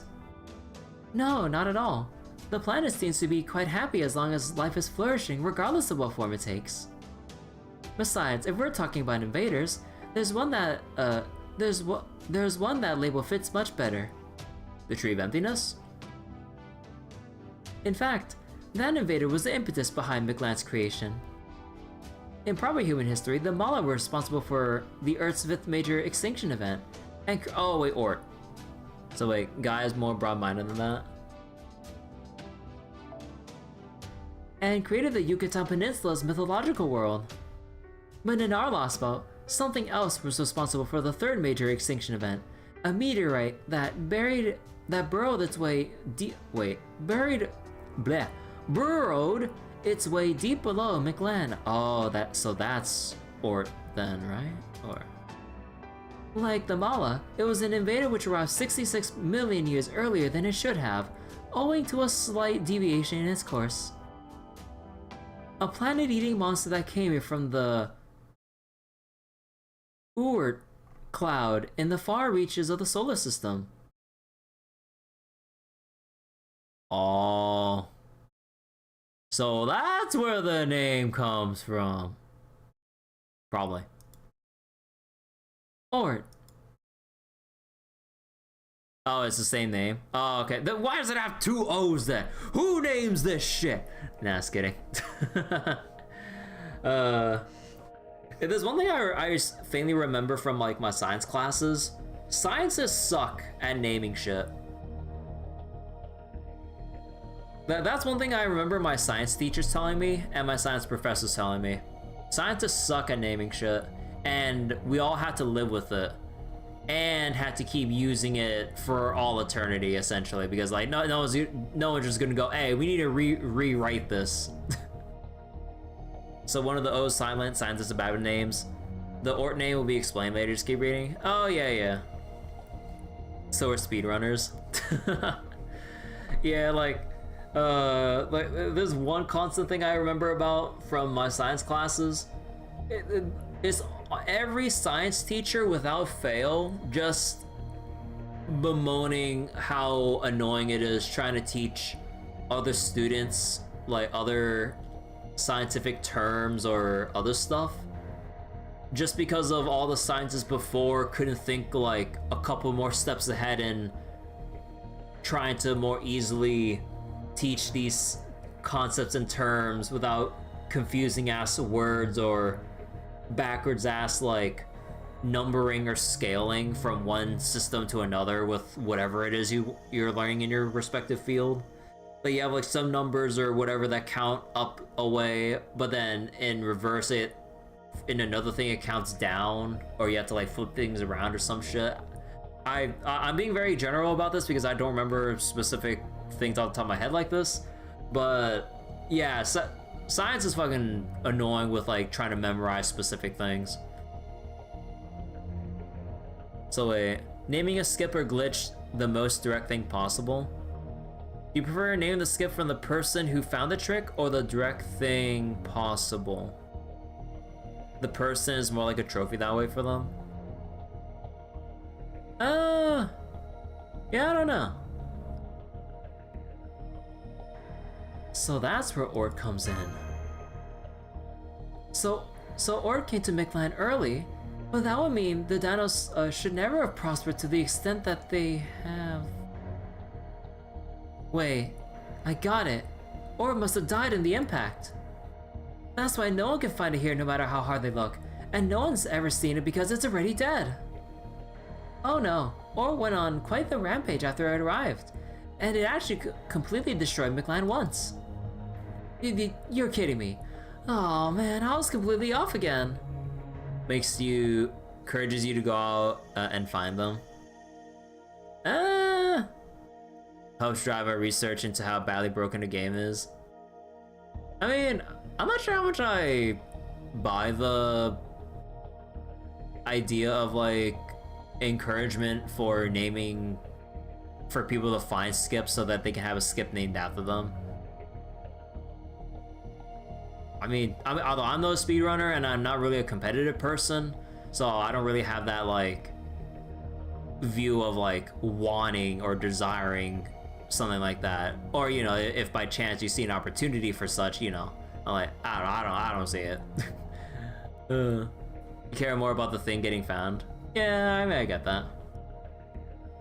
But then, how in the world did the dinos survive? Please tell us, Shakik.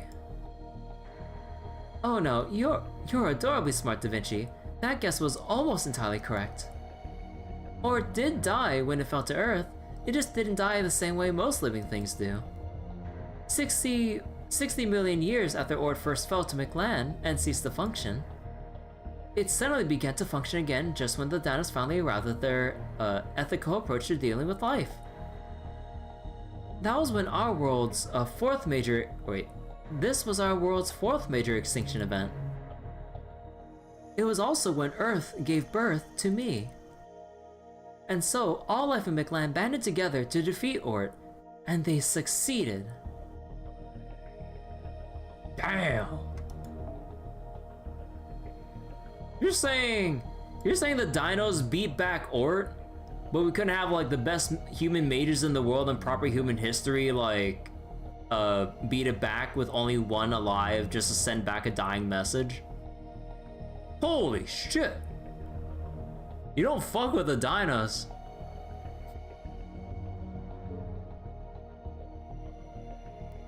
The end. So, but since Ort doesn't die like we do, it's bound to come back again. Wait, how did my photo actually die in fucking Nightmare 200? What the fuck? How long was that there for?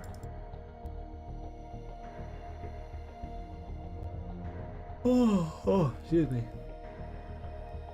Actually, let me check my Grand Blue Guild Wars ranking right now. Top 58,000.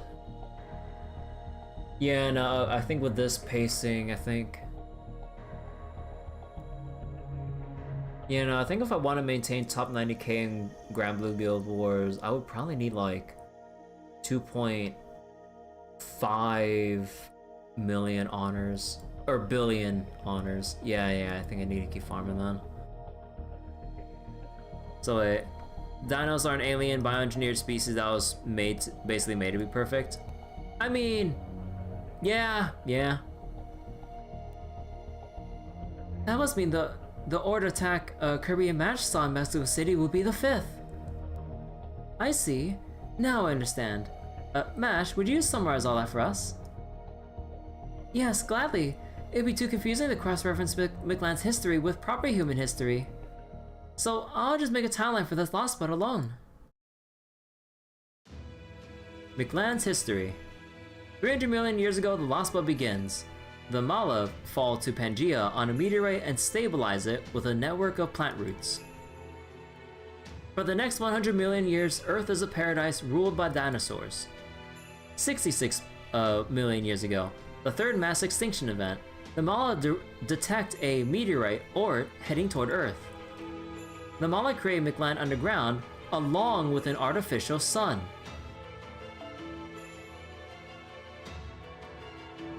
Huh. It's really ominous the way they just highlight that with red text. I get the emphasis, but is that like heart-sinking ominous feeling when you see like red text?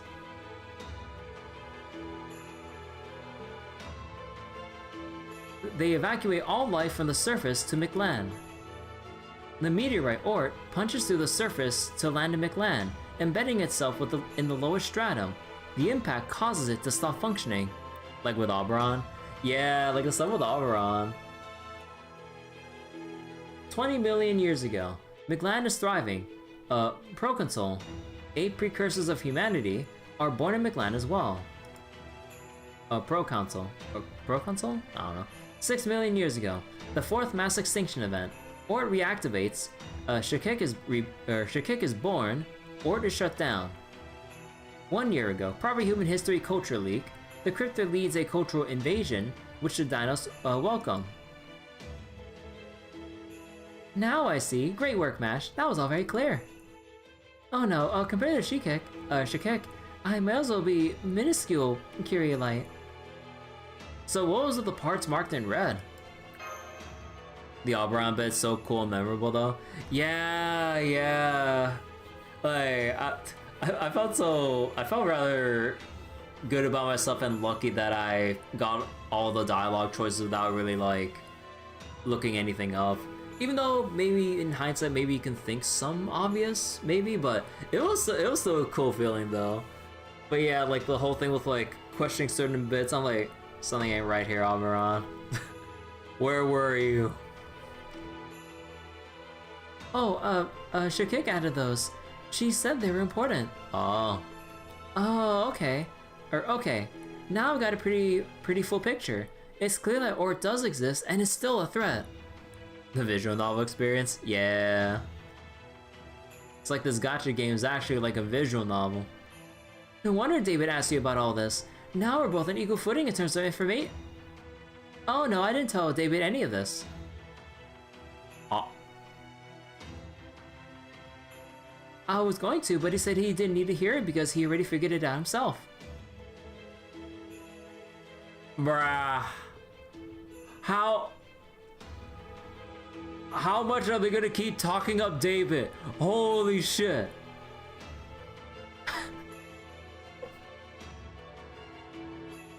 But, hey there, Da Vinci. Then what did David ask you? The location of Ort's remains? David the genius. More like David the fucking omnipotent at this point. No, he asked me if the sun had ever gone out. As in Mictlan's artificial sun? Why would he want to know if it had ever gone out before? Oh, I know, because of the Osalama's sacrificial faith. Now I see. I thought it was just a recreation of the Aztec mythology that Tezcatlipoca spread here.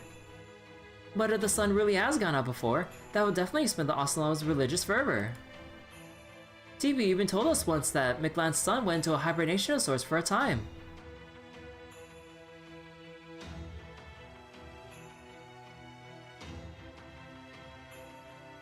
Excuse me.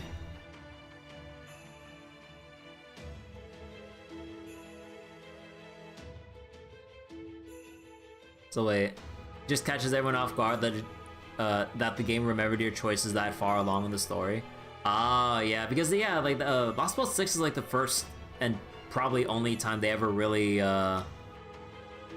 did that, right? We've gotten dead ends before. Foe just resets time for us.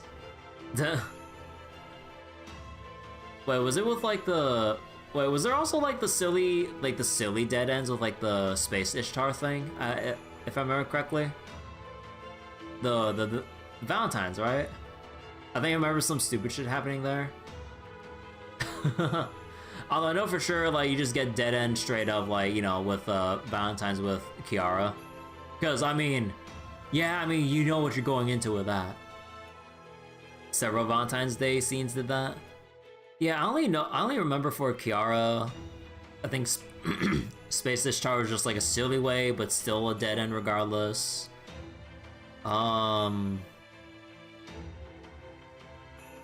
Who else dead-ended you on? You can't avoid it with Ishtar, but Kiara's avoidable. Yeah, cause like the key lesson, you never ever, or basically, regarding any interaction with Kiara, no matter how horny you want to be, moderation is key. any slip up in moderation is just a death sentence around her.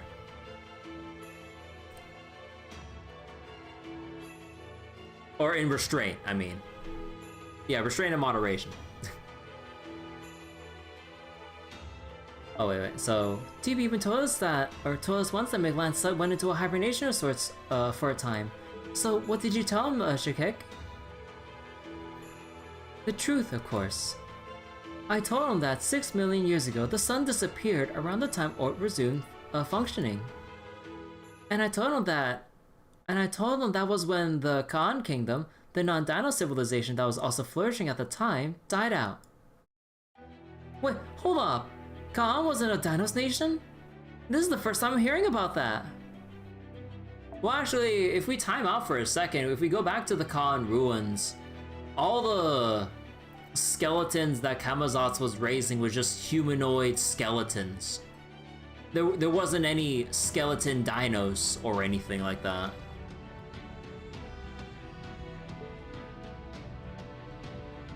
So you're saying that a long time ago, there used to be another non-Dino civilization here besides Mexico City? That's right. That's why I added the part I read about a proconsul being born earlier. For 100,000 years, human kingdom flourished in Mictlan too. So wait, Saber Wars, we get killed but sent back by MHXA, who is also dead? Oh. They were much weaker than the Dinos, but they had a great talent for engineering. Towards the end of the kingdom's life, they built a flying ship very similar to your Stormboarder. Oh. That ship is the only reason Mictlan was able to fight back against Ord. The Ka'an soldiers accepted modifications to their bodies, which made them invulnerable. They fought to the last warrior. It was their efforts that drove Ord down into the bottom stratum. Ord sunk into a sea of magma, and Mictlan regained the light it had lost. But the cost of victory was the entire kingdom of Ka'an. Now the remains of one of their cities have been repurposed into Chichen Itza. Not many Dinos know that though. Big Brother Tipu is probably the only one, and because he figured it out on his own. So that's the Ka'an soldier's story.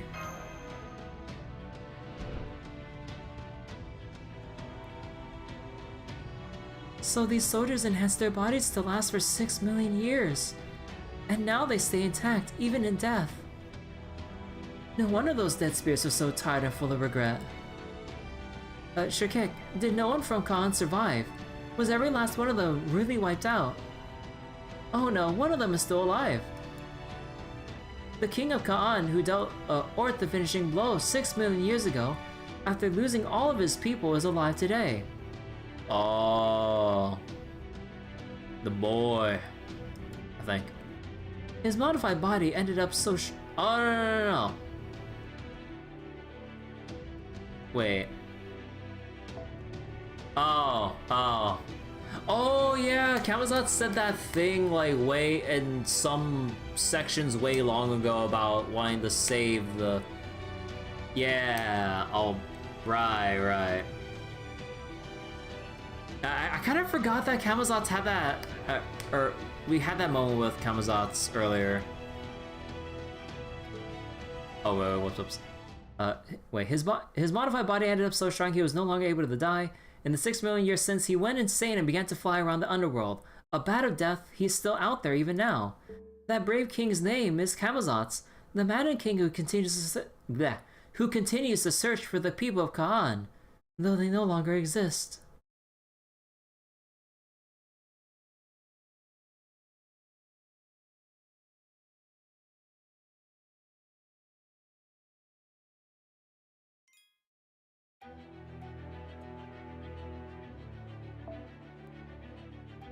Oh.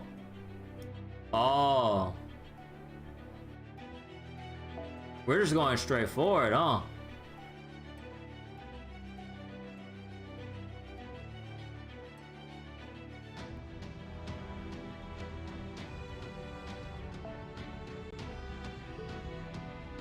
Jay, how much do I have for... Okay, we're getting closer.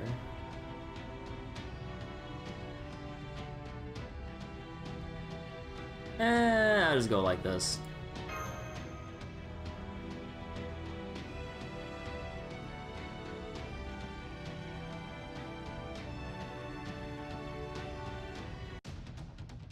Minna, ついてきて。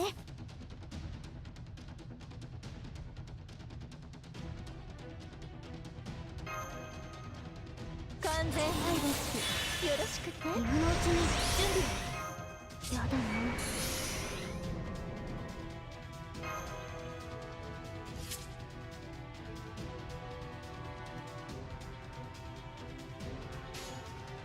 全力出してしまいますね。もちろん。いい、ナイス。祭壇がないのならこうして自分で作るまでです。覚悟してくださいね。 Wait, hold on. Wait, someone ping me? Okay, wait, someone ping me.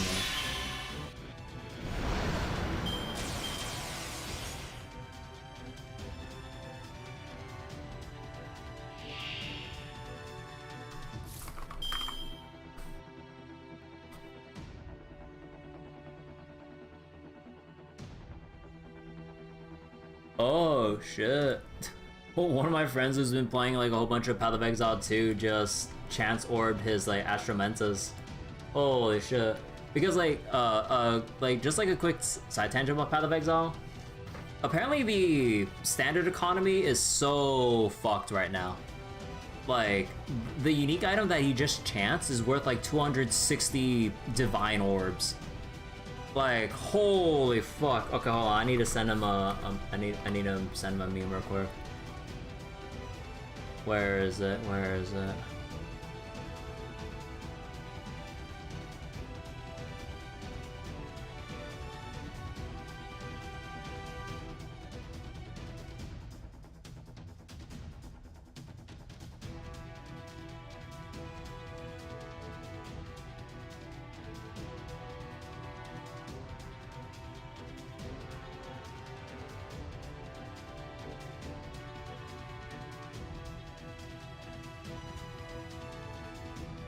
Ah, damn, I guess I just had to look for it later. I can't find it. And it will remain fucked. Yeah, like, this is why, like, even though I'm playing standard, like, I haven't really bothered interacting with the market because, like, there's one thing that really bothers me about, like, Path of Exile in terms of its, like, progression and player interactions.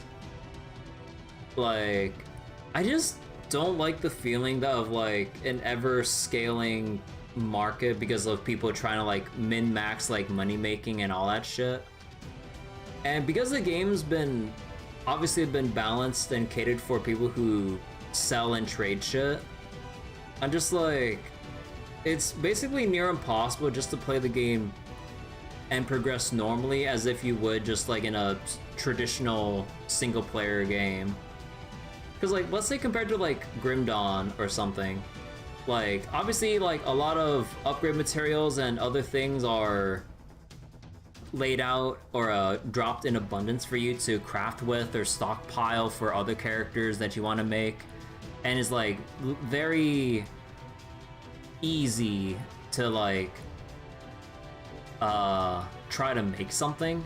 Obviously, you know, because it's a single-player game, there's no intent with like a market or economy to try to maintain or whatever. Because you know, it's supposed to be just a single-player or potentially co-op experience.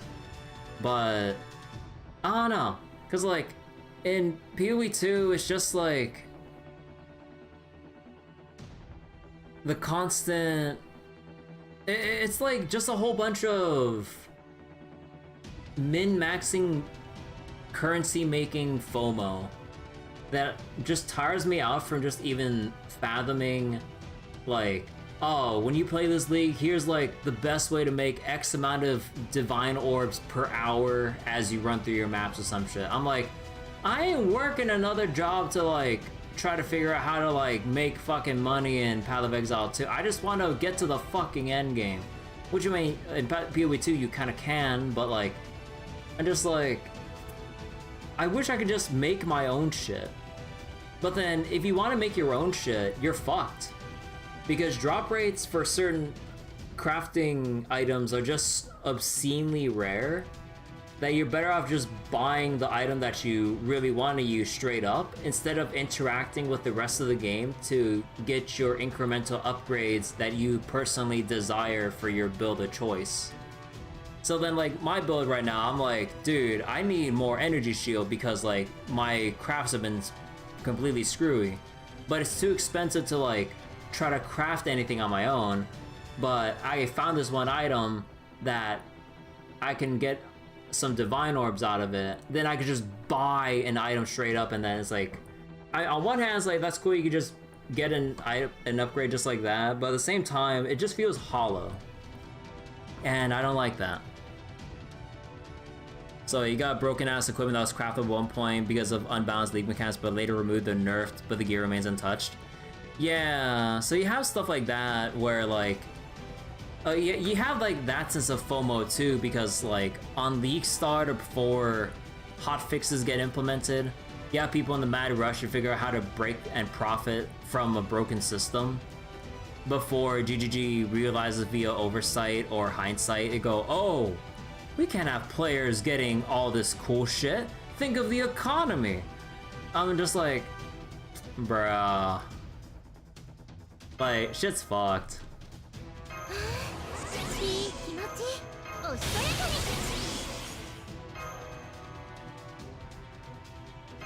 Oh, what? Oh, wrong. I pressed the wrong fucking button. Bruh.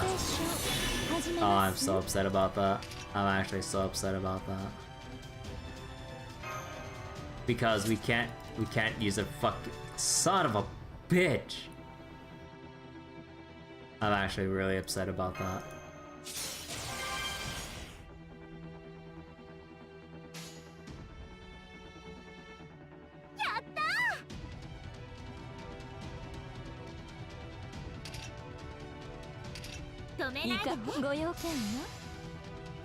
So that's just how these games go. Some people actually have fun playing the game that way. Yeah, like, I'm not gonna fault people that like engaging with like a market and like see the rush and like getting like some currencies or loot and then like, you know, it's like it's just like the rush of getting like a good sale on some shit and then just like, I don't know. But I just don't like that at all. But mostly because like, I don't. What was it?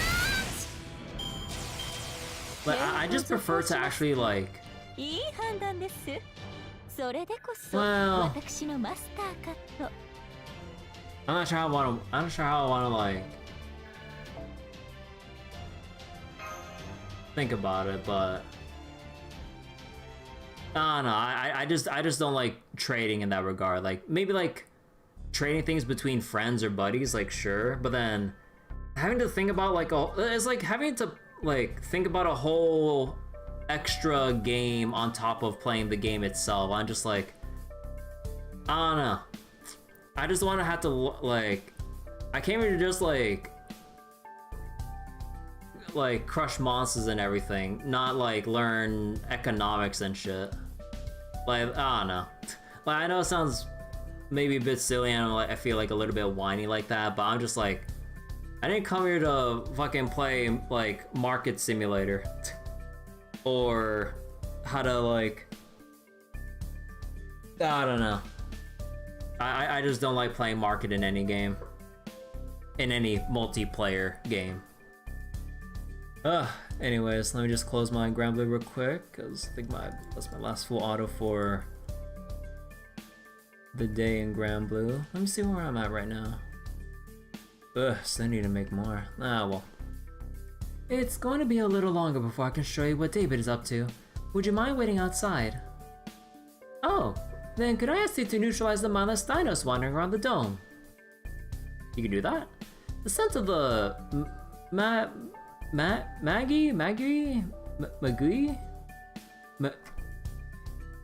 Oh, you know, okay, no, okay, no, I'm so bad. Okay. Dictionary.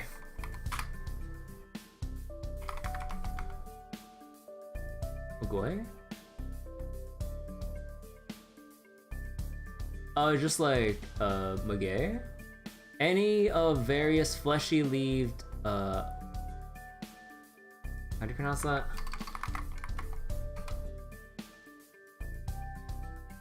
Oh, any of various fleshy-leaved agaves. So any several hard fibers derived from... And... Wait, how do you pronounce that one? Polka. Or pulque. Mexican alcoholic beverage made from fermented sap of various agaves. Huh. The scent of maguey and pulque we used in the ritual tends to attract them, you see.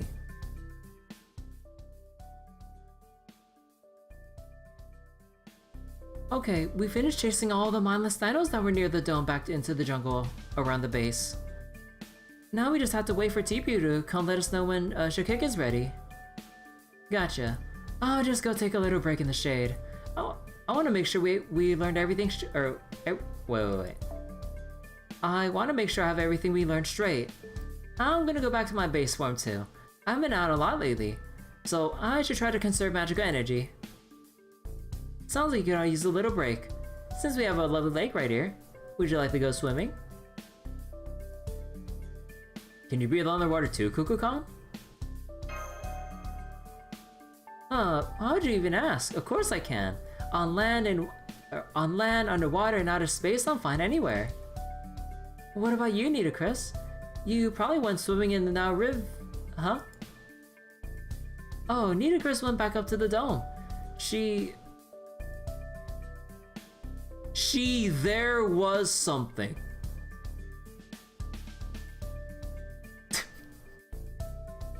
There was. She said there was something she wanted to ask, Shakik. Oh, I see. Shakik is really knowledgeable, so I'm sure she'll get the answer she's looking for. Oh, speaking of Shakik, that reminds me. Using proper human history terms, do you think, TP and Shakik are married or lovers or something along those lines? Oh my, got a bit of a curious side to you, huh, Mash? Do you really want to know? Oh, I don't mean anything by it. I was just thinking it would be nice if that was the case. Oh, I agree, it would be. But those two will always just be friends. Eternal friend zone. When you decide between two sentences and you accidentally combine them. I mean, honestly, like, that happens to me more often than I would like to admit sometimes. Like when I'm just, like, rapidly typing something to, like, a friend in Discord and I have, like, a lot of things to say, and then, like, my mind, like, blurs two lines of thought together into, like, a mishmash of, like, gibberish. I'm like, and I press enter, and then I'm like, wait, the fuck did I want to say here? I'm like, did I write this? It's like, who scrambled up my text here? As much as Shakik may look like a Dinos, the truth is she isn't. She'll never be able to live among peers, be involved with them, or be freed from her duties. Her job is to look over, no, to supervise all of Mictlan. It's been that way since she was born, and will continue to be so until she dies. She'll never be able to leave Mictlan, no matter what. At first, TP refused to accept that, and he looked for a way to free Shakik, but it was no use. Before, I couldn't imagine why he chose to move to the first stratum on his own. But now that I have a human form, I think I understand. Knowing that he failed to save Shakik, TP couldn't allow himself a happy life. So he moved all the way from the edge of the world to be alone. There, he studied the concept of death as a way to punish himself. Oh. Oh.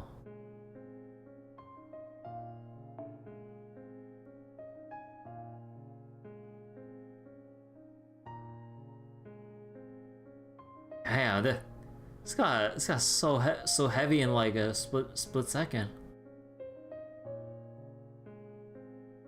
I will give it away, the piano music and everything, but dang. concept of death? Why that? It's not my place to say. Not while my own maidenly heart is still actively maturing. Growing up... speaking of which, Kukulkan, there's something else we've been wondering about. Did you, always look the way you do now? The dinos are Mictlan's dominant species, and since you're their god, shouldn't you look like one yourself? Are you saying I lack common sense? Just kidding, don't worry, I'm not mad. I still don't really get common sense of feelings, but I at least know they're important. Anyway, yes, I am a god, and I did originate here in Mictlan. But this form is something I only recently gained. Before that, I was just the teachings of the sun. A wind only the dinos could sense. A year ago, when knowledge of proper human history first came to Mictlan, we learned of gods. That was when the sound Kukulkan formed the name of a god. That was the instant in which I gained this form. All of a sudden, things that couldn't be seen had a shape. Things that could only be sensed could now be spoken of as fact. For us, the shock was big enough to rock the world to its foundations. Gods can only be born from intelligent humanoid beings, so that's what we should be too. And just like that, I was tossed out into Chichen Itza. Stark naked! Naked? Yes, at the time I didn't have any emotions, so I just started talking to the priest as I was. It wasn't long before I realized I didn't feel quite right, and that I might be doing something inappropriate. So I absorbed all of proper human history's common sense in one go, then stole some clothes from the dinos standing closest to me. Wait. You're saying one of the dinos had, like, fucking chaps like that?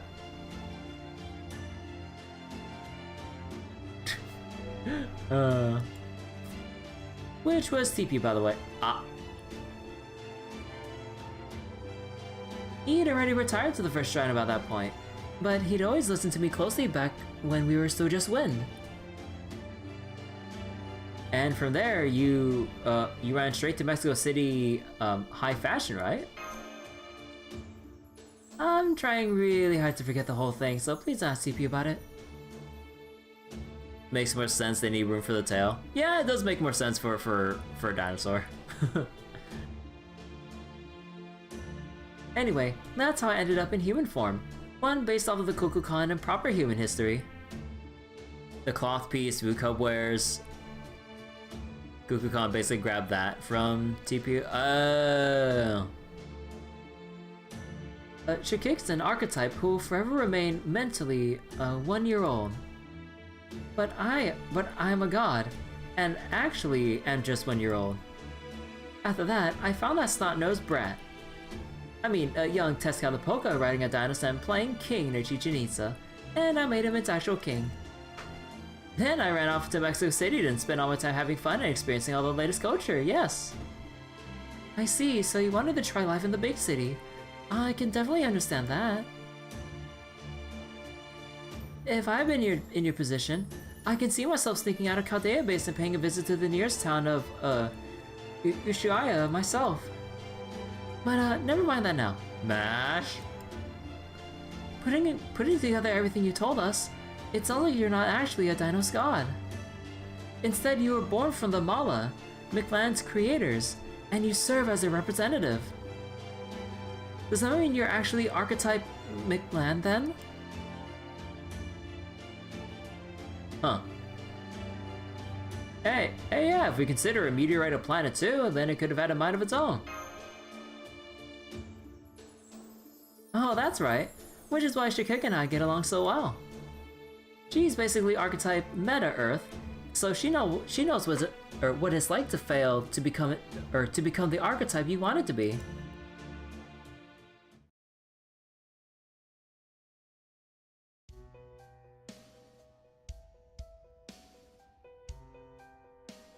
You want to know how Camazotz turned servants into guardians of the underworld? Yes. A command spell alone should not have been able to cause complete alteration. There must be something more to it. Some sort of secret. or ritual that transforms their very existence and binds their life force. Meta Earth to separate her from Archetype Earth? Yeah. Trakik, you said you've observed everything that's ever taken place in Mictlan. So if anyone can answer my question, it's you. What did Camazotz do to them? How can I become a guardian of the underworld myself? I see. So you think you need to do the same? Alright, I'll tell you what I saw. I'll tell you how those proper human history heroic spirits, each of whom already had their own underworld to begin with, were assigned to the levels of the underworld and became altar gods of Mictlan. Well, on a road to Nido Altar.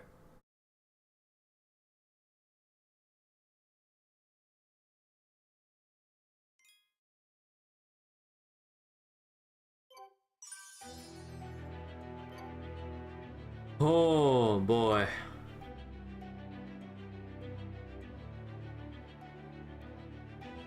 I think I'll actually stop here for tonight. I'm actually getting a little bit tired. An archetype is meant to be the ultimate one, strongest life form, not species, on the celestial body. But a lovely white dinosaur is not strong. But part of me wants to give it another try for Kukulkan. But I know luck ain't gonna be that favorable to me.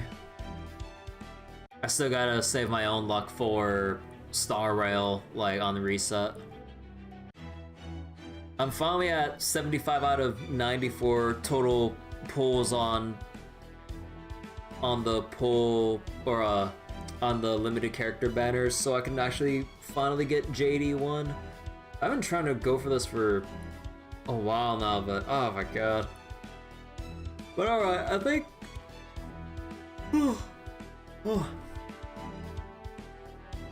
I'll go turn it off here for tonight, and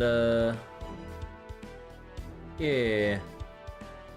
So let me go close this, and then let me go unplug all of my cables and everything.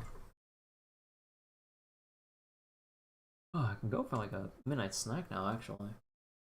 But alright, good hustle tonight. Still got quite a bit of reading to do, and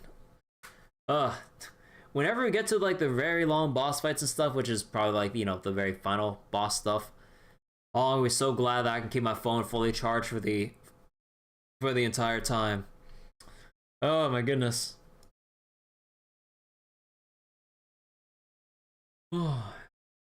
Alright, so yeah, that'll do it for tonight. I'm gonna go close it here. Thank you all for watching. I'll see if I'll be back for more FGO reading next time. So yeah, take care everyone. Thanks for listening, watching, talking, and everything. And bye-bye.